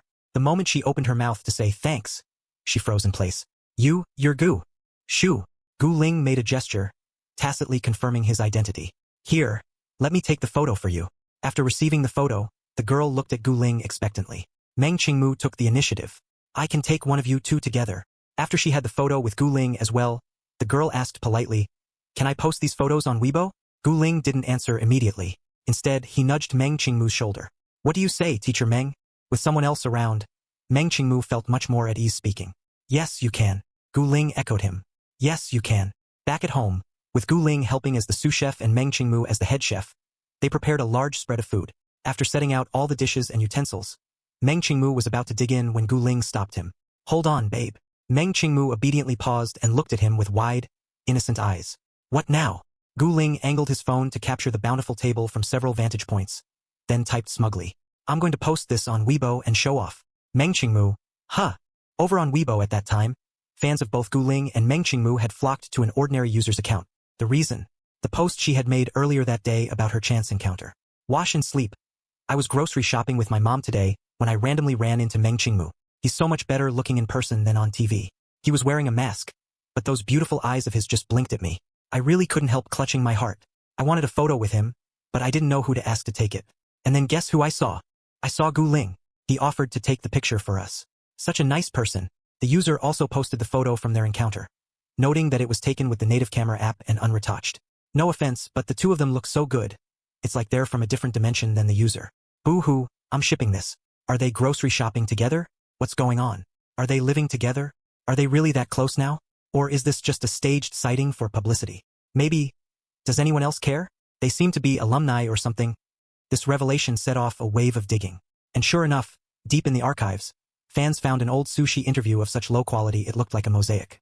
In it, he had casually mentioned that Gu Ling was an alumnus. Given that Sushi and Meng Qingmu were classmates, and Sushi and Gu Ling were alumni, the conclusion was inevitable. Meng Qingmu and Gu Ling were alumni. Everyone was stunned. No wonder the two had such good chemistry. They went to the same high school. But there were also dissenting voices. Being alumni doesn't mean they were close. Even classmates can be strangers. Besides, Gu Ling was already in the entertainment industry back then. He was rarely at school. How would he have had time to casually make friends like an ordinary person? The debate was ongoing when suddenly Weibo sent a notification that your close friend had just posted. They clicked on it, only to find their hands frozen mid-reach for the front row comment spot. Gu Ling. A feast made by director Meng himself. Not only were there wavy tildes, but there were also photos from various angles arranged in a 9-square grid. In the center photo, the bottom half of Meng Qingmu's face was visible. Fans? Gu Ling, blink twice if you're being held hostage. Everyone was baffled by Gu Ling's sudden sharing. Longtime fans knew that Gu Ling's Weibo fell into two categories. One was official promotional posts, emotionless forwarding machines. The other was personal posts, where he shared everyday moments. And in those personal posts, he never posted anything purely for publicity. Anyone he mentioned was a genuine friend. In the past, an actress from one of his dramas had posted a group photo of the cast eating together, her entire post hinting at a close relationship with Gu Ling to bait CP fans. But Gu Ling hadn't acknowledged her at all. Instead, he had posted on his own Weibo about a childhood friend bringing him local specialties from a business trip. So, was it true that the two of them had been close since high school, as others had speculated? Hubby, I'm here. Are you at Director Meng's house? Hubby, are you really that close with Director Meng? Gu Ling, are you and Director Meng really high school alumni? Gu Ling, I can't stop laughing. I just saw a gossip account say that you two were inseparable in high school. Gu Ling saw the inseparable comment. He thought to himself that's not quite how it went. So he replied, that wouldn't really have been possible. We were all quite busy back in high school. After replying, he read the comment out loud to Meng Qingmu, his tone full of grievance. We often went long stretches without seeing each other in high school. Gu Ling looked like a dejected big dog. Meng Qingmu felt an urge to pat his head. So he did. Don't feel so wronged. Do you want a hug? Instantly energized, Gu Ling opened his arms wide and looked at Meng Qingmu with a beaming smile. Yes, bring it on. The shift in his mood was so fast that Meng Qingmu became suspicious. Were you just faking it? Gu Ling showed no guilt at being caught. Instead, he was perfectly self-righteous. Even if I were faking it, does that mean I can't have a hug? Meng Qingmu tilted his head and pretended to think it over for a moment. Then he pushed back his chair and walked over to Gu Ling. I suppose not. Come here. Gu Ling wrapped his arms around Meng Qingmu's waist, buried his face against him, and just stayed there, quietly holding his sweet-smelling, soft boyfriend. After letting him hug for a while, Meng Qingmu patted his head. All right, the food will get cold if we don't eat soon. Gu Ling reluctantly let go, then shot a meaningful look at Meng Qingmu's moist lips. Fine, I'll hug you more tonight. Meng Qingmu knew exactly what he meant. He ruffled Gu Ling's hair firmly. Eat. By then, netizens had already begun constructing elaborate tales of romance and heartbreak between the two. Meng Qingmu and Gu Ling had been high school alumni, but back then, one was assisting on film sets and the other was running around attending events. As Gu Ling had said, they'd barely crossed paths. And yet, they had suddenly become close enough to eat together. The only explanation was that on the show, they had fallen for each other at first sight. Wait, no, become instant friends. Discovered this alumni connection from years ago, and it was simply fate. Of course, Gu Ling's fans also came out to counter these fantasies. Don't reach for the moon. What does sharing a meal prove? Who's to say Meng Qingmu isn't just relentlessly pushing himself on Gu Ling? And Gu Ling, burdened by this alumni connection, feels he can't refuse. As for Gu Ling's past social media habits that contradicted their narrative, they conveniently ignored them. Regardless of the online bickering, Lie Down Together had undeniably become a massive hit. Even a certain actress currently on her honeymoon reposted the show's trailer and commented that it stirred up fond memories. A fan asked her, "Sis, are you thinking back to when you were proposed to?" She replied simply, "Guess," with a doge emoji. Everyone thought that was the end of it.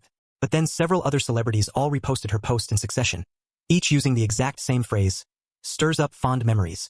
People assumed she was referring to her recent proposal, and the others were just sending their well wishes. But only the celebrities themselves knew. The fond memories they were talking about was Meng Qingmu's line in response to Tang Chi's suggestion. They had all worked in Meng Qingmu's production teams before. They knew that tone all too well. Even though Meng Qingmu never yelled at them, no one dared to go against him. Not even seasoned veteran actors. That Meng Qingmu would participate in a variety show was beyond their expectations. And that he would be so soft in real life completely floored them. They had a group chat of their own called Everything Follows Director Mu's Orders. Right now, that chat was unusually lively. "I want to be male lead number 1 at Hello, fan. Aren't you flying in as a guest next week? Go check for us. Is Director Mu really that soft? Filming in progress at Hello, fan. Sacrifice yourself for the good of the group. We're counting on you. Please, please. Best supporting actor should be mine at Hello, fan. If you survive this and make it back, can you write us a detailed character analysis of Director Mu?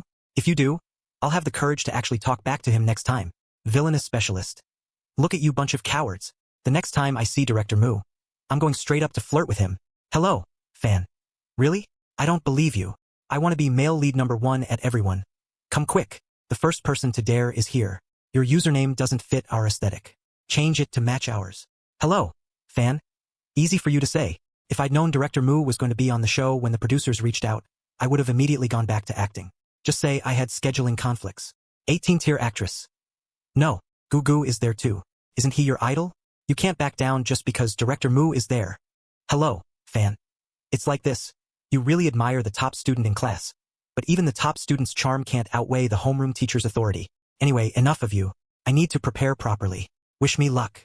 After sending that message, Fan ran through her phone aside and lay on the bed, staring blankly at the ceiling. When she was filming her last drama, Lulu had asked her if she wanted to come on the show for one episode and had hinted that some big names would be there. She'd calculated her schedule, thought a little break would be nice, and agreed. By the time the first episode aired, she had just finished filming. Wanting to get a feel for the show's vibe in advance, she opened the live stream. The moment Meng Qingmu appeared on screen, she was so startled that she didn't dare put her potato chips in her mouth. "Oh, Lady Luck. Please watch over me. Let me return from this in one piece." The next recording session arrived quickly. Gu Ling, acting as the human alarm clock, leaned close to Meng Qingmu's ear. "Mumu, wake up. We're filming today." Barely cracking his eyes open, Meng Qingmu saw a sliver of light, then immediately closed them again, pulling the blanket higher. So tired." Gu Ling sat him up. "Be good. Time to get up." Meng Qingmu flopped his head onto Gu Ling's shoulder and didn't move. Gu Ling silently counted down in his head. When he reached 0, Meng Qingmu lifted his head, yawned, and got out of bed. At the table, Gu Ling ladled kanji into a bowl for him. "Lu Li's inside info says there's a guest joining this episode. Are you excited?" Meng Qingmu perked up a little. "Do I know them?" Gu Ling shook his head. "Lu won't say. All he'll tell us is that the guest is a good person. Innocent and honest. No hidden agenda." Meng Qingmu took a sip of kanji, gave Gu Ling his daily compliment, and guessed, probably pretty young too. Innocent and honest is usually used to describe a young lady, right? Hearing that, something came to Gu Ling's mind. You used to attract a lot of young ladies' attention back then. In high school, Meng Qingmu, good-looking, cool, and academically brilliant, had been exactly the type girls crushed on the most. In those 3 years, countless girls had written him love letters, hoping to claim that unattainable flower. But Meng Qingmu had never accepted a single one. Meng Qingmu puffed out his cheeks defensively. "I'm not as desirable as you. Look at all the people calling you husband under your Weibo posts." Gu Ling smiled. "Jealous?" "Yes, jealous," Meng Qingmu declared. Gu Ling raised his chin a little. "Well, I'm jealous too, aren't I?"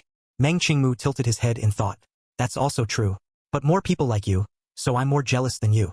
Gu Ling said with a serious face. "Director Meng's fanbase is growing rapidly now, so who knows? Let's call it even, shall we?" Meng Qingmu found this acceptable. "Fine, let's call it even." Then they both looked at each other and couldn't help bursting out laughing. Why are they both so childish? Watching Meng Qingmu eat happily, Gu Ling felt very content. "Okay, hurry up and eat. We need to leave soon. This episode took them to the wilderness. Surrounded by lush green mountains, clear waters, and verdant grass, the air was exceptionally fresh. Taking a single breath made one feel utterly healed. No one knew how the production team had found such a place. So beautiful, yet without a single tourist. Only occasionally a few locals passed by. It was as quiet as a hidden paradise. Lulu pulled out his megaphone, whose sound quality was jarringly out of place. I don't know if any of you have heard the whispers that there's a guest joining us this week. Let me officially state, the whispers are true. Let's welcome this week's guest. Everyone turned their heads toward where Lulu was pointing. The camera, being a tease, panned up from the bottom. First came a pair of white sneakers, then a long pair of legs, shorts, and a loose hoodie. Finally, after much anticipation, the person's face was revealed. Oh my gosh, it's my daughter. Mom loves you, Ran. Moi. Love the outfit today. Fan Ran just finished filming a drama and rewarded herself with a variety show. Ha ha ha. I'm here. Rushed over as soon as I saw the news on the fan page. A huge wave of fans is on the way. Arriving shortly, Fan Ran, pretending to be calm and composed, greeted everyone. Inside, however, she was a complete mess. When she got to Meng Qingmu, he seemed a bit surprised too, but he still extended his hand for a handshake. But Fan Ran, who was mentally on edge, completely forgot about handshakes. She reflexively stepped back and bowed deeply to Meng Qingmu. Director Mu, hello? Fan Ran shouted with the energy of someone about to start a fight. Nothing like awkward silence. Meng Qingmu just stood there with his hand out, looking left and right. Everyone's faces were frozen in identical expressions of bewilderment. Even Gu Ling hadn't expected the girl to suddenly pull something like this. What's going on here? Why the sudden grand salute? Is this some new way to introduce yourself and be remembered on the internet? Whether she's memorable or not, I don't know. But I'm already cringing so hard I'm scratching the walls. I knew Fan Ran was quirky, but I didn't know she was this unexpectedly quirky. Can someone calculate the area of Meng Qingmu's psychological shadow? And why is this kid slurring her words? She can't tell Meng from Mu. Ha ha ha. She probably meant Mu. But it's weird. Usually you put the title after the surname, not the given name. Despite being so flustered his mind went blank. Meng Qingmu quickly urged her to rise. There's no need for that. Yes, Director Mu. Fan Ran marched stiffly to the side like a disciplined student. Song Ayue teased. Fan Ran, why do you seem so afraid of Qingmu? He's very easygoing. He helped me out a lot when we went grocery shopping before. Meng Qingmu also asked curiously, are you really that afraid of me? Fan Ran quickly waved her hands in protest. No, not at all. I'm just really nervous. Fan Ran had started her career as a child actor, playing a wide range of roles of all sizes. Many people had watched her grow into the person she was today, making her everyone's adopted daughter. Meng Qingmu had been busy either filming the show or working on post-production and hadn't had much time to look at his phone. He asked casually, did your drama wrap up? How did it feel? Fan Ran snapped to attention like a soldier reciting a lesson. It felt like I learned a lot from the seniors in the crew, and I'll apply those lessons to my future work. Did I wander into the wrong room? What's with this formal, scripted speech? Isn't this supposed to be a light-hearted variety show? It made me double-check I was in the right place. Why is Ran acting so off today? Meng the cat does come across as aloof and unapproachable at first glance. But it's not that extreme. Ha ha ha. Song Ayue couldn't help but laugh, casting a seemingly casual glance at Meng Qingmu. Don't be so nervous, Fan Ran. It's not like you're going to be acting under Qingmu anyway. The implication was clear. Given Meng Qingmu's status, he'd never have the chance to work with Fan Ran. Hearing this, Fan Ran swallowed down the words she had been about to say. She stared at Song Ayue with wide, incredulous eyes. You seem decent enough on the surface. Why can't you just be happy for others? Even though Meng Qingmu did hold actors to a very high standard during filming, any actor who took their work seriously knew they'd benefited enormously from working with him. Not to mention that every single one of his dramas was a masterpiece. Most people could only dream of being on his set. Song Ayue thought she had subtly praised Fan Ran, but instead got inexplicably glared at. Naturally, she felt a surge of anger. Her smile stiffened, and she fell silent. Fan Ran wanted to clarify her stance to Meng Qingmu, but Gu Ling cut her off. Let's talk later. First, listen to today's mission. As Fan Ran's idol, Gu Ling's words carried some weight. He succeeded in shutting her mouth, which had been ready to run on and on, for the moment. Lulu, as cheerfully obnoxious as ever, said, the environment here is beautiful. I'm sure you've all appreciated the wonders of nature. Look over there, see that mountain? Today, all your ingredients will be nature's gifts. Whatever you find, that's what you'll eat. I mean fruits, wild vegetables, mushrooms, things like that. Don't even think about wildlife. Fan Ran blurted out. What if the things we find are poisonous? The moment she said it, she remembered that Meng Qingmu was standing right there. She immediately shut her mouth and tried to act like a well-behaved young lady. Sang Zheng chimed in without a care. Exactly, director. What if we end up in the hospital? Lulu said lazily. Do I look like someone who's not careful? Everything on that mountain is completely natural, no pesticides, and I've consulted the locals. They'll check everything again when you come back. Of course, if you're so overconfident that you eat something on the mountain before we check it, don't come crying to me if you get sick. Faced with such an unreliable director, the group erupted in a chorus of boos. But they still had to go. They were actually quite looking forward to seeing what they could find on the mountain. At the foot of the mountain was a vast bamboo forest. Sang Zhang, thrilled, started digging with a hoe. At first, he couldn't quite locate the bamboo shoots, but gradually he got the hang of it and could dig one up on the first try every time. Fan Ran, who had a competitive streak, eyed the bamboo shoots eagerly but didn't dare make a move. Seeing her eyes darting toward them without any action, Meng Qingmu assumed she didn't have a tool to dig with. He handed her his. Fan Ran took it, confused. What's this for, Director Mu? Meng Qingmu shook his head. You can call me anything you like. No need to be so formal. Seemed like you wanted to dig too. Here's a hoe for you. Fan Ran's eyes lit up. She gripped the hoe and rushed over. Thank you, Director Mu. See? This is the real Fan Ran. Earlier, she looked like someone had possessed her. Cat observed so closely. He noticed Fan Ran's little thoughts right away. I hope Ran quickly realizes that Cat is actually very easygoing and stops being so nervous. Haha. I'm dying of laughter watching Sang Zhang and Fan Ran. The abrupt shift in vibes. Their silly, goofy energy is perfectly matched. Their bamboo shoot digging technique is hilarious. Seeing them digging with increasing excitement and what looked like the beginnings of a competition over who could dig up more, Gu Ling quickly intervened. All right. Are you planning to eat nothing but bamboo shoots today? Realizing he had a point, they called a truce with a tie. Along the way, they found many types of wild fruit, picking a little bit of each and putting them into their baskets. The colorful assortment lifted everyone's spirits. Fan Ran gradually loosened up. Although she still didn't dare speak directly to Meng Qingmu, she returned to her usual exuberant self, prompting viewers to exclaim, now that's more normal. She suddenly spotted something. Come look, there are a ton of mushrooms here. This one looks like termite mushroom, right? It's delicious. Just as she was about to pick it, Meng Qingmu came over and stopped her. That's not termite mushroom. It's Amanita helvella, commonly known as false termite mushroom. Fan Ran asked cautiously, so we can't eat it? Meng Qingmu tilted his head in thought. If you did eat it, you might genuinely start seeing little people dance. Watching the utterly serious Meng Qingmu say something like that, Fan Ran suddenly felt the intimidating Director Mu of her memories recede, replaced by a more tangible sense of the cat persona netizens talked about. Standing before her now wasn't the mythologized Director Mu Yi that countless people worshipped, but an ordinary person with a cute side and a love for sweets. Seeing Fan Ran frozen, Meng Qingmu assumed she was upset about losing the mushrooms. He thought for a moment, then said, it's okay. There are bound to be edible mushrooms somewhere on the mountain. Snapping back to reality, Fan Ran absent-mindedly agreed. Oh, right. This only reinforced Meng Qingmu's assumption that she was disappointed about the mushroom. Fan Ran thought the matter was over, but after walking a bit further, Meng Qingmu called her over. She went to him and saw him squatting down, picking a cluster of wild mushrooms. These are edible. The locals call them dried meat mushrooms. Hearing that strange name come out of Meng Qingmu's deadpan mouth, Fan Ran finally couldn't hold it in and burst out laughing. Sorry, I laughed too. There's nothing wrong with the mushroom, and there's nothing wrong with Meng Qingmu. But hearing him say that name so seriously has a weirdly adorable quality. Do you guys know what I mean? I think I have such a heavy filter on him right now that everything he does seems cute. Am I beyond saving? A local here to say, this mushroom is incredibly fragrant. It's amazing in fried rice. I want some so bad. They're so lucky. Expecting Meng Qingmu to be upset, Fan Ran found that he didn't seem offended at all. He simply added, they're very tasty. Fan Ran tried hard to think of something to say so that Meng Qingmu's words wouldn't fall flat. But years of Director Mu's imposing authority couldn't be overcome in an instant. Fortunately, Gu Ling came over just then. He took his basket off his back, squatted down beside Meng Qingmu, and said, such a big cluster. Meng the cat, you're so lucky. Meng Qingmu froze for a second. He watched Gu Ling help dig out the mushrooms and put them into the basket. Then he asked uncertainly, what did you just call me? Gu Ling repeated it casually. Meng the cat. That's what your fans call you now. The audience stopped typing comments and held their breath. Meng Qingmu didn't react strongly. He just asked, confused, do I really resemble a cat? Holy crap, is Gu Ling always online? How does he know that? But Meng Qingmu really is good-tempered. He didn't get angry at all. I've been wondering what Meng Qingmu's reaction to that nickname would be. Gu Ling actually fulfilled my wish. Thank you, Gu Ling, because of you.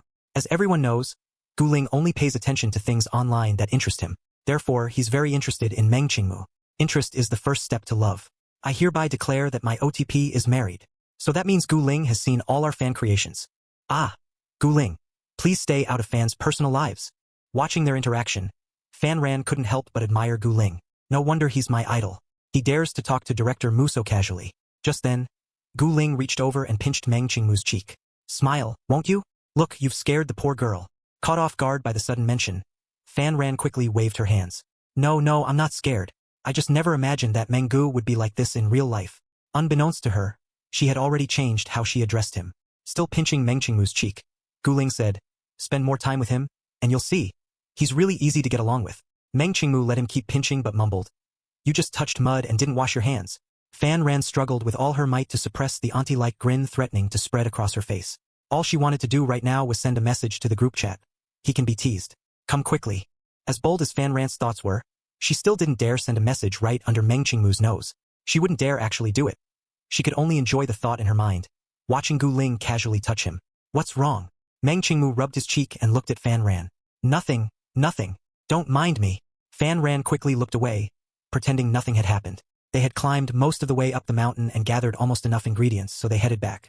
When they returned, they showed everything in their baskets to a local uncle. After he confirmed everything was edible, it was time to start preparing lunch. The director chimed in. There are a few things here for you to choose from. Judging from the location the director had chosen, it was clear they were meant to camp here. But it was still early, so they could set up the tents after eating. For now, they only took cooking utensils and tables and chairs. As much as the production team liked to mess with them, they'd thoughtfully provided rice and seasonings, so they wouldn't have to eat boiled vegetables without any salt. Hold on, director, Sang Zhang said, eyeing the abundant but slightly lacking ingredients. Are you giving us no meat at all? Just vegetables. Want meat? No problem. Hang on. Lulu went to the car and pulled out a fishing rod. Here, take this and go fishing in the river. Normally, you'd have to pay to fish here, but today I'm generously letting you do it for free. Sang Zhang still couldn't get used to Lu Li's greedy nature. Hey, director, aren't you messing with us? What if we don't catch anything? Unfazed, Lulu replied. Then you'll eat vegetables. Even the landlords are running low on food these days. Gu Ling walked over, glanced at the car Lulu had left open after getting the fishing rod, and said flatly, Stop pretending. I saw the ingredients in your car. Spread the word. The production team just admitted they're the landlords exploiting the poor. I'm dying. Busted in a second. I knew they had ingredients, but I also knew they wouldn't give them up that easily. My husband's line just now was so cool. It made me think of a king who's already won. Total look of disdain. Lu Li's gaze shifted evasively. What ingredients? You're mistaken. We don't have anything. Gu Ling raised an eyebrow. So it wouldn't hurt if I went to take a look, right? Without waiting for Lulu to refuse, he started walking toward the car. Wait. Lulu quickly stepped in front of him. Fine. We have them. Okay? Those ingredients had been meant for the last day, but now that they'd been discovered, there was nothing to be done. Lulu was pretty sure these people were capable of just taking them by force. He had to concede. Fine. I'll give them to you, all right? Sang Zhang started to celebrate, but before his yes was even over, Lulu changed his tune. However, you have to earn them through a game. Lulu signaled to the staff. Here, bring out the props.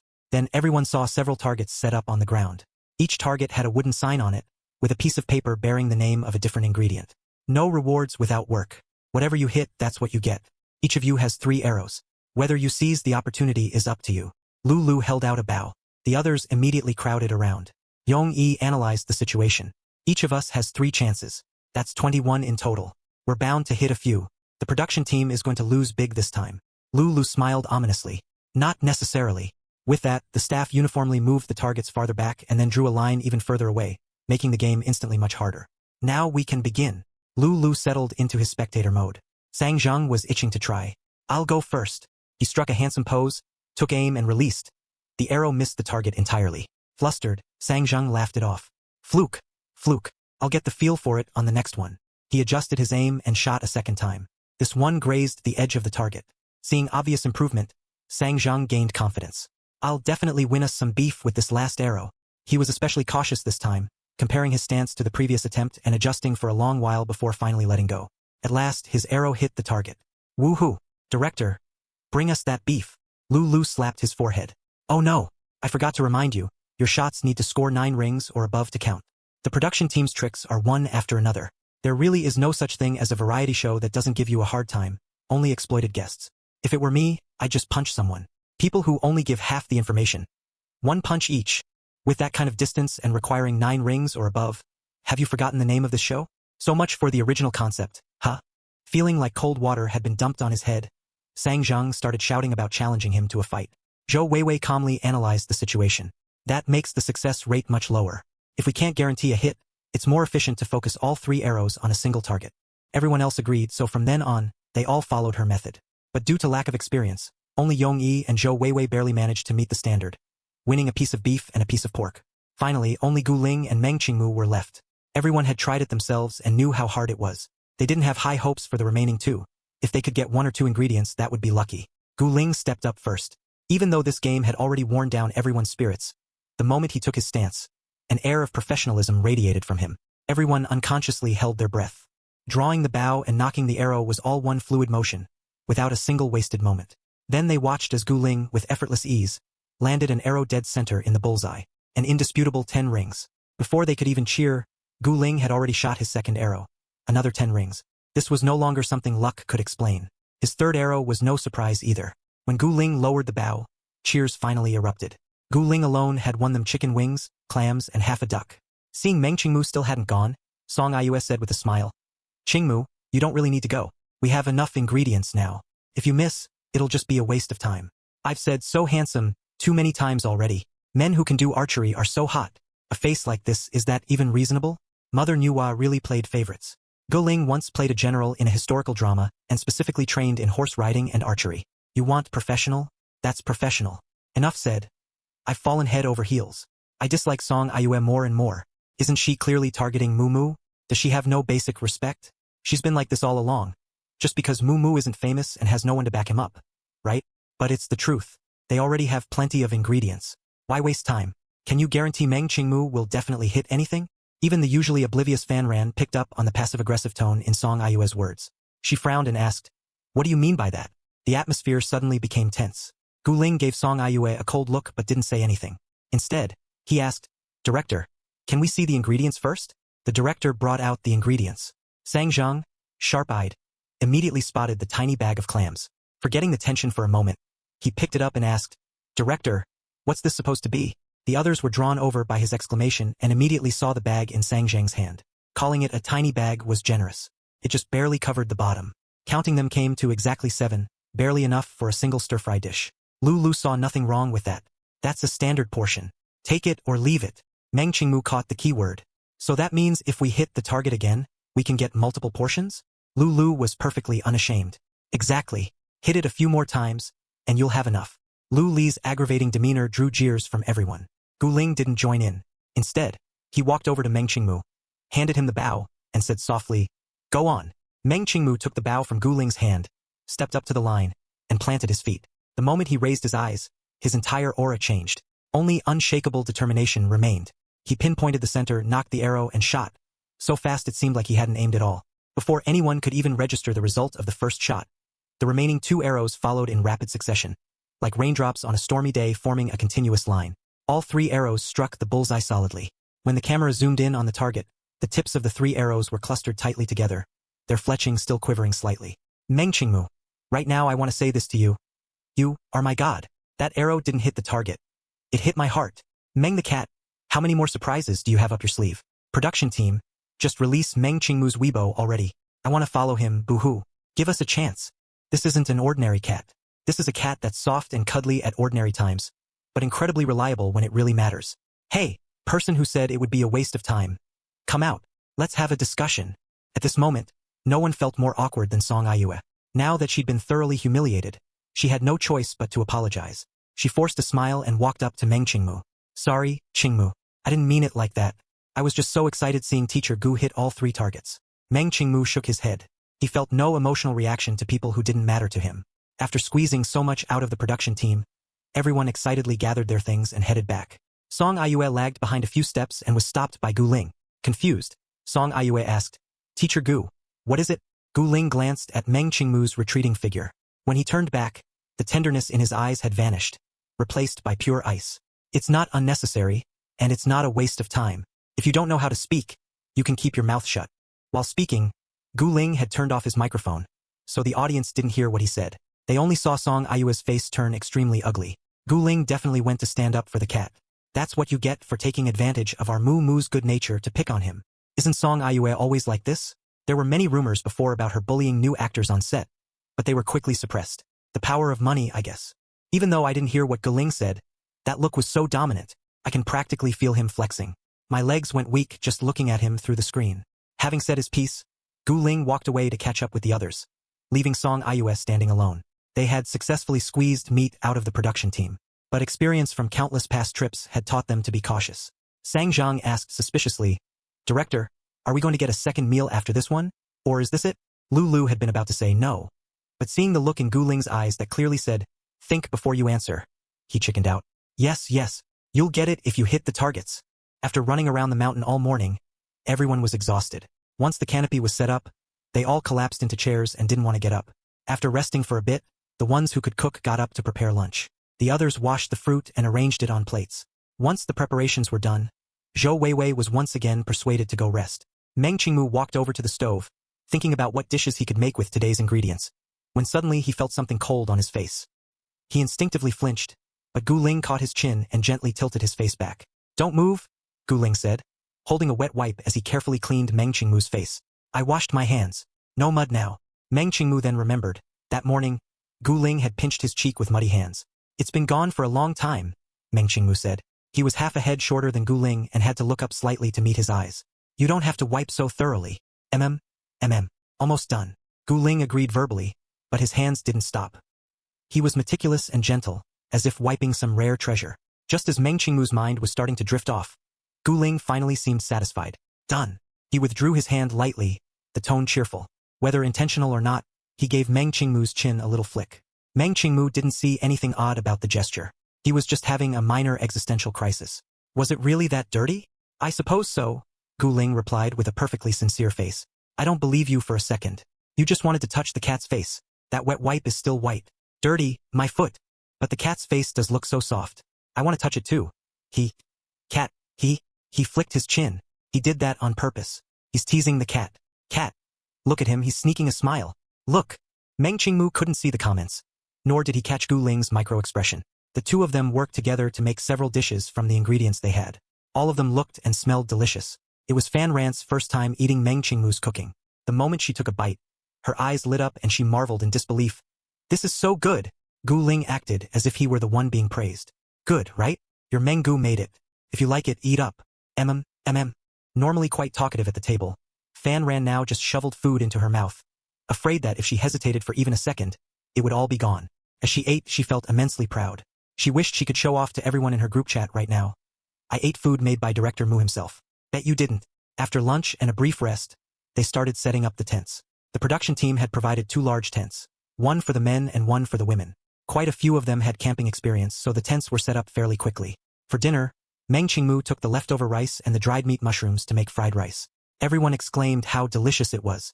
Between the long trip to get there and the half-day hike up the mountain, everyone went to bed early that night. After a round of good nights, they retreated to their tents. Song Iue was unusually quiet, not stirring up any trouble. She barely acted like herself. Fan Ran, finally having her chance, started showing off in the group chat. "Hello, Fan. I ate food made by Director Mu himself. You guys haven't, have you? What a shame. I want to be male lead number 1? Showing off, are you? Blocked. Goodbye. Best supporting actor should be mine. It's been 30 minutes since the live stream ended. Shouldn't that character analysis be done by now? Did you include your psychological state when facing Director Mu? Villainous specialist. You're such a coward. If they'd asked me, I would have rubbed him bald. Hello, Fan. What? How did you guys know Director Mu is soft and sweet?" Everyone. Over in the other tent, the 4 men were lying down chatting. Meng Qingmu was on one side, closer to the wall. Gu Ling lay beside him, effectively separating him from the other 2. They made idle conversation. Meng Qingmu listened quietly, cocooned in his sleeping bag. Soon enough, he fell asleep.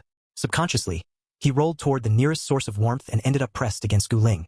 Seeing that Meng Qingmu was asleep, the other 2 exchanged a glance and fell silent. They had a good night's rest. The next morning, right after breakfast, the director took them to the market. He said it was so they could get to know the local specialties, but everyone knew this was probably just a setup for some future task. Still, they figured, might as well enjoy it. Once at the market, the group quickly scattered. Rather than the local specialties, they were more drawn to the local clothing and handmade knickknacks. Noticing everyone's attention had wandered, Gu Ling looked at various mushrooms and asked for Meng Qingmu's opinion. "Should we buy some to bring back for our parents?" Meng Qingmu nodded. "They like mushroom soup. And my sister's coming back from her business trip soon. Let's get some for her too." So while the others were trying on ethnic costumes and browsing souvenirs, the 2 squatted down to chat with a vendor and pick out mushrooms. Back at the campsite, sure enough, Lulu made them match pictures of local specialties and souvenirs with their names. Luckily, they hadn't all focused on the same things. The group's accuracy was pretty decent. After lunch, some people chose to nap, while others opted for more challenging activities. For example, fishing. Yong-yi had nothing better to do, so he picked up the fishing rod the production team had given them to set them up, grabbed a little stool, and settled by the river without moving. Meng Qingmu watched him prepare the gear, cast the line, and sit there quietly waiting for a bite. Finally, he couldn't resist. He poked his head out of the tent and slowly sidled over to Yong-yi. Afraid of scaring away the fish, Meng Qingmu whispered in a voice barely above a breath. "Can I talk?" Yong-yi, who hadn't even noticed someone behind him until Meng Qingmu spoke, had all his attention on the fishing rod. "Of course," Yong-yi whispered back. "Want to fish with me?" Meng Qingmu reluctantly declined. "Better not. I don't know how to fish. I'll just watch you. At least sit down. Standing there waiting for fish. You must be tired." Gu Ling had followed him out, carrying a folding chair. "Oh." Meng Qingmu obediently sat down, then looked at Gu Ling expectantly. "Won't you sit with me?" Seeing the look in his eyes, Gu Ling sighed helplessly. "Wait here." After saying that, he turned and walked away. When he came back, he not only had a small stool but also a fishing rod. Gu Ling proactively explained, "I just went back to the crew to get another one." Watching Gu Ling assemble it skillfully, Yu Yongyi was a bit surprised. "An old hand at this?"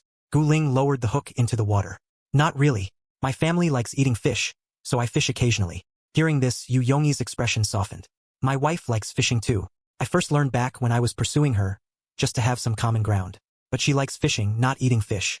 Every time she catches some, she either gives them away or I eat them." Meng Qingmu rested his chin on his hand, listening to the story, and shared his thoughts. "Brother Yu, your love story with your wife is so sweet." Yu Yongyi smiled. "Is it?" Meng Qingmu nodded enthusiastically. "Yes, very sweet." Splash. Just then, Gu Ling suddenly pulled back his rod. The sound of the fish breaking out of the river was especially delightful. Hearing that sound, Gu Ling already knew the fish must be nice and plump. He grabbed it and sure enough, just as he'd expected. Meng Qingmu quickly brought the bucket over. "Come on, put it in here."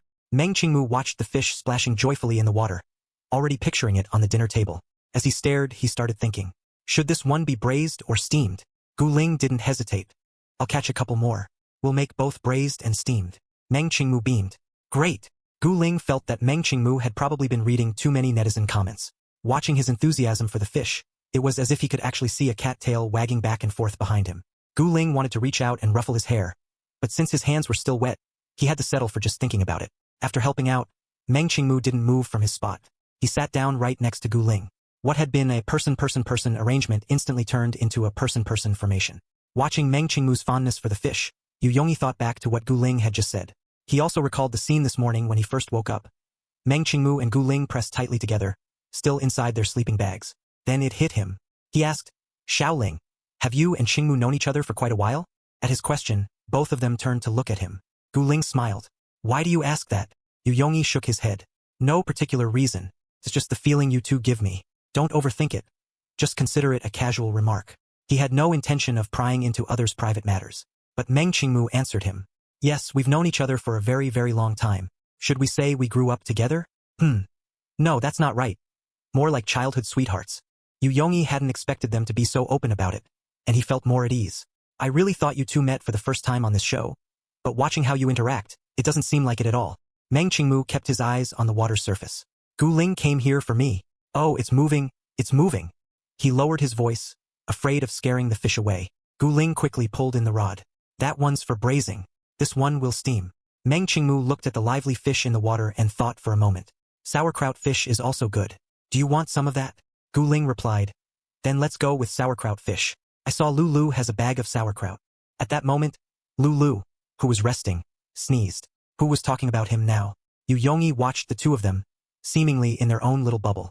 There were no overly intimate gestures, yet they somehow made everyone else feel like an outsider. As he pieced everything together in his mind, he had already more or less figured things out. Now he felt a strange sense of superiority. While netizens were still speculating and imagining their love story, he, an old-timer often teased for being slow to catch on, had actually been the first to uncover the truth. The only reason, he figured, was because Gu Ling's earlier reply, "We weren't inseparable," had led netizens down the wrong path. They assumed the two had first crossed paths in high school, and when Gu Ling denied that timeline, they naturally concluded they had only grown close on the show, then started imagining romantic tropes like love at first sight. Just because they weren't glued together in high school doesn't mean they weren't at other times. TSK. CP fans just don't dare to think big enough.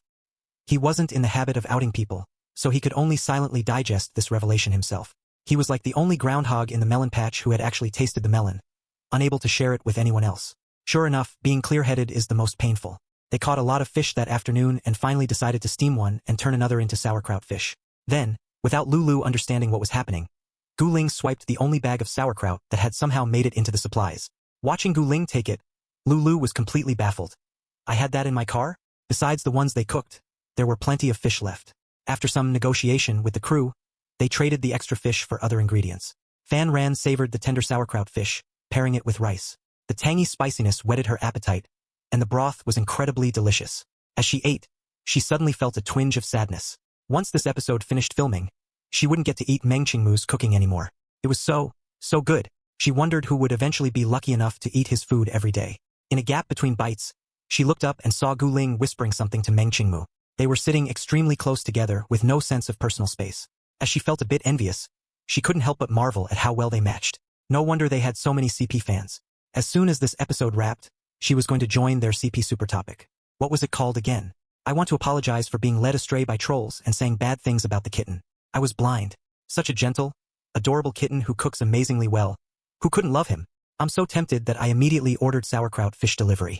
But as I ate it, I started crying. What am I eating sauerkraut fish for? I am the sauerkraut fish? Sour, pathetic, and utterly redundant. Kitten, what color sack and rope do you like? I'll go buy them right now. This is the difference between you and Guling. Back when you couldn't stand Meng Qingmu, Guling was already chatting him up and getting close. That's why he now has a kitten to pet while you don't. Don't say any more. That's hitting too close to home. After eating and drinking their fill, waking up from a sleep brought them to the last day of this episode.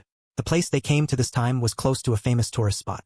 After 2 days of camping, Lulu generously waved his hand and told them to go stay in a city hotel. See how generous I am? Nothing like those penny-pinching reality show directors. Guling was unmoved by his self-praise. What's the real reason? Luli's grand aura completely collapsed. He gritted his teeth and said, the real reason is that the ingredients I plan to give you today have all been snatched away by you guys. Sure enough. The guests responded with a collective, uffed. One of the main sources of income for this city is its thriving tourism industry. Its geographical advantages make it incredibly scenic, attracting countless tourists for vacations. Entering the city center, there were far more entertainment spots than the small market they visited yesterday, along with various performances and cultural displays, allowing them to appreciate even more of the city's charm. Some took photos, others joined in the local performances and interactions. Everyone was having a great time. Guling and Meng Qingmu, meanwhile, stood in front of a small food stall, waiting for the vendor to finish their order. When it was ready, the vendor handed them their food. Here you go, young men, enjoy. Thanks, boss. Guling took it and skewered a piece of potato with a toothpick.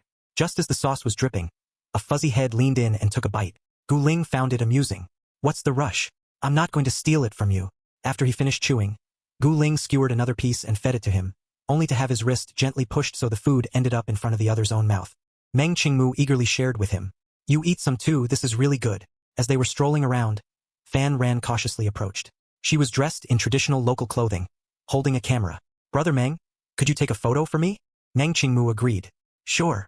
After getting Meng Qingmu's consent, she turned to report to Guling, Brother Gu. I'll borrow the kitten for a moment. I'll bring him right back.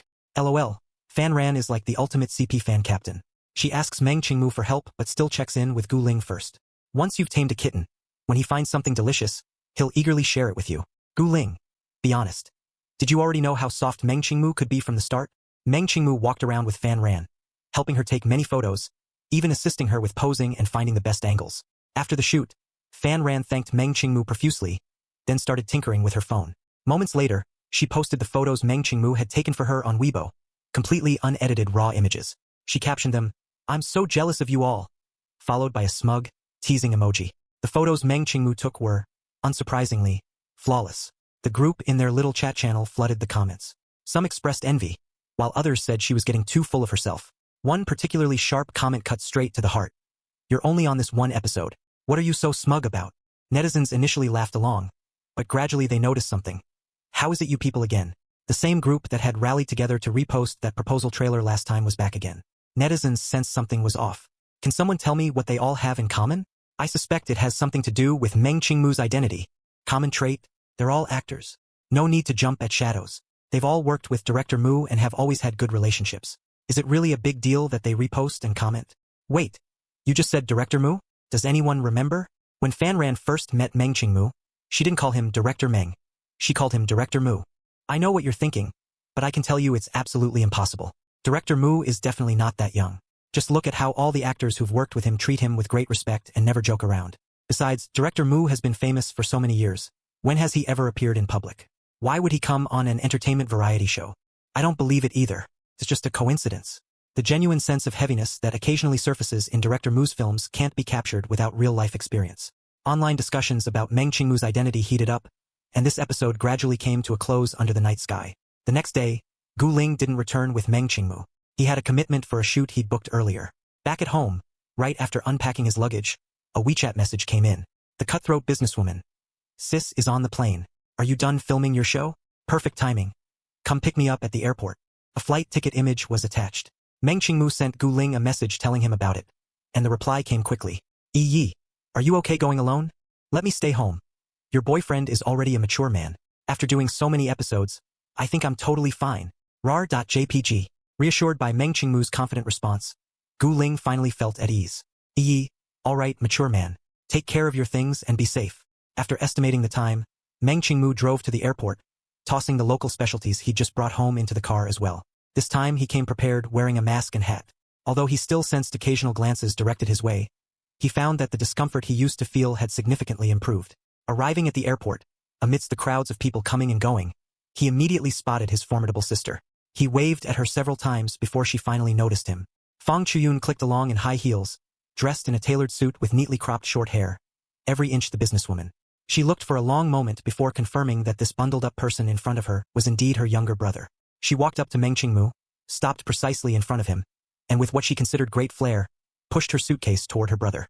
After finishing this series of actions, Fang Chuyun looked behind Meng Qingmu and, not seeing the familiar figure, exclaimed in surprise, "Little bro, did you finally get sick of him and dump him?" Meng Qingmu followed behind Fang Chuyun, carrying her luggage. "He has work to do today." Fang Chuyun clicked her tongue. "I thought you two had finally tired of being glued together and broken up." Meng Qingmu put the suitcase in the trunk and then opened the car door for her. "Sis, are you hungry? Want to grab something to eat first?" Fang Chuyun buckled her seatbelt and complained, "Yeah, let's eat. Let me tell you, the airplane food was so bad I barely had 2 bites." Meng Qingmu asked, "How about we go to a private kitchen?" Fang Chuyun said, "Sure. Their food is really good." Although Meng Qingmu and Fang Chuyun have different last names, they are biological siblings from the same parents. Fang Chuyun took their mother's surname, while Meng Qingmu took their father's. Back when CEO romance novels were popular, some girls imagined themselves as the heroines, hoping for a destined true love. But Fang Chuyun, from a young age, aspired to be the female CEO in those stories, the kind who could acquire a rival company with a snap of her fingers. Now she has achieved her childhood dream, becoming the president of a publicly traded company. Though it's still worlds apart from the CEOs in those novels, who do nothing all day but fall in love instead of actual work. Case in point. She's so busy her feet barely touch the ground, just returning from a business trip. A private kitchen is a famous upscale restaurant in the city, split into 2 price tiers. One tier offers home-style cooking affordable for ordinary people, while the other features high-end dishes made with premium ingredients, used more for business banquets than casual dining. Both tiers have their prices clearly marked on the sign. Fang Chuyun initially wanted to grab some casual home-style food, but the place was packed. Plus, Meng Qingmu is somewhat of a public figure now, so they opted for the higher-priced option. Have to admit, you get what you pay for. The place was quiet, elegantly decorated, offering a peaceful escape from the city's hustle and bustle, like a hidden paradise. They sat down, ordered their food, and Meng Qingmu started introducing the local specialties he'd brought back, explaining how to cook them properly. Fang Chuyun responded, "I'll pass your instructions along to Aunt Luo since I don't cook. I'll be busy for another couple of days after coming back. Once I'm done, let's go have a meal with Mom and Dad together." Meng Qingmu agreed. "Sounds good. I bought gifts for them too. I'll bring everything over then." Just then, their food arrived. Meng Qingmu moved the water glasses aside to make room for the server. Once all the dishes were on the table, he politely thanked the server. The server, pleased by the courteous young man, smiled and nodded at him. Fang Chuyun had been watching him for a while and finally spoke up. "Hey, little bro." Meng Qingmu looked up. Fang Chuyun said, "I feel like you've become much more outgoing than before." Meng Qingmu paused, chopsticks in hand, and blinked in confusion. "Have I?" Fang Chuyun rested her chin on her hand, tapping her fingers lightly on the table. "Yeah. Before, you wouldn't even look strangers in the eye when talking to them." Seeing Meng Qingmu's slightly bewildered expression, Fang Chuyun waved her hand. Eat. I'm starving." Meng Qingmu had struggled with severe social anxiety early on. The family sought doctors, but nothing helped much. In the end, it was Gu Ling staying by his side, helping him interact with people step by step, that improved things somewhat. The change, more or less, was from what outsiders would have clearly called disordered to merely aloof. Now that her little brother was finally trying to appear on a variety show and engage with all kinds of people, she didn't want to pressure him or make it feel like a chore. The most important thing was that he had fun. Then dig in. You love this dish.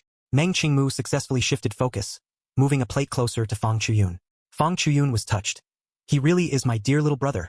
She'd barely taken a few bites when Meng Qingmu noticed a shadow fall over them. Looking up, he saw a tall, handsome man standing by their table, his muscular build faintly visible under his clothes.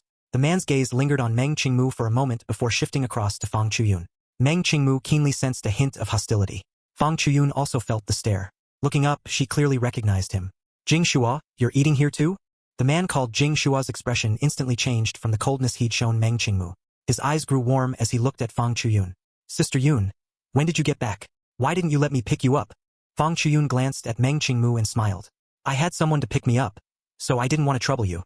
The man's bright smile stiffened for a moment. He cast a dark, unreadable look at Meng Qingmu. I see. This time, Meng Qingmu clearly identified the feeling emanating from that gaze. Jealousy. Now this was interesting.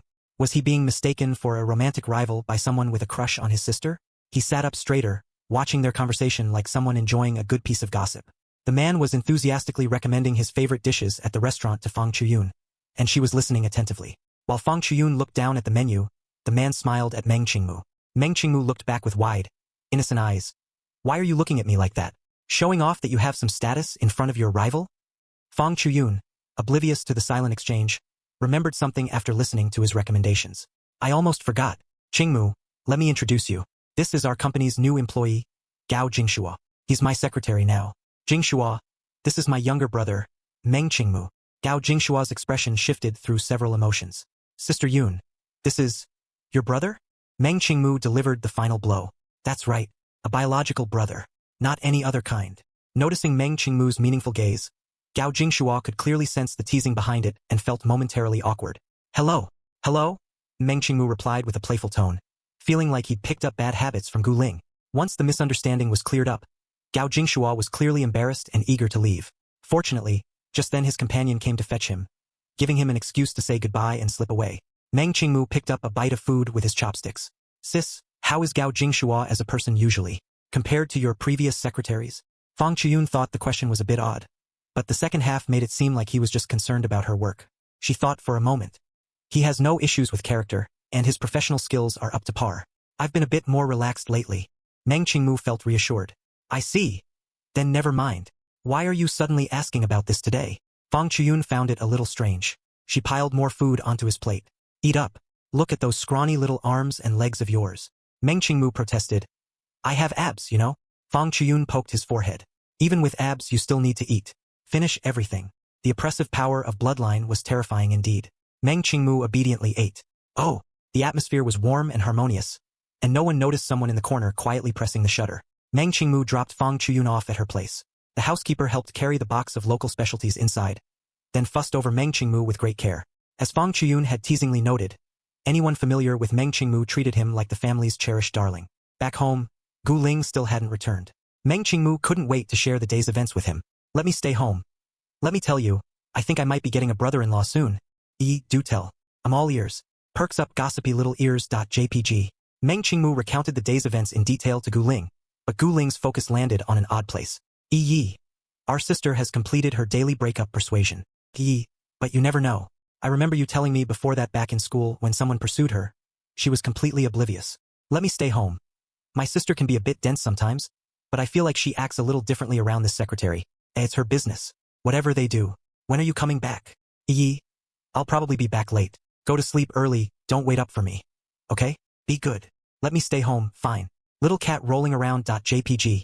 Late that night, Gu Ling returned home, took a shower, and climbed into bed. A soft, sweet-smelling boyfriend immediately rolled into his arms. Gu Ling gave him a belated goodnight kiss, and they fell asleep holding each other. Meanwhile, on the other side, Song Ayue had returned home, drunk and unsteady. She pulled out her phone and sent a message to a familiar number. I've got a huge scoop. Post it tonight. Why? How huge? Suppressing the nausea churning in her stomach, Song Ayue sent a photo. Jessu. Is this huge enough? When the other party didn't reply immediately, she frowned. I have plenty more. Absolutely real, crystal clear. Why? I wouldn't dare post the one of him with that other person. Jessu. I'll pay you more. If you get it done, I'll multiply it by 10. Why wouldn't you dare? The bigger the background of the other person, the less likely they'll take it seriously. They'll just get bored after playing around. Why fine. Send the promise payment to my card first.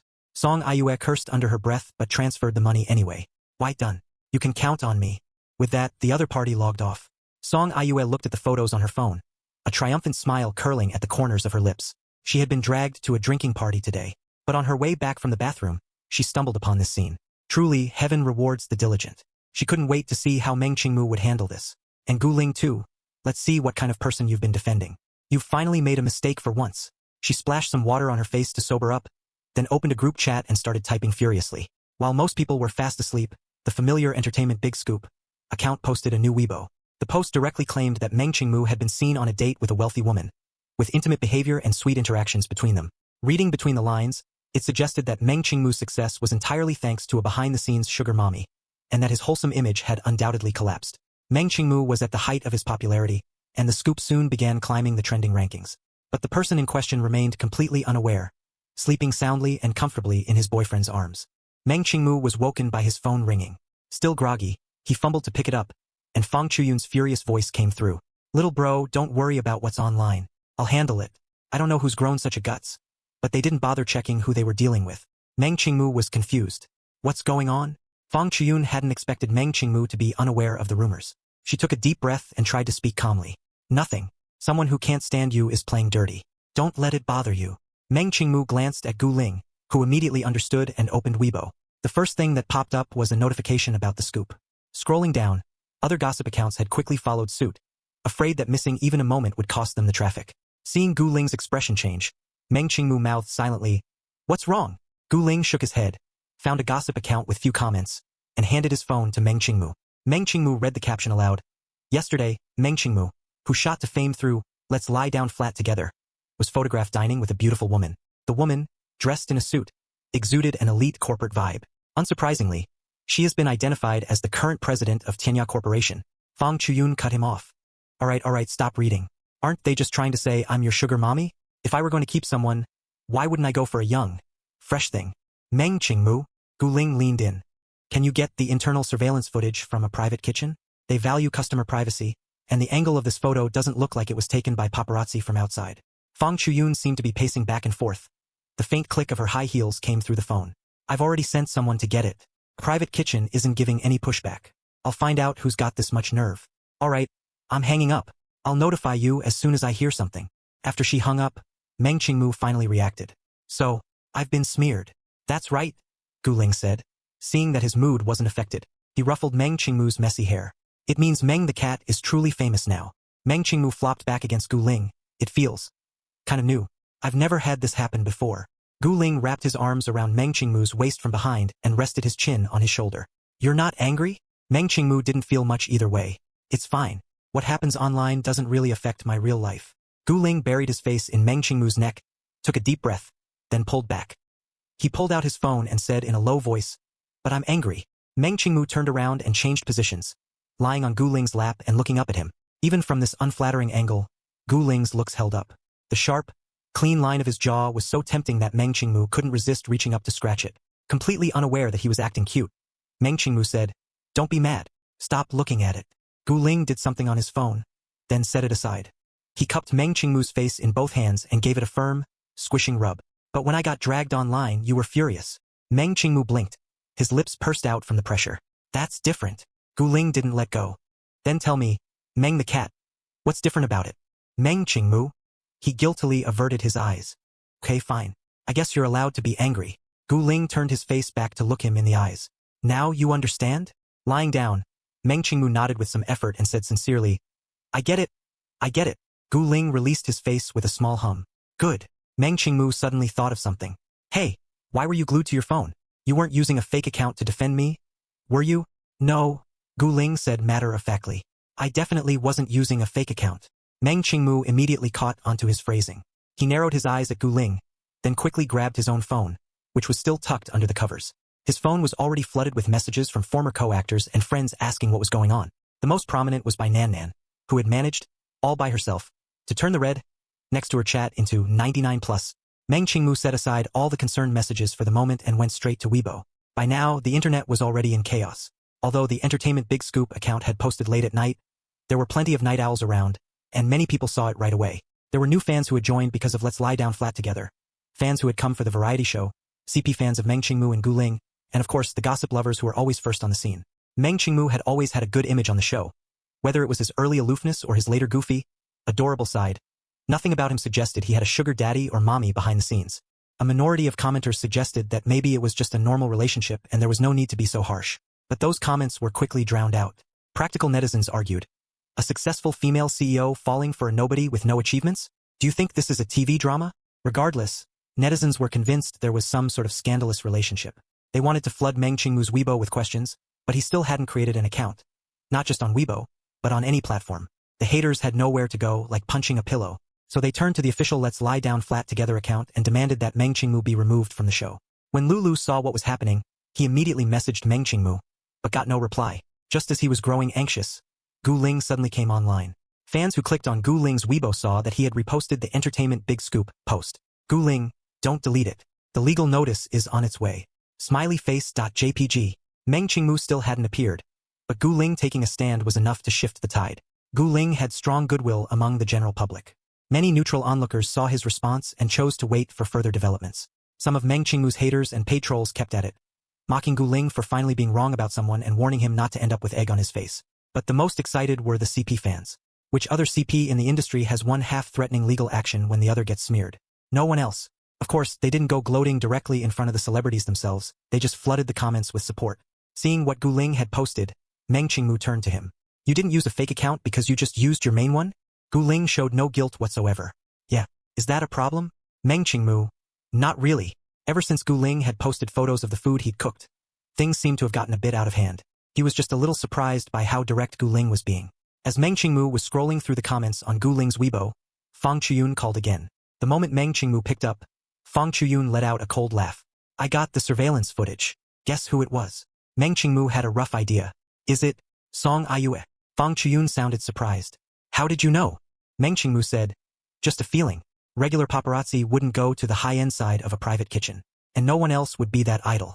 The only person I've had issues with recently who fits all that is her. Fang Chuyun said with resentment. I watched some of your live stream last time. She struck me as someone who's definitely not easy to deal with. I didn't expect her to actually cause trouble. Since she came after me first, don't blame me for leaving her no way out. With that, she hung up briskly before Meng Qingmu could even respond. Meng Qingmu was a bit dazed. I didn't even get to say anything. Gu Ling, looking like he was settling in to watch a good show, opened Fang Chuyun's Weibo and waited. All right, our sister is making her move. Song Ayue is in for it this time. Within minutes, Fang Chuyun's Weibo was updated. Fang Chuyun, thank you all for your concern. Since photos were taken, let me make a formal introduction. Meng Qingmu is my younger brother. Same father, same mother, biologically. Below was a family photo taken at Meng Qingmu's college graduation, with Fang Chuyun standing right beside him. I'm literally dumbfounded.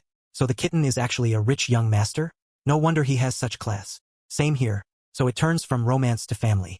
The internet is truly spectacular. From today on, I won't believe or spread rumors. I'll let the bullet fly a little longer. Fang Chuyun went viral once before because of a photo from a press conference. The info people dug up back then showed her father's surname is Meng. Does anyone still remember that? Oh ho! At Entertainment Big Scoop, have you received your legal notice yet? The defendant's seat is waiting for you. I have a guess. I recall that Tianya Corporation has an entertainment subsidiary, right? Those actors who had that group chat and commented.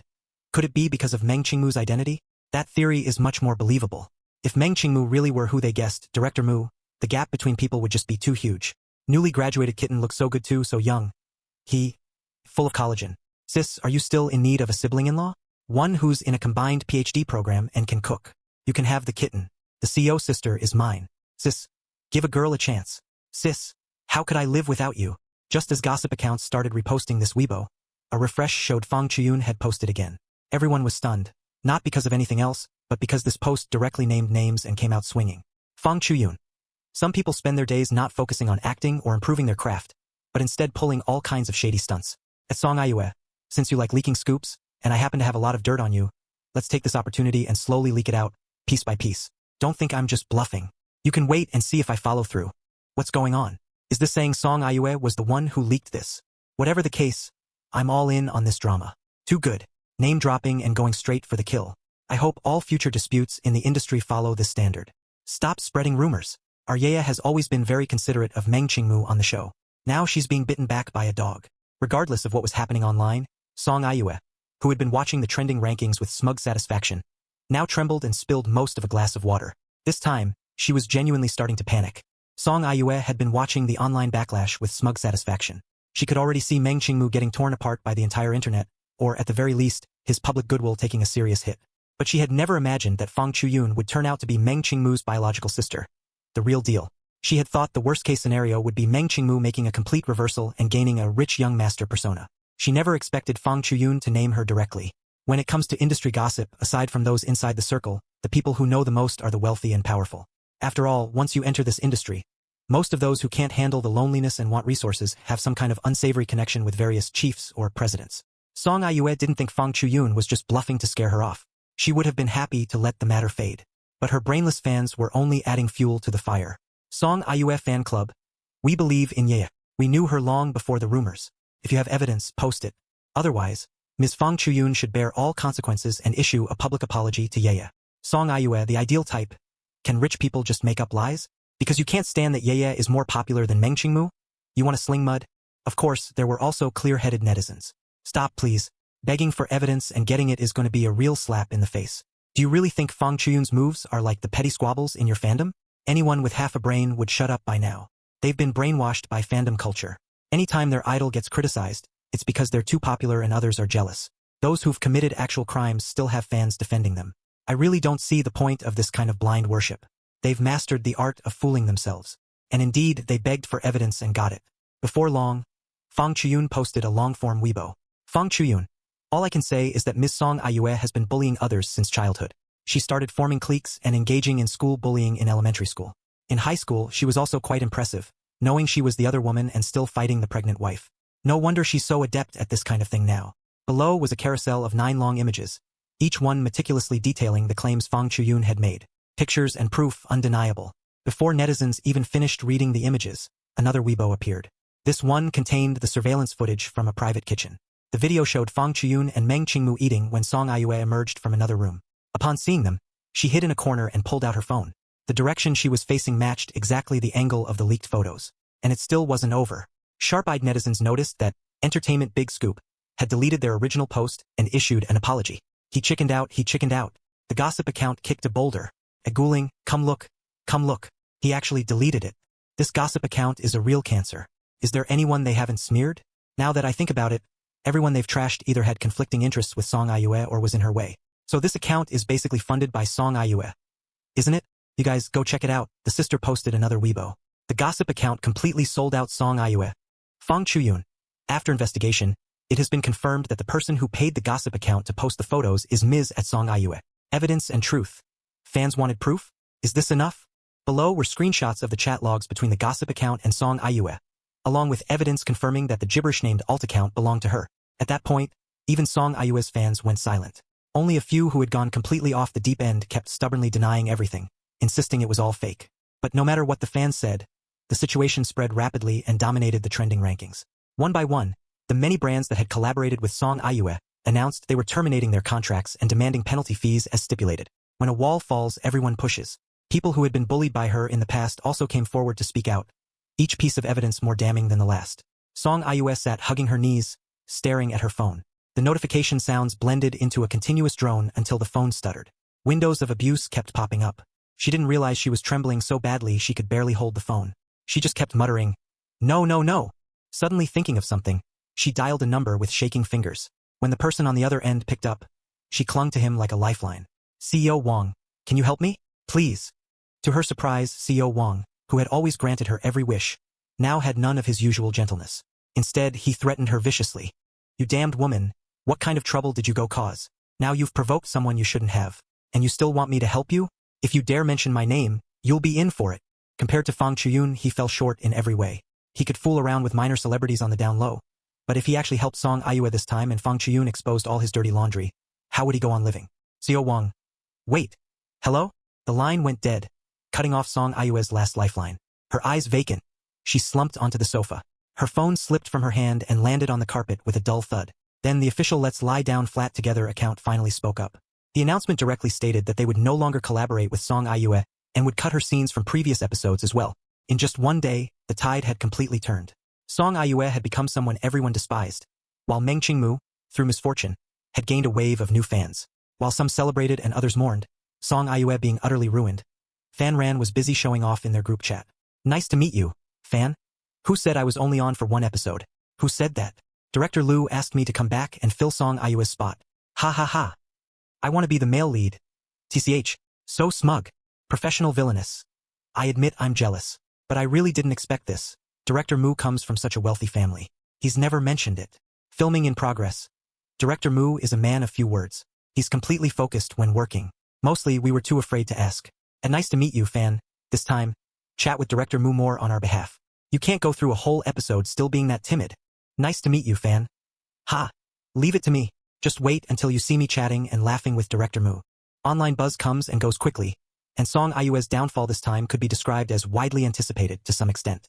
Once the dust settled, the hype gradually died down, and trending topics were replaced by new real-time ones. But Song Aiyue's gentle, gracious public image was completely shattered.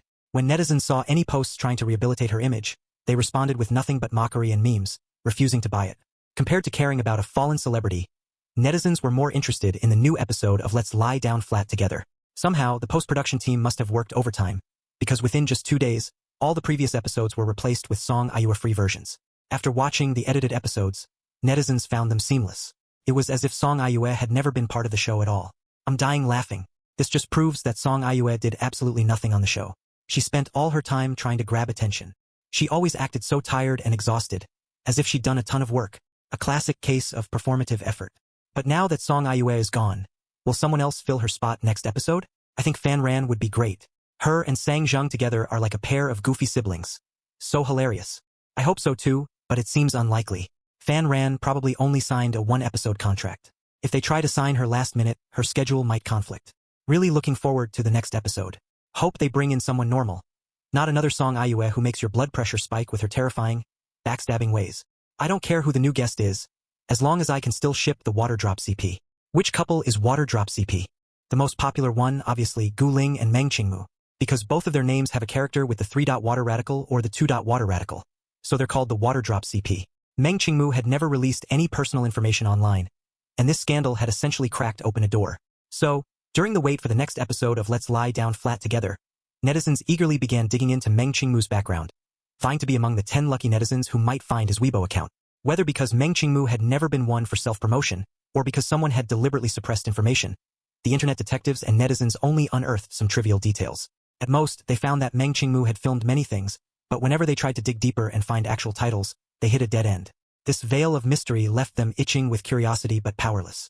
Everyone eagerly awaited the new episode's airing, hoping to find more clues.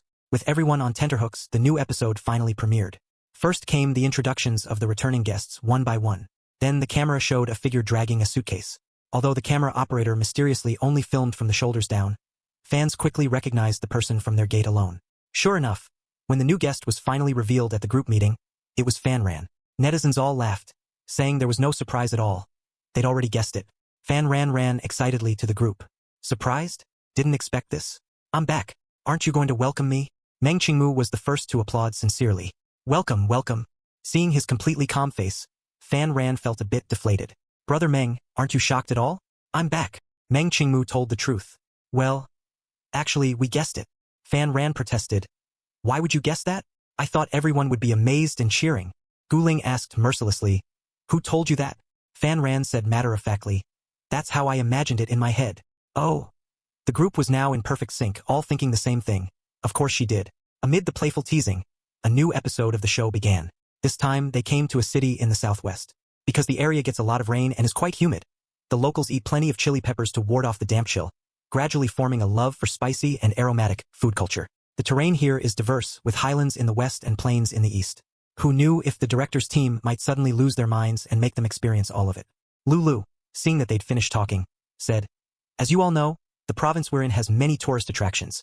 From snowy mountains and glaciers to bamboo seas and red leaves, the range of landscapes is huge. And for this episode, we're going to none of them.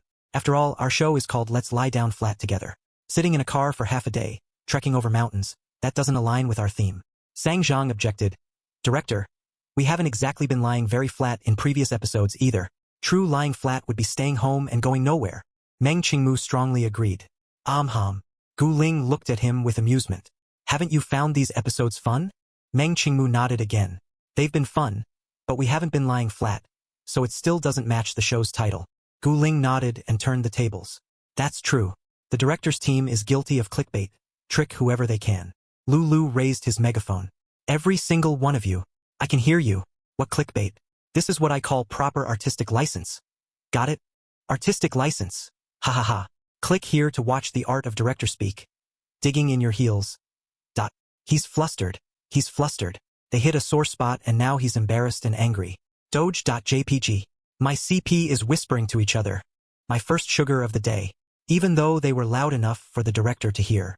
So where are they going this episode? They wouldn't be going to see the mythical beast that serves as Chi Yu's mount, would they? Given the pattern of previous episodes, I feel like it won't be that simple. Fan Ran raised her hand. So where are we going? Lulu said. Well, Lu Sun once said that our personalities are about compromise. Coincidentally, there's a temple about an hour's drive from here called Lingquan Temple. It's built halfway up a mountain, with a lovely, quiet environment. Walking up there counts as hiking. Sang Zheng was amazed. Director, while this is indeed much easier, the difference is huge. You didn't run out of budget, did you? Lulu, feeling challenged, jumped up. Our production team has plenty of money. This is called returning to basics. All right, Sang Zheng surrendered. Director, let's get going then. An hour turned out to be exactly an hour. When they arrived and parked, it was 1 hour and 2 minutes on the dot, making everyone suspect that Lulu had literally timed the route before. Vehicles could only go as far as the base of the mountain. The rest of the way had to be walked. From the foot of the mountain, they could vaguely see the temple's eaves poking out through the dense trees halfway up. The faint sound of a bell could also be heard, making people unconsciously immerse themselves and forget the worries of the world. A few steps from the parking area was the path up the mountain. Stone stairs stretched upward, eventually disappearing into the dense foliage. Everyone looked up at the stairs, endlessly long and incredibly steep. Meng Qingmu turned blankly to Lulu. Didn't you say this was a compromise so we wouldn't have to work too hard? Lulu replied. Isn't this much easier? The mountains at famous scenic spots are way taller than this, and they're packed with people, so uncomfortable. The director really knows how to find great places. Every location is so beautiful. I want to travel here when I'm on vacation. I didn't expect them to come here. This temple is a hidden gem that only locals know about. The temple staff has tried to attract outside visitors before, but because it's so remote, it never worked. I wonder if they specifically reached out to the production team for promotion this time. Even though this place is beautiful, just looking at these stone stairs makes my legs feel weak. You really can't trust what the director's team says. Lulu spoke again. Look, figure out what you need to bring. We're staying at the temple tonight. Fan Ran's mouth dropped open in shock. Director, you're not going to make us drag our suitcases up these stairs, are you? No, not that, Lulu said, sounding a bit regretful. We're only staying one night. The temple has toiletries. Just bring a change of clothes and essentials. The production team thoughtfully provided them with backpacks. After packing their things, Gu Ling asked the director's team, Did you prepare any water? Lulu tried to regain the upper hand. We have bottled water, but you have to pay for it. Gu Ling asked, How much? Lulu said flatly, One price, 50 per bottle. Sang Zheng had never seen such shamelessness. Director, is this water made of gold to be that expensive? Lulu showed no guilt. Our crew needs to drink too. There's no convenience store nearby. Don't you realize how precious water is? In the end, they failed to negotiate the price down and each bought 1 bottle of outrageously expensive water. All right, let's go. Fan Ran bounced and started up the stairs. Wait a moment, Meng Qingmu called out to her. Fan Ran was confused but stopped anyway. What's up, brother Meng? Meng Qingmu looked down and pulled a familiar little green bottle out of his backpack. There are lots of bugs in the mountains. Spray some on before we go up. Fan Ran let out a wow. I didn't even think of that. Brother Meng, did you know what they were going to make us do, and that's why you came so prepared? Meng Qingmu handed her the insect repellent. No, I just thought about the geography here and the fact that it's summer. Fan Ran looked at him with admiration, as if he'd done something truly remarkable, making Meng Qingmu wonder if the repellent had some magical effect he didn't know about. After Fan Ran finished, she passed the repellent to the other guests, and they all used it. Zhou Weiwei applied some while joking. Qingmu. No wonder they called you Doraemon's pocket in the first episode. Meng Qingmu instinctively turned to Gu Ling for clarification. What's that nickname about? Gu Ling looked innocent. They're complimenting you on always being able to pull things out. Sang Zheng remembered too. Brother Meng, The first time we met, you pulled a pen out of your pocket to give me an autograph. After the repellent made its rounds, it came back to Meng Qingmu. He reached out and took it. Sometimes I get sudden inspiration. So I'm in the habit of carrying paper and a pen to jot things down. Sang Zhang, a tech enthusiast, suggested. Brother Meng, you could just use your phone. It'd save you the trouble. Meng Qingmu quietly objected. That's not the same. Sang Zhang instinctively asked. What's the difference? Meng Qingmu's mind quickly came up with reasons. But then he felt explaining them one by one was too much trouble. So he swallowed all his words. It's just different. Sang Zhang had only asked casually and wasn't looking to start a debate. He nodded and didn't pry further. Gu Ling took the bottle from Meng Qingmu's hand. Exactly, it's different. Let's finish up and hit the road. Oh, Meng Qingmu said instinctively, holding out his arm. The bottle he brought was the kind that needs to be unscrewed, no spray nozzle. So Gu Ling poured some repellent into his palm and spread it onto Meng Qingmu's exposed arms. After finishing one arm, Meng Qingmu obediently spun 180 degrees and offered the other. Fan Ran, standing nearby, watched their interaction and couldn't stop the corners of her mouth from curling up. Afraid they might notice, she forced herself to recall the stern director move from before. But she absolutely couldn't hold it in. This made it even sweeter. Someone usually so strict and serious, acting perfectly obedient in front of the person he liked. No, she couldn't let the camera catch her looking so goofy. Noticing Fan Ran trying to edge into a corner to escape the cameras, Meng Qingmu asked, What's wrong? Fan Ran took a deep breath. Nothing. Fan Ran is definitely a CP fan captain, with a very high rank in the super topic. There are only two kinds of people in this world. Those who don't know about the water drop CP and those who are going crazy over them. Ran just thought through every sad memory she has. The poor girl is trying so hard to hold it in. Who wouldn't obsess over this? Applying bug spray by hand? For other CPs, that would be a once-in-a-lifetime treat. For us, it's just a regular Tuesday. Oh well, they just can't help clinging to each other. I just caught up on previous episodes and came to watch the live stream. This is too good. Gu Ling probably never dreamed back then that years later, when he finally came out to do a variety show, he'd fall in love with the kitten at first sight. Please let me body swap with Fan Ran. This child is desperate to watch CP moments up close. After the repellent was applied, Meng Qingmu unzipped his bag to put it back, but Gu Ling put it directly into his own backpack instead. He zipped up Meng Qingmu's bag, had him put it on, then gently turned him around. Okay, let's go. The path up the mountain was fairly wide, enough for 4 or 5 adults to walk side by side, so there was no risk of getting scratched by vines or leaves on the sides. Yu Yongyi and Sang Zhang walked in front. The female guests were protected in the middle. Meng Qingmu and Gu Ling brought up the rear. It was easy going at first. Fan Ran even declared boldly that while the stairs looked steep and long, they were actually a paper tiger. She'd reached the temple without even breathing hard. But before they'd gone a third of the way, she started regretting it. Come on, legs. Why are you already getting sore this soon? Meng Qingmu, walking behind her, noticed she was struggling. You okay? Give me your bag. I'll carry it. Fan Ran gritted her teeth. She couldn't show weakness. I'm fine. I can do this. She took a big swig of the overpriced water she'd bought from the production team and resolved to tough it out. Meng Qingmu looked at her with concern but respected her choice. Call me anytime if you need to. The two in front turned around at the sound. Sang Zhang asked Zhou Weiwei, who still looked comfortable. Sister Weiwei, want me to carry yours? No need. Zhou Weiwei declined with a smile. I may not be as young as you, but I'm in good shape. They continued climbing. When they reached the final, steepest stretch, Fan Ran finally couldn't go on. She looked at Meng Qingmu with tearful eyes. Brother Meng. Meng Qingmu reached out his hand. Give it to me. Fan Ran sniffled. Boo-hoo. Thank you, Brother Meng. You're such a good person. Boo-hoo. Just as the bag was about to be passed to Meng Qingmu, a pair of slender, well-defined hands took it instead. Meng Qingmu looked at the owner of the hands and smiled at him. Thanks. You're welcome, Gu Ling replied with a smile, naturally reaching over with his free hand to ruffle Meng Qingmu's soft hair. Fan Ran's pupils contracted. Holy crap, is this something I'm allowed to witness live? So natural. You two really are family, aren't you? Seeing her clutching her chest again, Meng Qingmu couldn't shake his worry. Are you sure you're okay? Fan Ran turned and gave him a thumbs up. I'm fine, really. Thank you, Brother Meng. Thank you, Brother Gu. You think she's clutching her chest because something's wrong? She's losing it over the sweetness. She's obsessed. Got it? Why are they always so natural together? No fan service. Every move is just sweet. They feel completely different from those artificially manufactured CPs. Watching them actually makes me want to fall in love. Someone come and snap me out of it. I want to fall in love with the kitten. Boo-hoo. He's so gentle and his smile is so sweet. But that dog Gu Ling beat me to it. Boo-hoo. Stealing my future wife is an unforgivable crime. Don't you dare break up my CP. Gu Ling is so lucky. He fell in love at first sight and went all in on being good to the kitten. It only makes sense that the kitten would fall for him too. Ah! Zhou Weiwei suddenly cried out. Everyone turned to look at her. Out of nowhere, An orange tabby cat had appeared and was walking around their feet like it was inspecting its territory. As if it had made a decision, it headed straight for Meng Qingmu and lay down by his feet, not moving.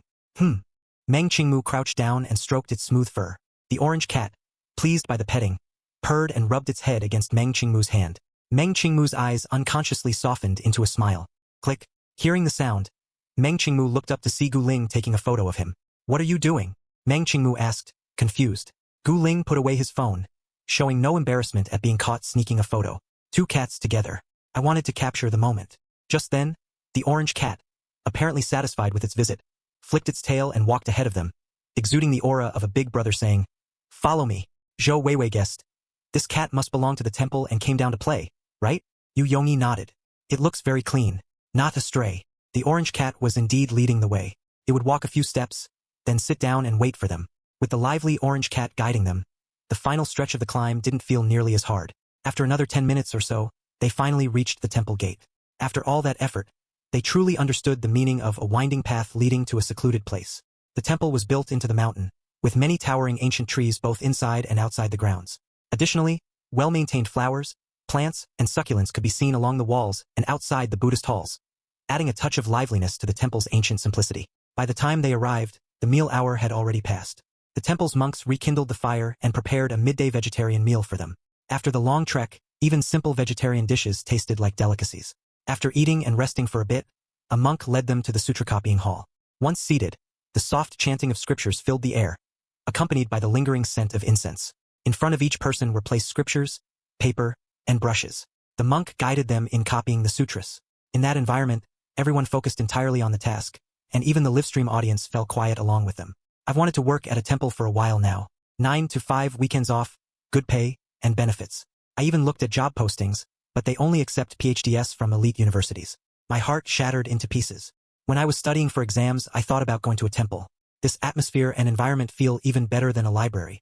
I feel my whole being calming down. When the camera just panned over, Meng Qingmu's calligraphy was actually really good. It makes sense that Meng Qingmu has good handwriting. Did everyone forget about the recent drama? Sushi said Meng Qingmu was recommended for admission to a university without taking the exams. Doesn't anyone remember that? And when netizens were digging into Fang Chuyun's family background, they found out her family members are all artists or writers. Everyone joked that she made a decision that defied her ancestors.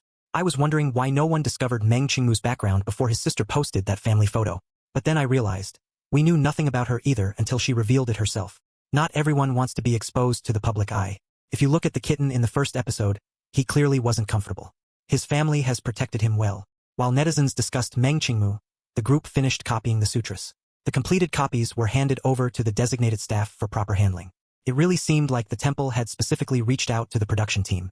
After the guests finished copying the sutras, a different guide took them on a tour, explaining every location in great detail and weaving in various stories. The statues inside the halls couldn't be filmed, so when the guests went inside, the production team aimed their cameras at the ancient trees in the courtyard. Their branches swayed gently in the breeze, and the rustling leaves made for excellent white noise. The atmosphere was exceptionally peaceful and harmonious. Many viewers who just tuned in wondered if they'd clicked on the wrong livestream. Time passed quickly. Next came the evening meal and rest. Everyone was tired after climbing the mountain, and they soon fell asleep. The next morning, they were awakened by the sound of bells and chimes. By the time they'd gotten up and eaten, the sun still hadn't shown its face. Only the clouds above the eastern horizon were dyed gold. The mountain offered a clear view, and looking down provided a perfect perspective to watch the full sunrise. Everyone's gaze was drawn to the sky, which grew increasingly red. They unconsciously began waiting for the sun to rise. Never thought I, someone who can't get out of bed even for death, would one day watch a sunrise under these circumstances. After watching this episode, I really want to visit a temple and pray. When I was a child, I used to go often. Felt so solemn and sacred. But I haven't been as an adult. Same. I'll go to a temple near me this weekend to find some peace. Lately, the 996 work schedule has been driving me insane. The sunrise didn't last long, but everyone who witnessed it felt deeply cleansed by its power and beauty. After watching the sunrise, they took a different route down the mountain. But along the way, they discovered a tree laden with wooden plaques.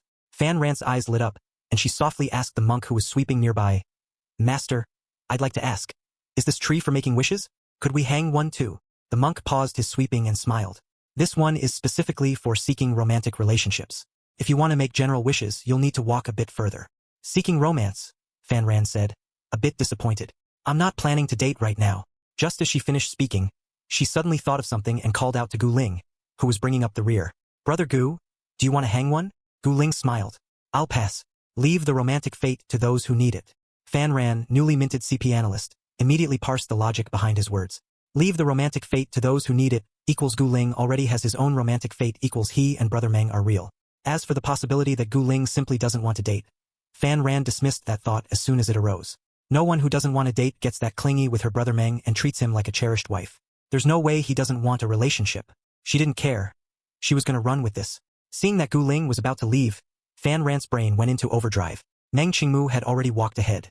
This was a rare opportunity when Gu Ling was alone. Since they were already talking about love and relationships, if she didn't ask certain things now, when would she? Trying her best to sound casual, she asked, Brother Gu, if you were to fall in love, would you lean toward love at first sight or love that grows over time? Nice one. You truly are our frontline sugar scout. If you're not at the head table at their wedding, I'll riot. Nice one. Now the dog Gu Ling has two choices. A. Love at first sight, or B. Still love at first sight. Why even ask? Xiao Ran, you're still green. Walks away with hands behind back, shaking head. Ask something explosive. Do you like Meng the cat or not? Gu Dog, answer quickly. Cut the reminiscing and thinking act. You've had the answer in your head for ages. Fan editors take note. A must-have clip for your videos is coming up. Get your screen recordings ready. Fan Ran's question stirred Gu Ling's memories of the small moments he'd shared with Meng Qingmu over the years. Bringing his wandering thoughts back, Gu Ling's eyes were full of tenderness. Me? I suppose I'd lean toward the love that grows over time type. The corners of Fan Ran's mouth froze mid-smile. Afraid she'd misheard, she asked, Brother Gu, what did you say? Gu Ling repeated himself verbatim. Fan Ran stood frozen, rooted to the spot, and refused to give up. Then, Brother Gu, how long would it need to be to meet your standard of over time? Maybe one day could also count as over time, though that would sound pretty shameless. Gu Ling answered seriously, probably measured in years. Fan Ran's mind was a tangled mess. She was completely dumbfounded. Just then, Meng Qingmu, who had walked ahead and noticed they hadn't followed, came back. He looked at the two of them standing there blankly and asked, What are you guys doing? Gu Ling naturally walked over and stood close to him. We were looking at the romance wishing tree, that one over there. Following Gu Ling's gaze, Meng Qingmu saw a large tree draped in red plaques. The tassels on the wooden boards fluttered slightly in the breeze, causing the plaques to sway and knock softly against the branches. Meng Qingmu said, Oh, are you two done looking? Then, Gu Ling nodded. We're done. Let's go. They walked off side by side. After a couple of steps, they noticed Fan Ran hadn't followed. Meng Qingmu looked back, puzzled. Xiao Ran, aren't you coming? Still stunned by Gu Ling's love that grows over time answer, Fan Ran was jolted by the sound of her name. I'll look a bit longer. You guys go ahead. Meng Qingmu thought she was acting strange but couldn't pinpoint why. All right, we're heading to the tea room. Come join us later. Okay? Fan Ran managed to respond. Okay. After their figures disappeared around the corner, Fan Ran finally let it all out. Why? She walked to a corner and faced the wall as if in deep contemplation, muttering over and over, I don't understand. What's going on? I'm honestly stunned. Does Gu Ling's answer mean he doesn't like the kitten? What does this mean? Did my CP just end this quickly? I just started obsessing over them. LOL. Getting debunked by the celebrity himself. Huh? The gap between them is so big. How could they actually be together? CP fans really will ship anything. How could Gu Ling not like the kitten?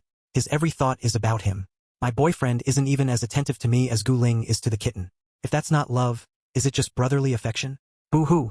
I'm even more devastated than Fan Ran right now. Is the celebrity himself breaking up the CP? But everything you do screams love. You just don't realize it yourself, right? Right? Let me quietly cry for a bit. Fan Ran. I should never have opened my big mouth. During the subsequent tea tasting, Fan Ran's mind was completely elsewhere.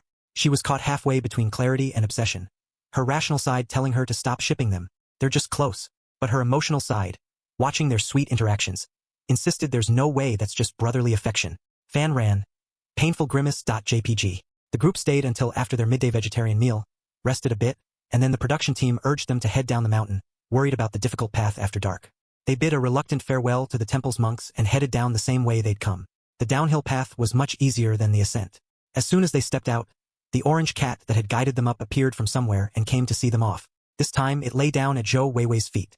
After she gave it a satisfying petting, it swaggered ahead to lead the way again. The production team found them nearby accommodations, a farm stay run by a very enthusiastic landlady, who cooked them a table full of farmhouse dishes. The vegetables were from her garden, the chickens and ducks were raised on site. The all-natural taste was unmistakable. Even Fan Ran, who had been mired in the sorrow of her broken CP, temporarily forgot her troubles and wolfed down the food. Everyone was enjoying themselves. In this journey, the only one who got hurt was Fan Ran. The next day, everyone woke up to find that it had started raining. Raindrops pounded the ground and windows, weaving a curtain of water that trapped everyone indoors. Summer rain is utterly unreasonable like that. The original activities had to be cancelled. Sang Zheng, emboldened by the fact that his suitcase was now with him, so he wouldn't run out of clothes to change into, dashed out bareheaded to play in the rain. Rainy days always make people lazy. The group was now lying completely flat, living up to the show's title. An old movie played on the TV. Some read, some played games, no one bothered anyone else. Just then, Sang Zheng, having finished his romp in the rain and a shower, pushed open the bathroom door and made a dazzling entrance. Since we're here, how can we not have hot pot? Hearing this, Meng Qingmu sat up straighter. Yeah, the hot pot here is really famous. There are so many vegetables growing outside that would be perfect for hot pot. Yu Yongyi nodded. Rainy days are meant for hot pot. I strongly agree. Meng Qingmu put down what he was holding and stood up. Let's go pick some vegetables first. Without needing to be told, Gu Ling followed him. Fan Ran watched their retreating figures. She no longer felt as despondent as she had the day before. After a full day of recovery, she had successfully convinced herself to switch from shipping them as a romantic couple to shipping them as brothers. Brotherly love. Brotherly love is so great. Romantic love is secretive and shy. Brotherly love is open and generous. Only brotherly love allows you to drop sugar so unguardedly. Look, two brothers sharing an umbrella, heading out together. What great brotherly love to ship. The vegetable patch was not far behind the farmstay. Due to the rain, the camera crew didn't follow them. They just set up cameras on the covered walkway to film them from a distance. Walking along, Meng Qingmu noticed the umbrella constantly tilting toward him. He reached out and pushed it back. Stop moving it toward me. Keep yourself covered. Gu Ling let him push it upright, then tilted it back again. It's fine if I get a little wet. You'll catch a cold. Meng Qingmu grabbed the handle and didn't let go. I'm not that fragile. I barely get sick all year. Gu Ling looked at him. And then you catch a cold from the rain and end up hospitalized for half a month? Gu Ling was referring to the incident Su Shi had mentioned, when Meng Qingmu followed a film crew and ended up in the hospital. Meng Qingmu instinctively protested. The doctor said that was from overwork, not from catching a cold in the rain. As soon as he said it, he realized he'd made a mistake. He guiltily averted his eyes and let go of the umbrella handle. Hearing no response from Gu Ling, he secretly glanced up, and was immediately caught. Feeling the umbrella tilt toward him again, Gu Ling's voice came from above, thick with amusement. Meng the cat finally admits it? Meng Qingmu blinked, looking everywhere but at him. I don't know what you're talking about. Years ago, Meng Qingmu had collapsed from exhaustion after working non-stop. To keep Gu Ling from worrying, he'd lied through his teeth, claiming it was because he'd accidentally gotten caught in the rain. Even though the doctor had already given a diagnosis, making the lie completely unconvincing, Gu Ling had still played along while taking care of him. He hadn't expected to get caught so off guard. Gu Ling teased him lightly, then decided not to push further. He nodded toward the person who was guiltily edging away. Stay closer to me. If you move any farther, you'll really get rained on. Meng Qingmu said. Oh. To keep the umbrella from tilting too much, Meng Qingmu willingly became a human accessory, sticking close to Gu Ling. As soon as they reached the vegetable patch, Meng Qingmu caught the scent of tomatoes. These are so red. Let's pick some for a tomato-based broth. Put them in here. Gu Ling set down the bucket he'd been carrying next to the tomato plants. After picking tomatoes, they gathered some other fresh seasonal vegetables before heading back. Once they were under the eaves and had put away the umbrella, they saw that Gu Ling's shoulder had been soaked by the wind-driven rain. Meng Qingmu quickly pushed him inside. Go take a shower and change your clothes. Gu Ling hummed in agreement, naturally giving Meng Qingmu's hand, which was resting on his shoulder, a pat. I'm going. TSK. Don't think I didn't notice. You touched the kitten's hand again. That hand. So slender, so long, so pale. Slurp. Genuine question from a passerby. Didn't this CP already end? Aren't you afraid of chipping a tooth on all this? Shipping is about having fun. Who says it has to be romantic love? I can ship friendship, family, brotherly love. Worst case, I can enjoy the tragedy of something that ended beautifully. Boo-hoo, I can't help it. Look at their interaction. How can I not ship them? I just can't. Real couples aren't even this sweet. If they turned out to be childhood sweethearts who fell in love over time and accidentally had their feelings realized on the show, I would literally die from shipping them so hard. But sadly, that's just my imagination. Walks away peacefully. JPG. Gu Ling said a long time ago that he likes the cute type. That matches the current kitten perfectly. But back then, he hadn't even met the kitten yet. I guess he's just very consistent in what he likes. It hasn't changed over the years. I'm still going to struggle and keep shipping them. What if Gu Ling is in love but doesn't even realize it himself? Perhaps because of the rain, night fell earlier than usual. Darkness had settled. The sound of rain pattered down. But inside the house, everything was warm and joyful. A little world of its own. The split pot, one spicy, one not, made both chili lovers and non-lovers happy. The landlady also brought them drinks, including some homemade fruit wine. The fruit wine was a pale lavender pink. Poured into a clear glass and swirled gently, it looked especially beautiful under the lights. Sang Zhang suddenly mused. I feel like something's missing. Meng Qingmu took a small sip of the fruit wine and asked, puzzled, what's missing? Looking at the wine in Meng Qingmu's hand, Sang Zhang slapped his forehead. The essential dinner party game. Meng Qingmu still didn't understand. What's that? Sang Zhang looked around excitedly. Truth or dare? Want to play? Want to play? Seeing Meng Qingmu hesitate, Sang Zhang added conditions. Just a short game. If there's a question you don't want to answer, just have a little drink. This fruit wine isn't strong. It's mostly just for chatting. After spending so many days together, he had gotten to know the other guests, none of whom lacked a sense of boundaries. So he nodded. Let's play. The remaining guests had no objections either. Woohoo! Sang Zhang cheered. He cleared some space on the table and went to ask the landlady for an empty bottle. I'm spinning, okay? Sang Zhang set the bottle spinning. The bottle whirred around on the table, then began to slow down. Under everyone's watchful eyes, the mouth of the bottle wobbled and finally came to a stop facing Gu Ling. Zhenger, nice going. How did you know the audience wanted to hear his story? Did you secretly rig that? To be fair, he doesn't have the brains or the skill for that. It's just luck. And well done. Hurry up. Hurry up. Let's see what the truth or dare question is. Make it spicy. If it's not exciting, I'm not watching. Doge.jpg. As soon as they agreed to play, Sang Zhang had already pulled up a truth or dare wheel app. He handed his phone to Gu Ling. Here you go, brother Gu. Give it a spin. Gu Ling took the phone and tapped start. Everyone held their breath, waiting for the result. Under their expectant and nervous gazes, the wheel slowly came to a stop, the pointer wavering between two options. Then, at the moment it stopped, a slip of paper popped up. What kind of person was your first love? Holy crap. Starting off this spicy? If you're talking about this, I'm wide awake now. Gu Ling has never mentioned his romantic history before, has he? Back in his boy band days, no entertainment reporter would ask a question like that. Later, when he became an actor, the most they got out of him was his ideal type. I think that besides his romantic partner, Gu Ling also prefers the cute type when making friends. For a detailed example, refer to Meng the cat. That might be a kind of loyalty in a way. Doge.jpg. Fan Ran, the self-appointed head CP shipper, perked up and stared intently at Gu Ling. Sang Zhang, for once, had a flash of insight. Brother Gu, before you answer this, I have to ask. You've had a first love, right? If not, the question doesn't count and you have to spin again. Gu Ling rested his chin on his hand and nodded slightly. Yes. Oh. Fan Ran even sat up straighter. Was it coming? The first love that Gu Ling had described as love that grows over time, measured in years. She felt she'd made the right choice coming on this show. Not only did she get to see director Mu, with his adorable expression, but she also got to hear this kind of never-before-leaked gossip firsthand. Even though it wasn't her CP's story, it was Gu Ling's romantic history. Who wouldn't be interested in that? Even the normally composed Yu Yongyi and Zhou Weiwei put down their chopsticks and wore expressions of eager gossipers. Zhou Weiwei was genuinely curious, while Yu Yongyi wanted to hear how Gu Ling would describe Meng Qingmu. Gu Ling swept his gaze inconspicuously toward Meng Qingmu, who had been staring down at his bowl, poking at his food with his chopsticks. He withdrew his gaze and said with a smile, he is incredibly cute, even though he never thinks so himself. Also very gentle, always subtly taking care of the people around him. Fan Ran couldn't stop herself from glancing at Meng Qingmu. Gu Ling continued, very hardworking too, extremely talented in his own field. But because he's not good at expressing himself and often has a serious expression, people who don't know him well are a bit afraid of him.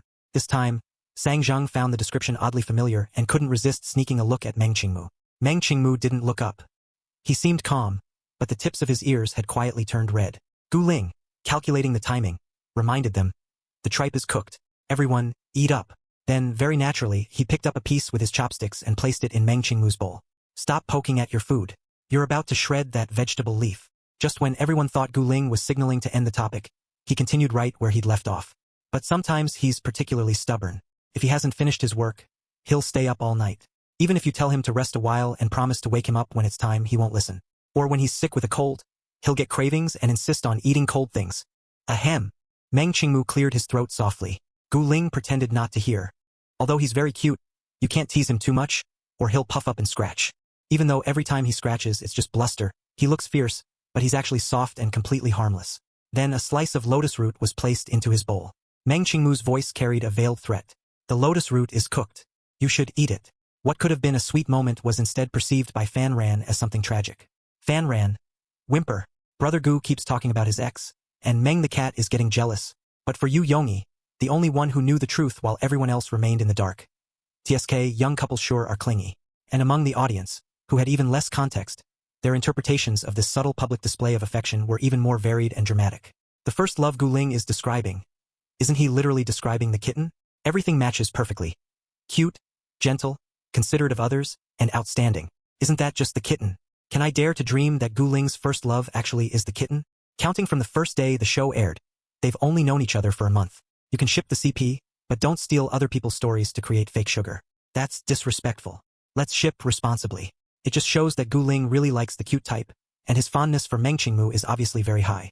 I'm heartbroken, because you see the shadow of your first love in him, you can't help but be good to him. Isn't this a real-life version of, everyone reminds me of you? Boo-hoo. I'm heartbroken too. The way Gu Ling described his first love, he's clearly never forgotten him. The tenderness in his eyes when he spoke was overflowing. Boo-hoo. The topic ended there. The bottle spun again, and this time it landed squarely in front of Meng Qingmu. It was such a coincidence that even Sang Zheng himself wondered if he had somehow rigged it. Brother Meng here? Sang Zheng handed him the phone cautiously. Although he was a bit oblivious, he had noticed the strange tension between Meng Qingmu and Gu Ling just now. Meng Qingmu took it, tapped start, and placed the phone on the table. The camera zoomed in and the question popped up on the screen. Do you have someone you like right now? After 2 consecutive romantic questions, Sang Zheng was a bit dumbfounded. I just randomly searched for a wheel.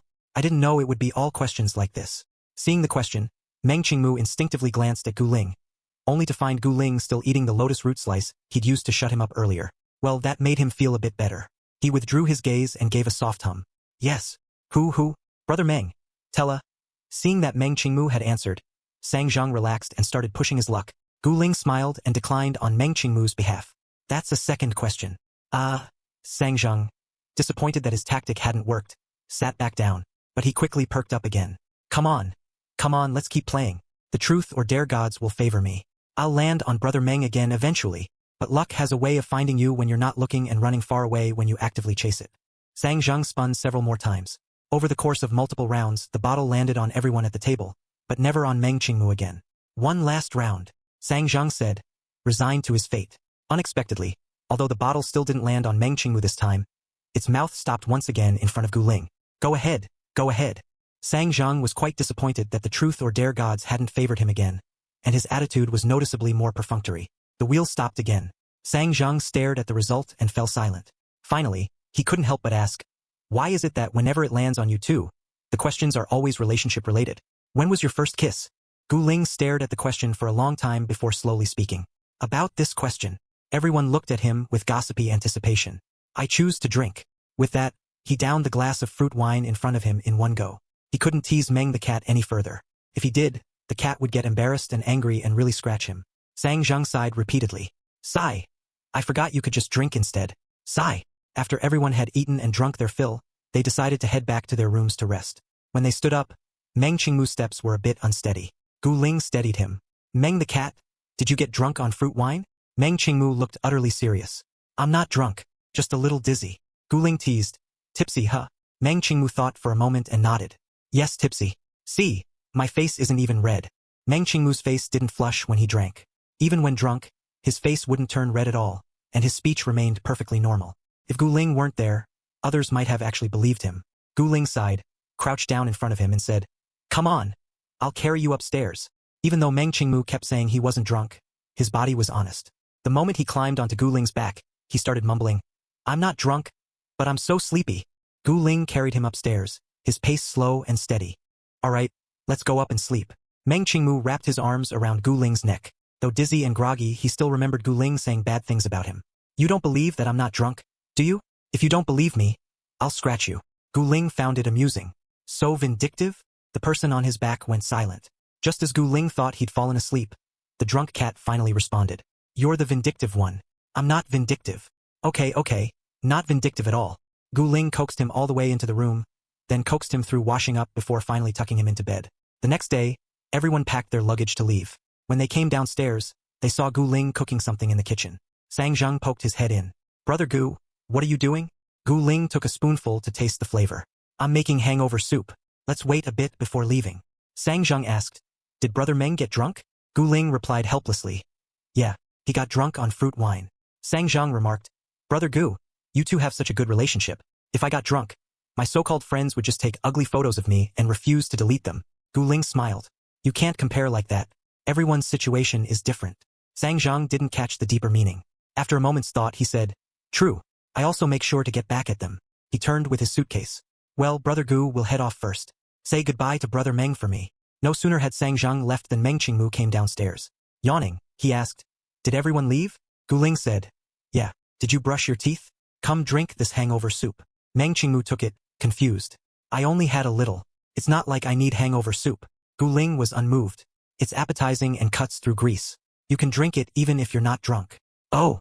Meng Qingmu obediently finished it, then went back upstairs to get his phone. As he walked, he scrolled through his phone and found, for some reason, another pile of confusing messages in WeChat. Li Yaren. "Oh my, netizens have such vivid imaginations. A deep love, only to find she's just like you. They've edited little videos so well that almost believe it myself. Li Yaren. Ha ha ha. I'm playing as a stand-in for myself. I can't stop laughing. Let me stay home. What are you talking about? Scratching head confused. JPG. Li Yaren. Ha ha ha. Just go look on Weibo yourself. It wouldn't be as funny if I explained it." Meng Qingmu opened Weibo, utterly baffled, and saw a trending topic. "Water drop C. Everyone reminds me of you." Curious about just how funny it supposedly was, he clicked on it, only to find that under this topic CP fans were heartbroken. Remembering Li Yaren mentioning a video, he scrolled a bit and clicked on one with a high view count. As soon as it started playing, the background music signaled the video's melancholic tone. Sure enough, through various scene transitions and fragmented, spliced-together quotes, the video told a story of Gu Ling never being able to forget his first love, then meeting Meng Qingmu on the show, who bore an uncanny resemblance to that first love, and finding himself unable to resist getting closer. The editing was so convincing that even he almost believed it. Particularly the one line that ran through the entire video was practically brainwashing. Just then, Gu Ling came out and saw Meng Qingmu's complicated expression. "What are you looking at?" Meng Qingmu's mind was full of that line, and it slipped out before he could stop it. "Who are you seeing when you look at me? Gu Ling?" Gu Ling looked completely bewildered and ventured an answer. "Seeing a cat?" Meng Qingmu, getting into the dramatic spirit, said, "You admit it, I really am just the stand-in for the first love you can't forget." Gu Ling. Subway old man looking at phone.jpg, he was understanding less and less. He walked over to Meng Qingmu. "What stand-in?" Meng Qingmu handed him his phone with a disappointed look, making Gu Ling seem like a scumbag who'd been caught doing something terrible. "See for yourself." And then he saw the brilliant melodrama that the CP fans had dreamed up. After watching it, Gu Ling wanted to say, "Great editing. Please don't do it again. Thanks." The video had already started playing again on a loop. Even though it was completely inconsistent with reality, Gu Ling couldn't help but remark, "It's surprisingly seamless. It even has internal logical consistency." Meng Qingmu glared at him, pretending to be angry. "You're complimenting it. Is this how you really feel?" Gu Ling had a sudden flash of inspiration. "If that's how you want to see it, I can't stop you." Meng Qingmu? It had to be said, Gu Ling really was an actor. His punchably smug expression left Meng Qingmu totally speechless. The immersion was too strong. He was actually starting to get genuinely angry. "So you're even better at acting than I am. Huh? Fine, I'm out." Meng Qingmu turned and went upstairs, fuming. "Go be with your first love. I'm packing my things and leaving right now." Seeing Meng Qingmu go up to pack, Gu Ling cleaned up the kitchen, then used Meng Qingmu's phone to log into his own Weibo and reposted the video that had made countless CP fans cry. "Gu Ling, great editing. Next time, could you make a sweet one?" Meng the cat doesn't resemble anyone. He's just himself. The blogger who'd edited the video was one of the very first CP fans. The moment the two of them appeared together in the first episode, her CP radar had gone wild, and she'd fallen deep into the rabbit hole. After watching yesterday's livestream, Zhou Shuangshuang, a die-hard, pure-blooded water drop CP fan, had felt so upset that she'd stayed up all night editing this video as a way to vent. After posting it, she'd silenced her phone and slept like the dead. She hadn't woken up until noon. The first thing she did upon waking was reach for her phone, hoping to find some sweet CP moments in the super topic to lift her spirits. But to her surprise, she saw a red 99+ notification in the corner of Weibo, and her notification bar was constantly popping with new likes and comments. Zhou Shuangshuang's spirits lifted. Could it be, had she gone viral? She quickly opened Weibo only to have the app crash immediately. After clearing the cache and restarting several times, she finally managed to get in. She had indeed gone viral with the video she'd edited yesterday. But what she hadn't expected was to see Gu Ling's name at the very top of the reposts. Zhou Shuangshuang thought her eyes were playing tricks on her. She clicked into his profile, the follower count confirmed it was really Gu Ling. The actual person. Wait, the actual person. Holy crap. Holy crap. She'd been reposted by the celebrity herself. She did a silent scream and spun around before she could contain her excitement enough to read what Gu Ling had actually written. After reading it, "Help, someone get her a ventilator." Online, netizens were also buzzing with discussion. "What is this?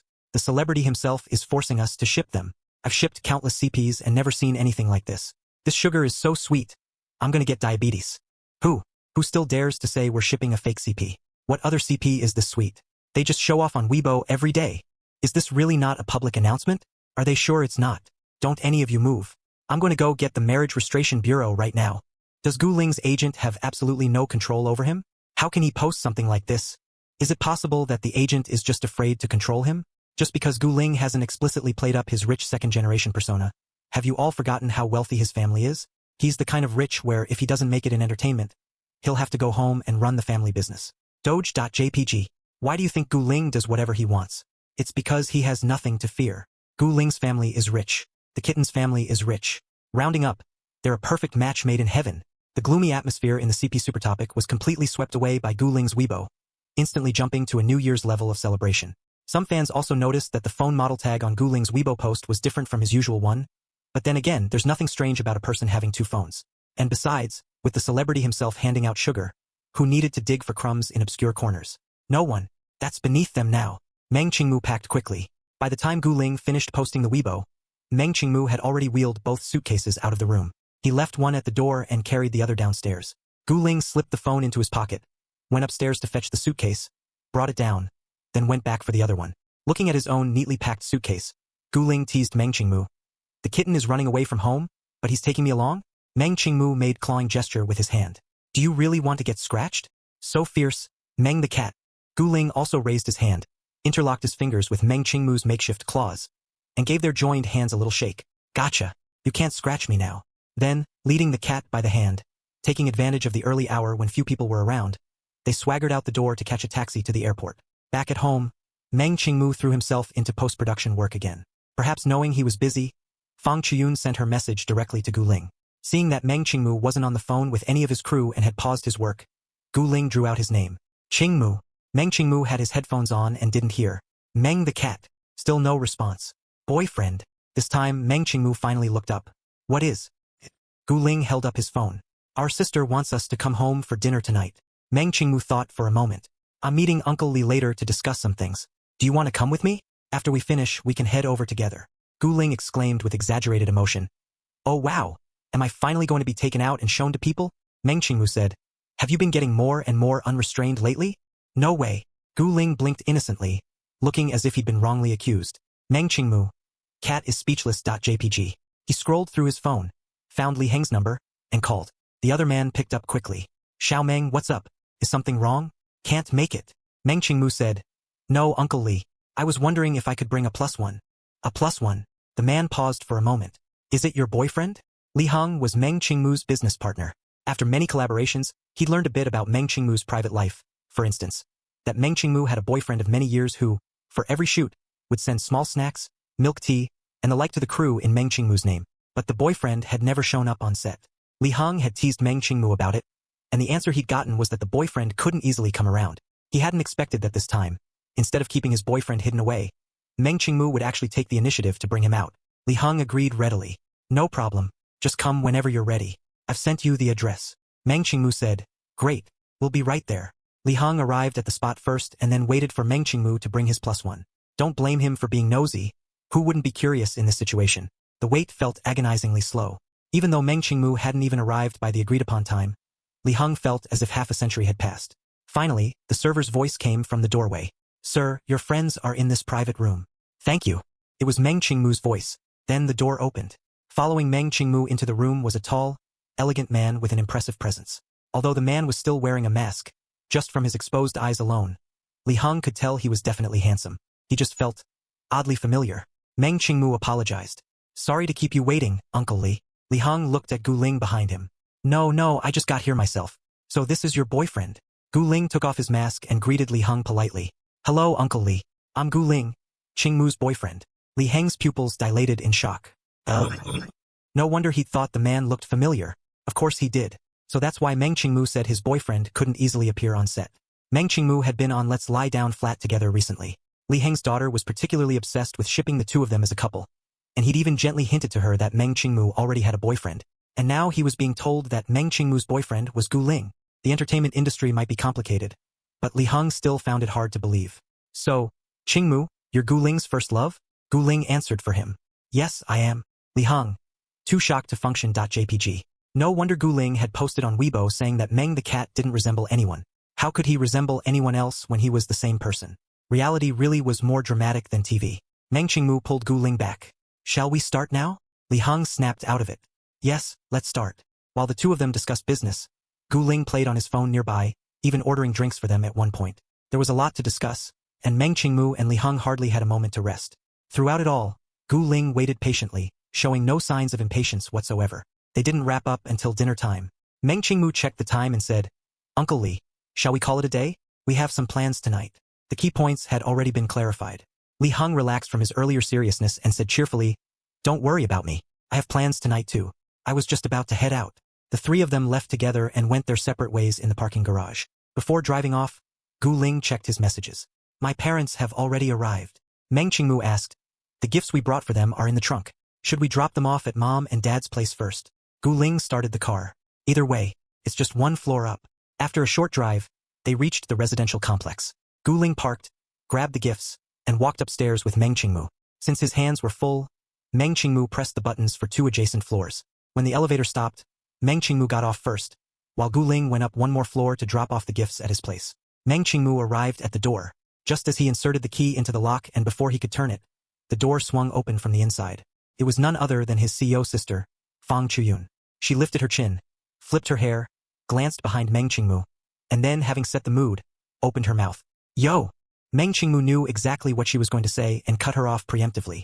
Sis, we haven't broken up. He went upstairs to drop something off. Fang Chuyun rolled her eyes. I know you two have a great relationship. You don't need to show off in front of me. Meng Qingmu, who had just been stating a fact, fell silent. He had no idea just how inseparable she thought they were, to the point where merely seeing them walk together made her think they were being lovey-dovey. Fang Chuyun stepped aside. Come in. Mom and Dad are almost done cooking. Meng Qingmu nodded and was about to step inside when the older generation, having heard voices, came out. Qingmu's back? Come in, come in. Gu Ling's mother, dressed in a well-tailored qipao, still had an apron on from just having been in the kitchen, but it did nothing to diminish her elegant, noble bearing. But at that moment, she frowned at Meng Qingmu. Have you lost weight recently? Meng Qingmu thought back to his last weigh-in just 2 days ago and realized that there really is such a thing as being thin in the eyes of the elder generation. Mom, he said honestly, not wanting to worry her. I haven't lost weight. Look, I'm actually 2 pounds heavier than before. Gu Ling's mother was still skeptical and shifted the blame to her own son. Is it that brat Gu Ling bullying you? You're so busy usually, and he doesn't even know to make you some soup to nourish yourself. Where is that kid? I'm going to teach him a lesson. Meng Qingmu quickly defended his boyfriend. Mom, Gu Ling isn't bullying me. We brought some things over, and he went upstairs to drop them off at your place. Meng Qingmu's mother placed the freshly steamed fish on the table, garnished with shredded scallions, and said with a smile, Come in now that you're home. Don't just stand at the door talking. Only then did Gu Ling's mother stop criticizing her son. Still holding her spatula, she headed back into the kitchen. Qingmu, come in and rest for a bit. The food will be ready soon. Mom, you sit down. Let me do it. Meng Qingmu put down his things and headed toward the kitchen. Gu Ling's mother stopped him. It's fine. Qingmu, go play chess with your father-in-law. He's a disaster in the kitchen but always wants to be in there. I kicked him out, and now he's bored. Meng Qingmu felt a bit sympathetic for Gu Ling's father. All right. Gu Ling's father was sitting alone in front of the chessboard, playing against himself. Meng Qingmu's father, because he was good at odds and ends, had earned the right to enter the kitchen. Only Gu Ling's father had been left out. Seeing Meng Qingmu, Gu Ling's father's eyes lit up. He took out all the pieces and set them up. Qingmu, perfect timing. Play around with me. Meng Qingmu agreed, but in his mind he was figuring out how to make the game last longer. Not for any other reason than that Gu Ling's father was not only a kitchen disaster but also terrible at chess, while being utterly addicted to it. Sure enough, after just a few moves, Gu Ling's father started frowning deeply. Meng Qingmu wanted to give him a hint, but couldn't openly disrupt this fair and impartial gentleman's game. So he tried using eye contact. But Gu Ling's father was completely absorbed in the board and didn't notice his subtle signals. Meng Qingmu glanced at the water cup beside him.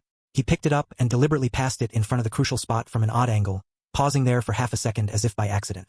I'll go get you some water, he said. Suddenly enlightened, Gu Ling's father laughed heartily. Go ahead, get yourself a cup too. While fetching water, Meng Qingmu quickly pulled out his phone and sent Gu Ling a message. Just want to stay home. How much longer until you come down? Cat asking for help.jpg. Gu Ling must still have been busy putting things away. Because he didn't reply, Meng Qingmu couldn't afford to be away too long, so he carried the 2 cups of water back. When he returned to his seat, Gu Ling's father had already made his move and was beaming with satisfaction at his own play. Meng Qingmu could immediately see where the next move should go, but seeing the proud look on Gu Ling's father's face, he bowed his head and pretended to be deep in thought. In reality, he was thinking about how to move without letting the older man realize he was going easy on him. This wasn't chess, it was social tact. Just as he picked up a piece with a troubled expression, about to make a move, the sound of keys in the lock came from the front door. Meng Qingmu's gaze flew there instantly. Gu Ling had appeared at his most conflicted moment. Truly a reliable, mature man. Come save me. As soon as Gu Ling walked in, he saw Meng Qingmu's expectant look. Then he glanced at the chessboard between him and his father and knew his boyfriend had been roped into playing again. He walked over and sat down next to Meng Qingmu. Dad, let me play with you. Gu Ling's father didn't care either way. Sure, you can play. Gu Ling was smooth-talking and managed to keep his father smiling nonstop. Even when it was clear he was about to lose, the smile never left Gu Ling's father's face. Watching from the side, Meng Qingmu couldn't help but feel envious. How does he talk so well? When will I ever have that kind of skill? By the time the game ended, all the dishes were ready. As the two families chatted, they started talking about the variety show the two of them had been on recently. Fang Chuyun said with a hint of disdain, "You two show off so much. You might as well just paste a note on yourselves saying you're a couple. How come so many people still think it's just friendship?" Gu Ling replied, "Because they think that openness and ease mean friendship, while secrecy and hiding mean romance. Even though they say it's too sweet, deep down many people still have boundaries." Fang Chuyun asked, "So when you two finally go public, your CP fans will probably overload Weibo and crash it?" Gu Ling shrugged. "Probably." Meng Qingmu's father asked, "How many episodes does your show have left?" "Those locations are really nice, by the way. Perfect for a relaxing trip." Meng Qingmu said, "Only the last one. Once we film it, it'll be over." Meng Qingmu's mother took an elegant sip of water and sighed regretfully. That quickly. She had seen the change in Meng Qingmu on the show. From being unwilling to interact with strangers to taking the initiative to talk and chat. As his mother, she was naturally very pleased. Hearing that the show was ending, she suddenly felt a sense of loss. Meng Qingmu sensed her change in emotion but didn't know how to comfort her. He could only say a bit lamely, "There will be other shows." Gu Ling put down his chopsticks and assured her, "Mom, after this season ends, the production team will reveal Qingmu's identity. If it's appropriate, he can accept other invitations, and you'll still be able to see Qingmu on TV." "That's not what I meant," Meng Qingmu's mother said with a soft smile. "It's just that I suddenly felt a little emotional." Then, feeling that she was being overly sentimental, she added, "Never mind. We finally have a chance for both families to eat together."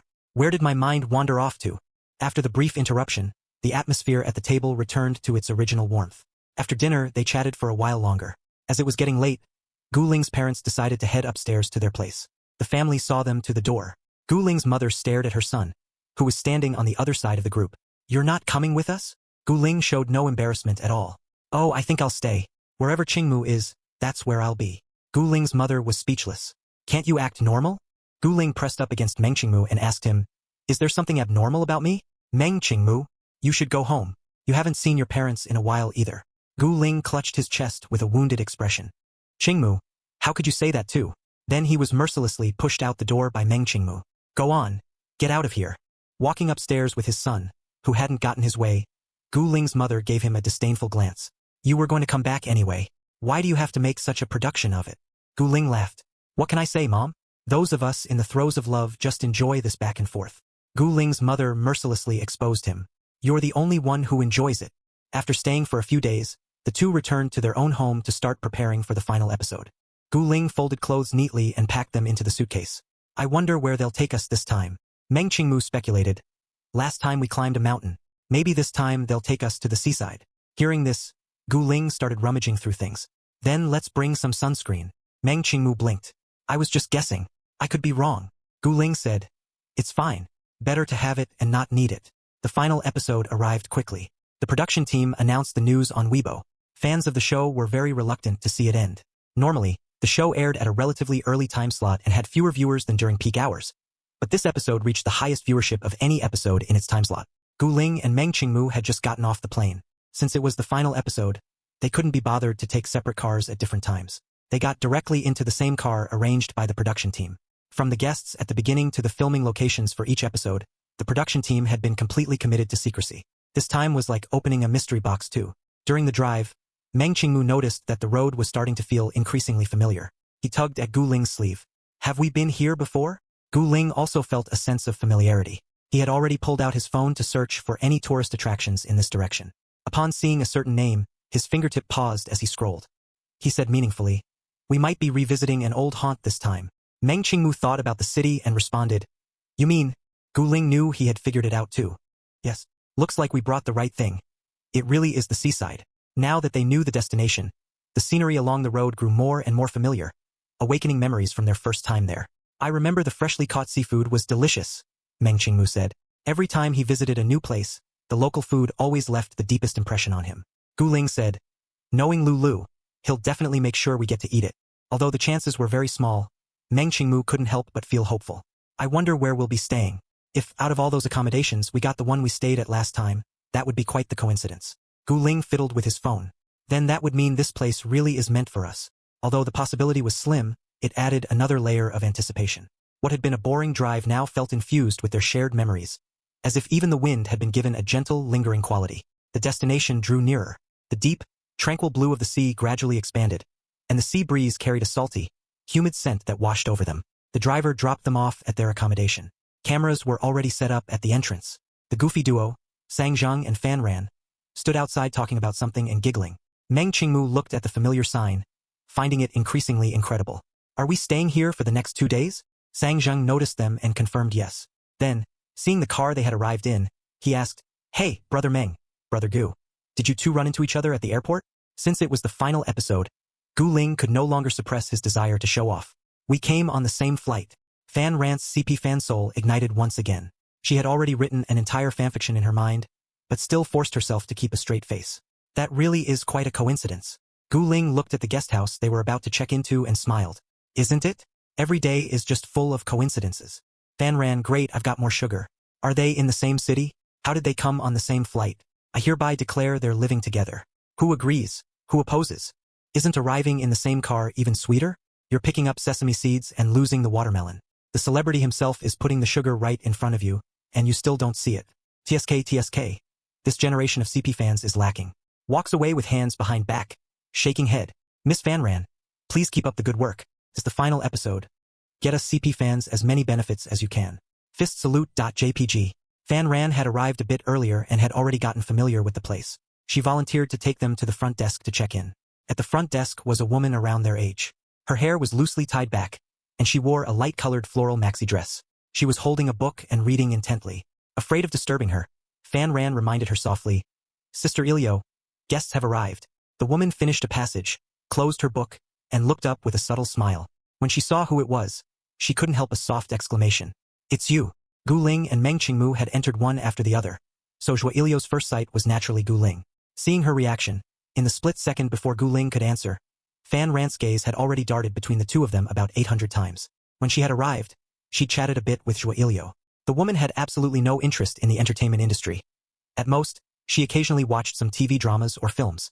This guest house belonged to her parents. She hadn't been present when the production team was negotiating. These 2 days, her company had given her a break, so she was helping out at home. She had no idea which guests were coming. Given her reaction, it certainly didn't look like the reaction of someone seeing a celebrity. Fan Rant's pupils contracted sharply. This couldn't be some kind of long-lost reunion scenario, could it? We haven't even gotten past the first love thing yet. One wave hasn't even subsided before another rises. Are the young couple going to start fighting? Fan Rant's imagination ran wild, but in reality, only about a second had passed. Gu Ling smiled. You still remember me? Zhuo Ilio teased. You're a big star. How could I forget? Back when Meng Qingmu had recovered from his hospitalization, Gu Ling had brought him here to vacation. At that time, Zhuo Ilio, who was home on college break, had been the one to check them in.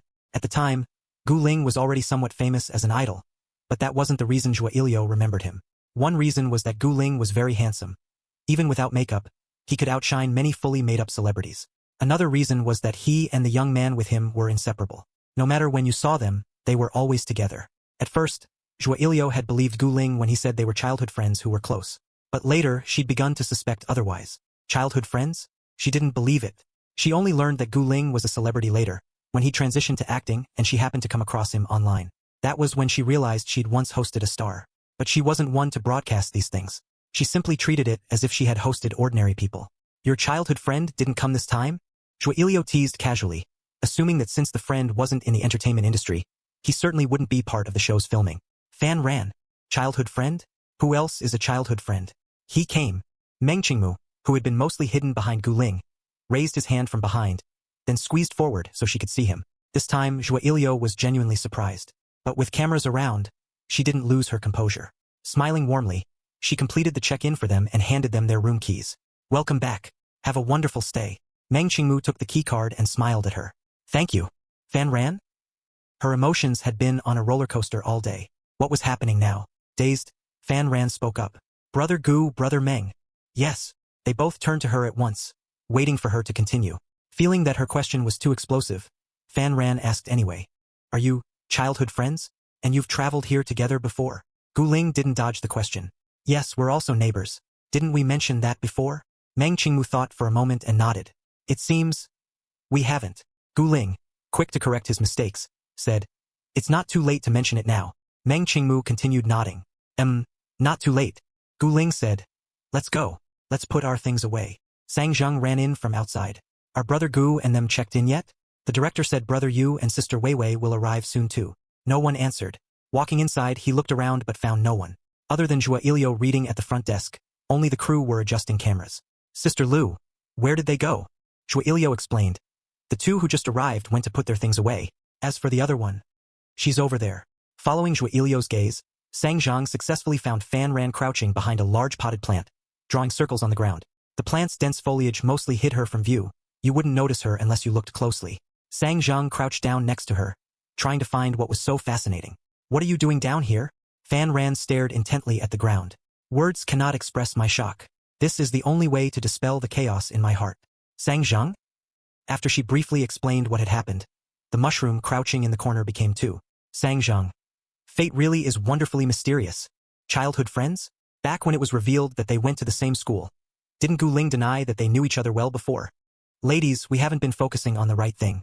What Gu Ling denied was being inseparable in high school. But what about outside of high school? Smile.jpg. I'm so excited I ran 2 laps around the building. My CP are childhood sweethearts who grew up together. I'm literally dying from joy. I can finally make peace with my own first love now. Since Gu Ling said he's the love that grows over time type, does that mean he's already fallen for the kitten? This is a victory for the childhood friends faction. I'm making the exact same face as the Goofy duo right now. I'm completely stunned. While we can't dig up their history online, every little clue Gu Ling reveals is enough to become a cornerstone treasure of our fandom. Who says we can't dig it up? Does anyone still remember when that certain actress tried to force a fake CP? And Gu Ling's reply. That classic line. My childhood friend brought me some local specialties. It became a hot meme at the time. Meaning, I'm not interested in playing along. Don't act familiar with me. Wait, are you saying the childhood friend in that Weibo post was Meng Qingmu? Before Gu Ling changes his Weibo privacy settings, go to his Weibo right now and search for the words childhood friend. You'll come back and thank me. Holy crap. There are so many. Gu Ling, how much do you love him? You've been showing off right under our noses for all these years. While the 2 mushrooms in the corner were still trying to calm down, Zhou Weiwei and Yu Yongyi arrived one after another. Zhou Weiwei looked confused. Are we the first ones here? Where is everyone? There are people here. Startled by the sudden voice, Zhou Weiwei also noticed the 2 of them in their strange posture. What are you 2 doing? Taking turns, the 2 of them pieced together the story. But Zhou Weiwei didn't share their shock. Sister Weiwei, aren't you surprised? Sister Weiwei, do you want to crouch down with us? Zhou Weiwei, these 2 goofballs. She told them to stand up. When you think about it carefully, there were signs. It's not really that surprising. Yu Yongyi, who had already known the inside story, nodded in agreement. The Goofy duo? The 2 of you are so calm. It's making us look weird. All you can say is that a fool remains a fool. After Zhua Ilio handed them a tide table and told them they could go clamming, they immediately got excited again. So that afternoon, down by the beach, you could hear, Moon Turban Snail. It's spraying water. It's spraying water. Come look. This crab is burying itself in the sand. Yu Yongyi lay back in a beach chair, watching the waves crash against the sand in the distance, and sighed. To be young again. So much energy. Gu Ling and Meng Qingmu strolled slowly along the beach. The sand was soft, and walking barefoot on it felt wonderful. Gu Ling lagged 2 steps behind, playfully stepping into Meng Qingmu's footprints as he walked. Watching their shadows cast on the ground, something suddenly occurred to Gu Ling. He gently took Meng Qingmu by the wrist. Meng Qingmu turned around. The sea breeze picked up at that moment, tousling his slightly long bangs. His pupils, reflecting the color of the blue sky, seemed to freeze the very clarity of the ocean itself. Meng Qingmu shook the wrist Gu Ling was holding. What's up? Gu Ling swayed along with his movement. How about I take you somewhere?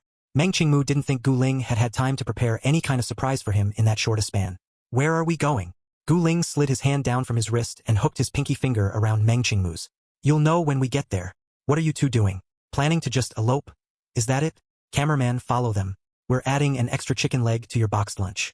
What's something us VIP members aren't allowed to see? Who else finds that pinky hooking thing such a turn on? That move is both innocent and suggestive, like they're about to get it on any second. Some people say they grew up together, so these gestures are normal and not that sweet. But I say, that makes it even sweeter. That whole, I know what you're thinking just from a look. The feeling of completely understanding each other. That's the good stuff. Gu Ling and Meng Qingmu switched positions, with Gu Ling now walking ahead. Meng Qingmu imitated him, looking down and stepping into his footprints. Gu Ling stopped suddenly. Meng Qingmu was about to bump right into him. But it was as if Gu Ling had eyes in the back of his head, without even turning around. He reached his other hand back and braced it against his own back to stop him. Meng Qingmu poked his head out from behind him. Are we there? Gu Ling pulled him around to his side. Yeah. Meng Qingmu looked at the reef in front of them and said with certainty, We've been here before, haven't we? Yeah, Gu Ling said, pulling out his phone. Come a little closer. Meng Qingmu didn't ask questions. If Gu Ling told him to come over, he came over. Gu Ling draped his arm over Meng Qingmu's shoulder and took a photo of the shadow they cast together on the reef. Meng Qingmu, do you like this place that much? You took a picture here last time too. Gu Ling opened Weibo and tapped into the search bar on his own profile. It's not that I like this place. I'll translate that one. It's not that I like this place. It's that I like you, right? Does this scene look familiar to anyone else? I feel like I've seen it before but can't quite remember where. Go check Gu Ling's Weibo. Look at his latest post from just a second ago, and you'll know why it looks familiar. These two are always showing off, muttering and walking away angrily. JPG. Seeing that bullet comment, everyone rushed over to Weibo, and there they saw that Gu Ling had posted the shadow photo they'd just taken, along with the caption, revisiting an old haunt. Below that, he had reposted a Weibo from years ago. Came to the beach with my childhood friend, and the photo that accompanied that original Weibo in terms of angle, positioning, and their poses was identical to the one he'd just taken today. Ha ha ha ha. Holy crap. He admitted it, every childhood friend he's ever mentioned on Weibo was Meng Qingmu. This was premeditated, wasn't it? Gu Ling. I've been showing off this much, and none of you figured it out. In the end, I had to reveal it myself. TSK. Gu Dog is like a villain who plants spies all around you, but only reveals his true identity in the final battle, leaving the audience in sudden realization. He's been playing the long game. I admit, that twist really got me. Enough said. I'm a new fan and I'm going digging. Let's see just how he's been showing off all this time. Meng Qingmu knew perfectly well about all those childhood friend Weibo posts Gu Ling had made. Seeing him fiddling with his phone again, he asked, What are you doing? Posting on Weibo again. To outsiders, Gu Ling might come across as mature and steady, but in reality he could be extremely childish. Specifically, he wanted to show off every little thing.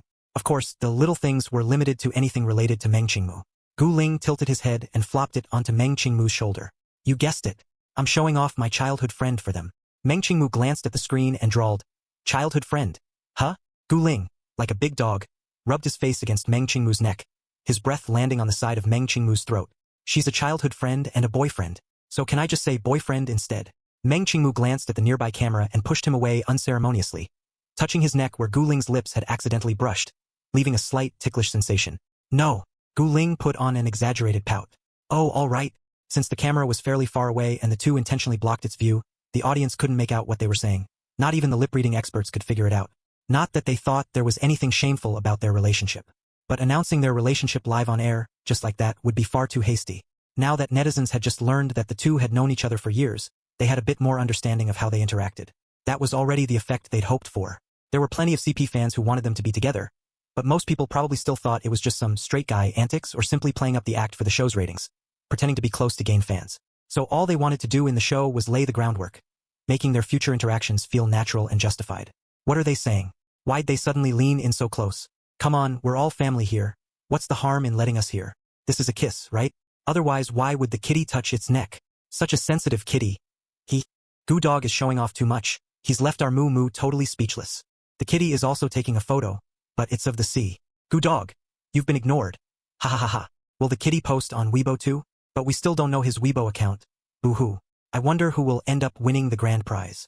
Didn't someone guess director Mu Yi before? I followed that trend too. Although the possibility is only 0.0001, there's no loss in guessing, no scam in being wrong, nothing happens if you're wrong. But what if you're right and you get lucky and win the prize? Regardless of whether Meng Qingmu is Mu Yi, what's certain is that his Weibo content will never be like Gu Ling's. Let's learn to talk like Gu Ling together. Childhood friend, childhood friend, childhood friend. Doge.jpg. Gu Ling was pushed away but leaned in again. Taking a photo? Why aren't you taking one of me? Faced with his shameless boyfriend, Meng Qingmu was speechless. I'll take one for you later. Gu Ling smiled brightly. Great.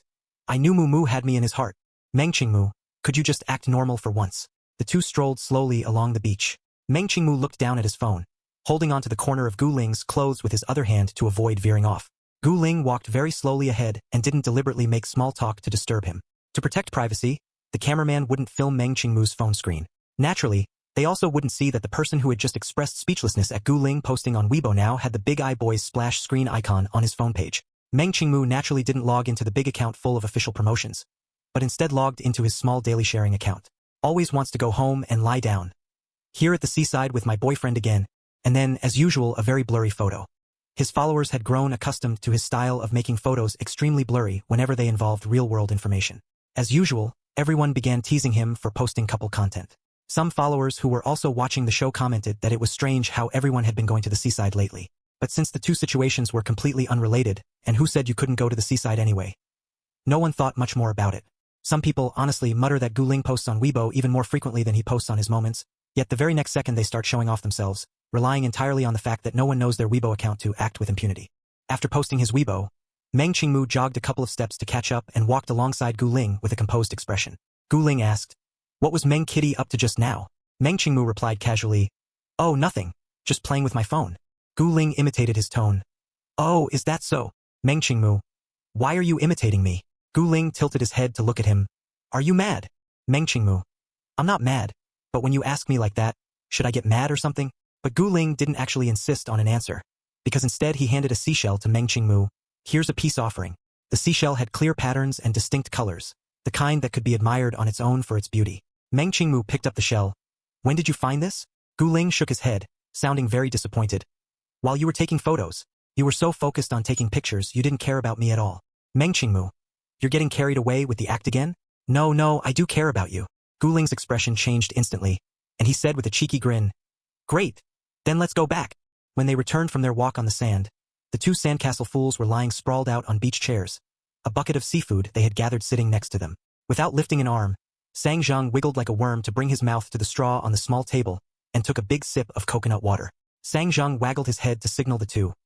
"Brother Gu, Brother Meng, come look, a huge haul. We're having this for dinner tonight. The stuff we picked ourselves always tastes better." Fan Ran chimed in, "Yeah, and I caught this huge crab. It was burying itself in the sand so well, it almost got away." Meng Qingmu crouched down to look into the bucket. "Then let's pay a processing fee and have the owner at that shop over there cook them for us." Sang Zhang finally raised his hand. "I approve." The entire bucket had been gathered by Sang Zhang and Fan Ran, so naturally the others had no objections. So that evening they enjoyed a seafood feast. Although the pair had caught a lot, their haul was very mixed, with many items that couldn't form a proper dish on their own. So, beyond the catch, they ordered a few additional dishes. The variety of seafood suited everyone's tastes, from light to spicy. Fan Ran even declared she wanted to live by the sea. While eating, Sang Zhang reflected with feeling, "I can't believe this show is ending so soon." Fan Ran, her mouth full of food, mumbled, "You got to be on 5 episodes. I came in halfway, so I'm the one who should be complaining." Zhou Weiwei laughed. "The director didn't give us any information about the other guests before filming. This is my first time experiencing something like this." Yu Yongyi joked. On past variety shows, they'd always notify us in advance. This time, with no word at all, I felt a bit uneasy before coming. Now that everyone was familiar, Sang Zhang said bluntly, "Brother Yu, you're a seasoned veteran. What's there to be afraid of? I'm the one whose agent told me to be cautious about everything." Then he turned and asked, "Fan Ran, what about you? What did you think when you found out you were coming?" "Me?" Fan Ran glanced toward Meng Qingmu and quickly looked away. "I just hoped I'd make it back alive." Sang Zhang didn't understand.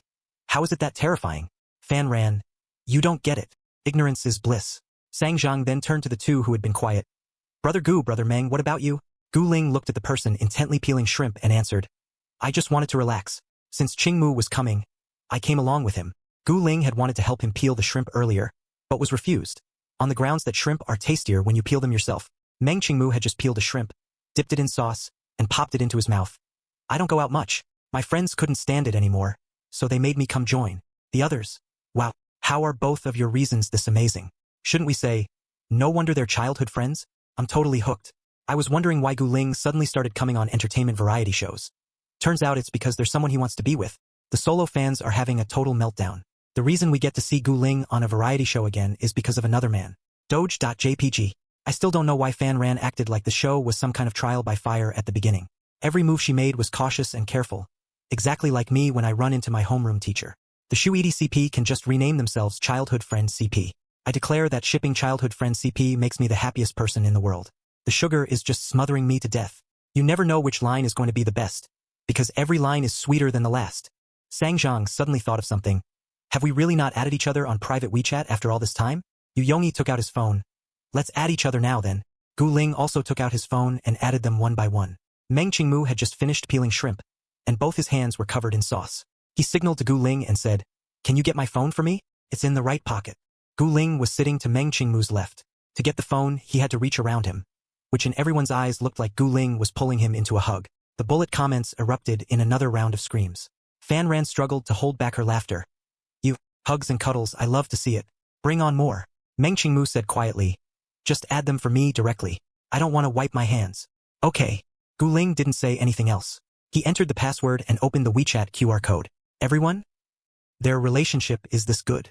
He even knows something like the phone password. Fan Ran. Insulin. She was going to die from the sweetness. Only couples know each other's phone passwords, and even then, not all of them get that treatment. After all, handing someone your phone in this day and age means basically giving up your privacy.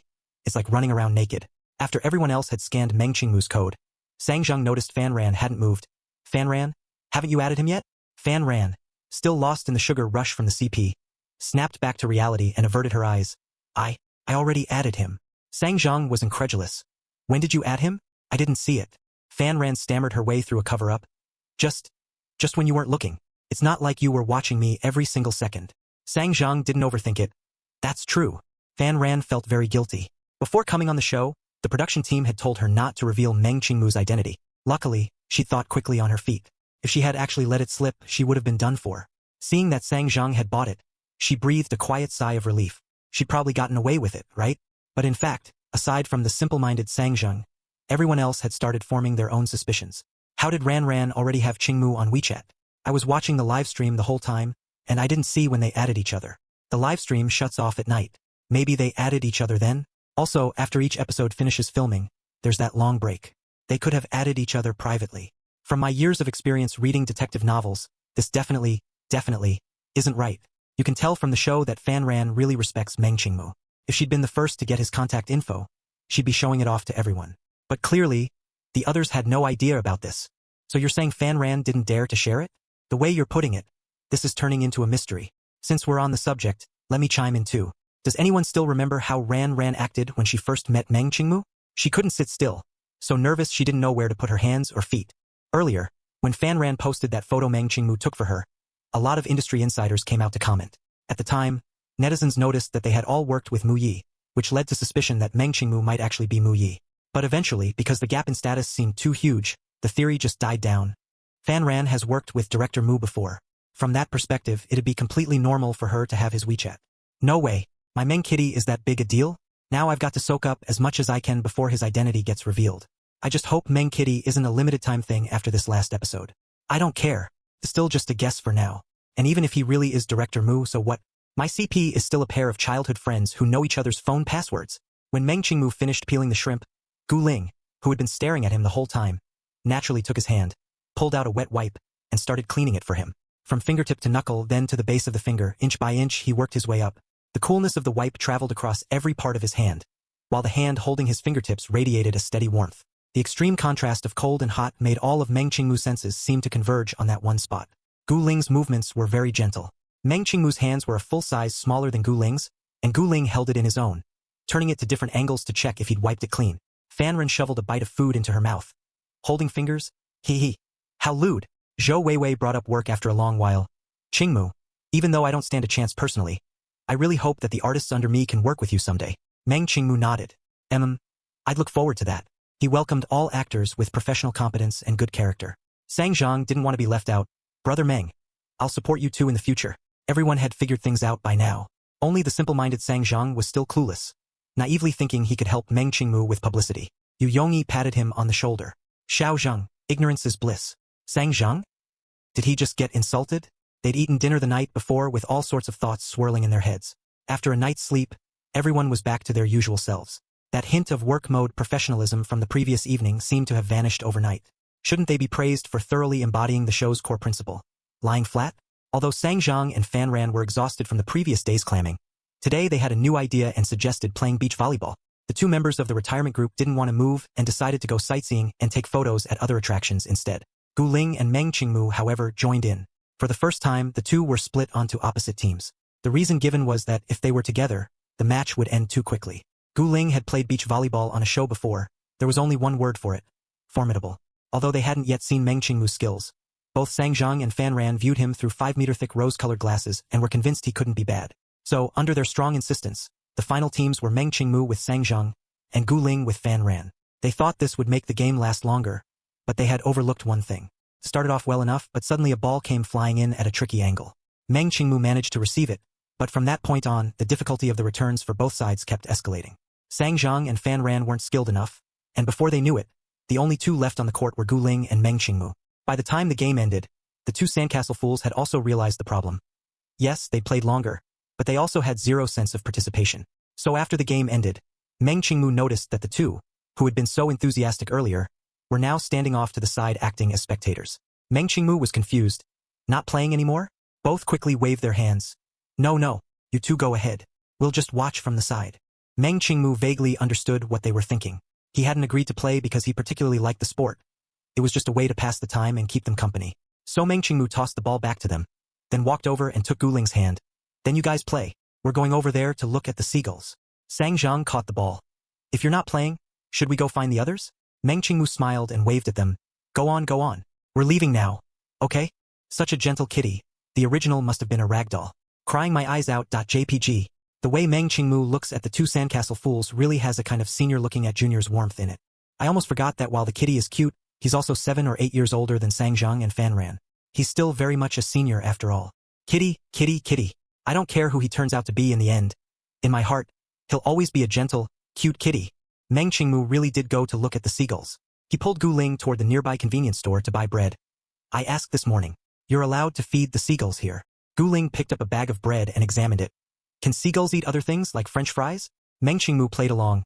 Go to the dock and get some fries? Gu Ling nodded. The seagulls' ultimate goal. Mentioning fries, however, made Meng Qingmu crave them. Gu Ling. I want fries too now. Gu Ling put on a troubled face and thought for a moment. Fine, but for every bag of fries a Meng kitty eats, a seagull loses its life purpose. Meng Qingmu? And with that, Gu Ling earned himself a Meng kitty puffing up his cheeks and glaring at him. Gu Ling casually smoothed down the ruffled cat's fur. I was wrong. What flavor do you want? Meng Qingmu reached up and brushed away the hand resting on his head. I want tomato flavor. Gu Ling nodded but didn't grab them for him. We'll buy them when we get back. Otherwise, the seagulls might snatch them from you. Meng Qingmu thought that made a lot of sense. Then let's buy them after we're done feeding. So after looking around for ages, they ended up buying just one bag of bread. Gu Ling reached out to Meng Qingmu. Come on. Let's go feed the seagulls. Seagull. Go to the dock and get some fries. JPG. The world where only the seagulls get hurt is complete. Every time Gu Dog teases Meng Kitty, Gu Dog gets scratched once and ends up having to soothe him himself. Why bother, Gu Dog? Don't you agree, Gu Dog? Doge.jpg. If I had a boyfriend like Gu Ling, I'd be living happily every single day. He plays along with your jokes, no generation gap. The things he teases you about are all harmless little jabs. And he soothes you over before you even have time to get angry. Boo-hoo. I want a boyfriend like Meng Kitty so badly. He's this cute and easy to soothe once you tease him. Who wouldn't want to tease him? Even though I'm a Gu Ling fan, right now I don't know who I'm more jealous of. A strong woman bawling her eyes out. JPG. Seagulls have light gray feathers on their backs, but as they soar through the air, the edges of their wings look more like they've been brushed with ink wash. With their red beaks, red feet, and black tail feathers, they hover like spirits of the seaside. Meng Qingmu looked up and sighed with genuine admiration. No matter how many times I see them, they're still so beautiful. Gu Ling reminded him. Hold out your hand. Without thinking much, Meng Qingmu extended his hand toward Gu Ling. Half a slice of bread appeared in his palm. And then the seagulls that had been circling in the air caught the scent and dove straight down. Meng Qingmu's earlier admiration was shattered in an instant. Only after the half slice of bread in his hand was completely gone did the seagulls crowding around him take off again. Those 10-odd seconds felt like a century. Meng Qingmu hadn't even fully recovered, but he noticed that Gu Ling was completely fine. Confused, he asked, You have more bread in your hand. Why aren't they swarming you? Gu Ling responded innocently. Because I was quick. After I gave you yours, I hid the bread. Meng Qingmu, you're tricking the seagulls. Gu Ling spread his hands. Can't help it. The adult world is full of lies. Meng Qingmu, Gu Ling asked, Want to feed them again? Meng Qingmu shook his head. No. Gu Ling pulled the bread out of his bag. Then I'll feed them. Distance creates beauty. Step back a little, look at them from afar, and they'll be beautiful little spirits again. Meng Qingmu was still shaken by what had just happened and looked at him worriedly. Are you sure you'll be okay? Gu Ling didn't answer. He opened the mouth of the bread bag, took out a slice and raised his hand. Sure enough, the seagull squad came swooping in for another meal. Maybe distance really does create beauty. When Meng Qingmu became an onlooker, the previously aggressive seagulls suddenly took on a more free and effortless grace. Gu Ling turned his head to look at him from within the circle of seagulls. See? Was I telling the truth or not? Meng Qingmu nodded enthusiastically and gave him a double thumbs up. You were right. After feeding the seagulls, Gu Ling took Meng Qingmu to buy the fries he'd been craving, and they headed back. When they got back, Sang Zhang had just returned as well. His agent was usually strict about keeping him in shape, so he wanted to snag some fries the moment he saw them. But after the incident with the proposal bouquet last time, he'd learned his lesson. He carefully confirmed, Brother Meng, who bought these fries? Gu Ling answered for him. I did. If you want some, there's a store to the right, go ahead. Sang Zhang looked horrified. Never mind, never mind. Sneaking a few bites is fine, but if I actually went and bought some to eat, my agent would be on the next flight over. Meng Qingmu, who had no such worries about snacking, couldn't bear to watch. He opened the packaging and handed it over. Then just eat a little, so you don't get caught. Deeply moved, Sang Zhang wiped away 2 fake tears with theatrical flair. Thanks, bro. You really are kind-hearted and beautiful. Meng Qingmu chewed on the phrase, a little puzzled. Kind-hearted and beautiful. Isn't that usually used to describe girls? Hearing Meng Qingmu's question, Sang Zhang panicked, afraid he'd used the wrong words and upset him. He quickly explained, Bro, I didn't mean it like that, nor did I just meant. Seeing Sang Zhang stammering nervously, Meng Qingmu instead tried to reassure him. No rush. Take your time. Say what you want to say. It was meant to calm him down, but unexpectedly, it only made Sang Zhang more flustered. Gu Ling couldn't stand it anymore.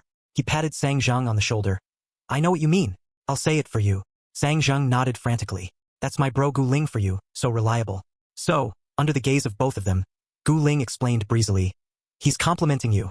Sang Zhang's nodding stopped halfway. That's it? That's all? Meng Qingmu nodded to show he understood, then turned to Sang Zhang. I see. Thanks. Go ahead and take some to eat. Even though Gu Ling had simplified it to the extreme for him, at least the tone of the compliment hadn't changed. Moreover, with snacks right in front of him, missing the chance would be a crime. Sang Zhang grabbed a big handful, thinking, I'm only eating a little. If I don't say it, it's 0 calories. This silly kid. Did he forget he's still on a live stream? This is the modern equivalent of covering one's ears to steal a bell. Isn't it? Neither of them really processed it, but for some reason I still think Meng Qingmu is adorable and Sang Zhang is just silly. Why is that? Ha ha ha ha ha ha. Maybe it's what they call aura. Sang Zhang's vibe and behavior are just too goofy. It's deeply ingrained in our minds by now. Gu Ling definitely realized it, but he just didn't say anything. Sang Zhang, buddy, if your agent comes down on you when you get back, you'd better remember who started this. Doge.jpg. Gu Ling brand translator. Personally tested by Sang Zhang. Absolutely trustworthy. Meng Qingmu also popped some fries into his mouth. Ration them. If you need to watch your figure, that's all you get. Sang Zhang, who had been shoveling fry after fry into his mouth, looked up at him in disbelief. Bro, do you have to twist the knife too? A sweet mood suddenly turned bitter.jpg. After being wounded, Sang Zhang, who had been eating like a maniac just moments ago, suddenly treated the fries in his hands like some rare delicacy, something scarcely found in the world. If it weren't for the cameras, netizens had no doubt he'd be sucking the salt off his fingers.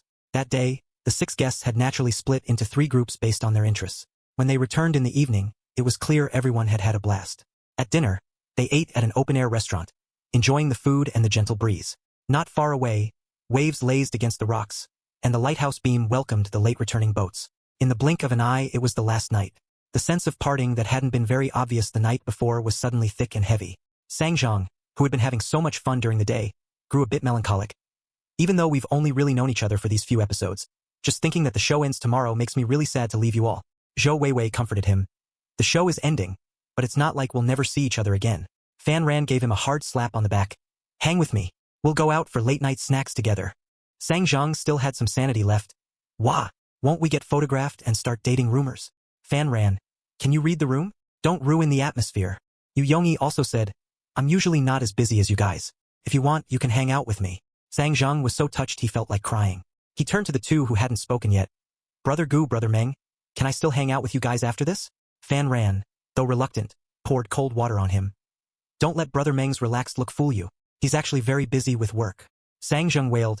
Ah, Brother Meng. Meng Qingmu was leaning half his body against Gu Ling. He thought carefully about his upcoming work.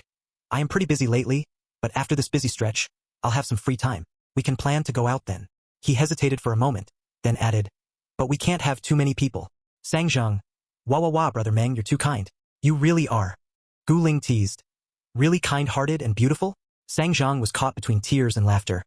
Brother Gu, can you please stop bringing that up? If Sang Zhang was the number 1 mood killer just now, then Gu Ling is the number 2 killer right here. I was totally immersed in the moment, but now I'm laughing. Ha ha ha ha. The kind-hearted and beautiful joke won't die. But Meng Kitty really is beautiful. Speaking of which, I have a bold idea. No, you don't. Gu Ling is watching you. It doesn't matter if they eventually drift apart over time. At least in this moment, I feel like they're all being sincere. The beautiful experiences they've shared along the way will stay in my mind in their most beautiful form. I can't speak for the others, but Gu Ling and Meng Qingmu definitely won't drift apart. After all these years, if they were going to, they would have done it long ago. The somewhat heavy atmosphere from earlier quickly dissipated thanks to the two of them messing around, and the group finished the meal amidst laughter and chatter. The day of parting had arrived. There were no tearful embraces. Everyone was busy, and just like before, whoever finished packing first got straight into the car and left. Gu Ling and Meng Qingmu weren't in a hurry, so naturally they were the last to leave. After packing up, Meng Qingmu asked Gu Ling to wait a moment,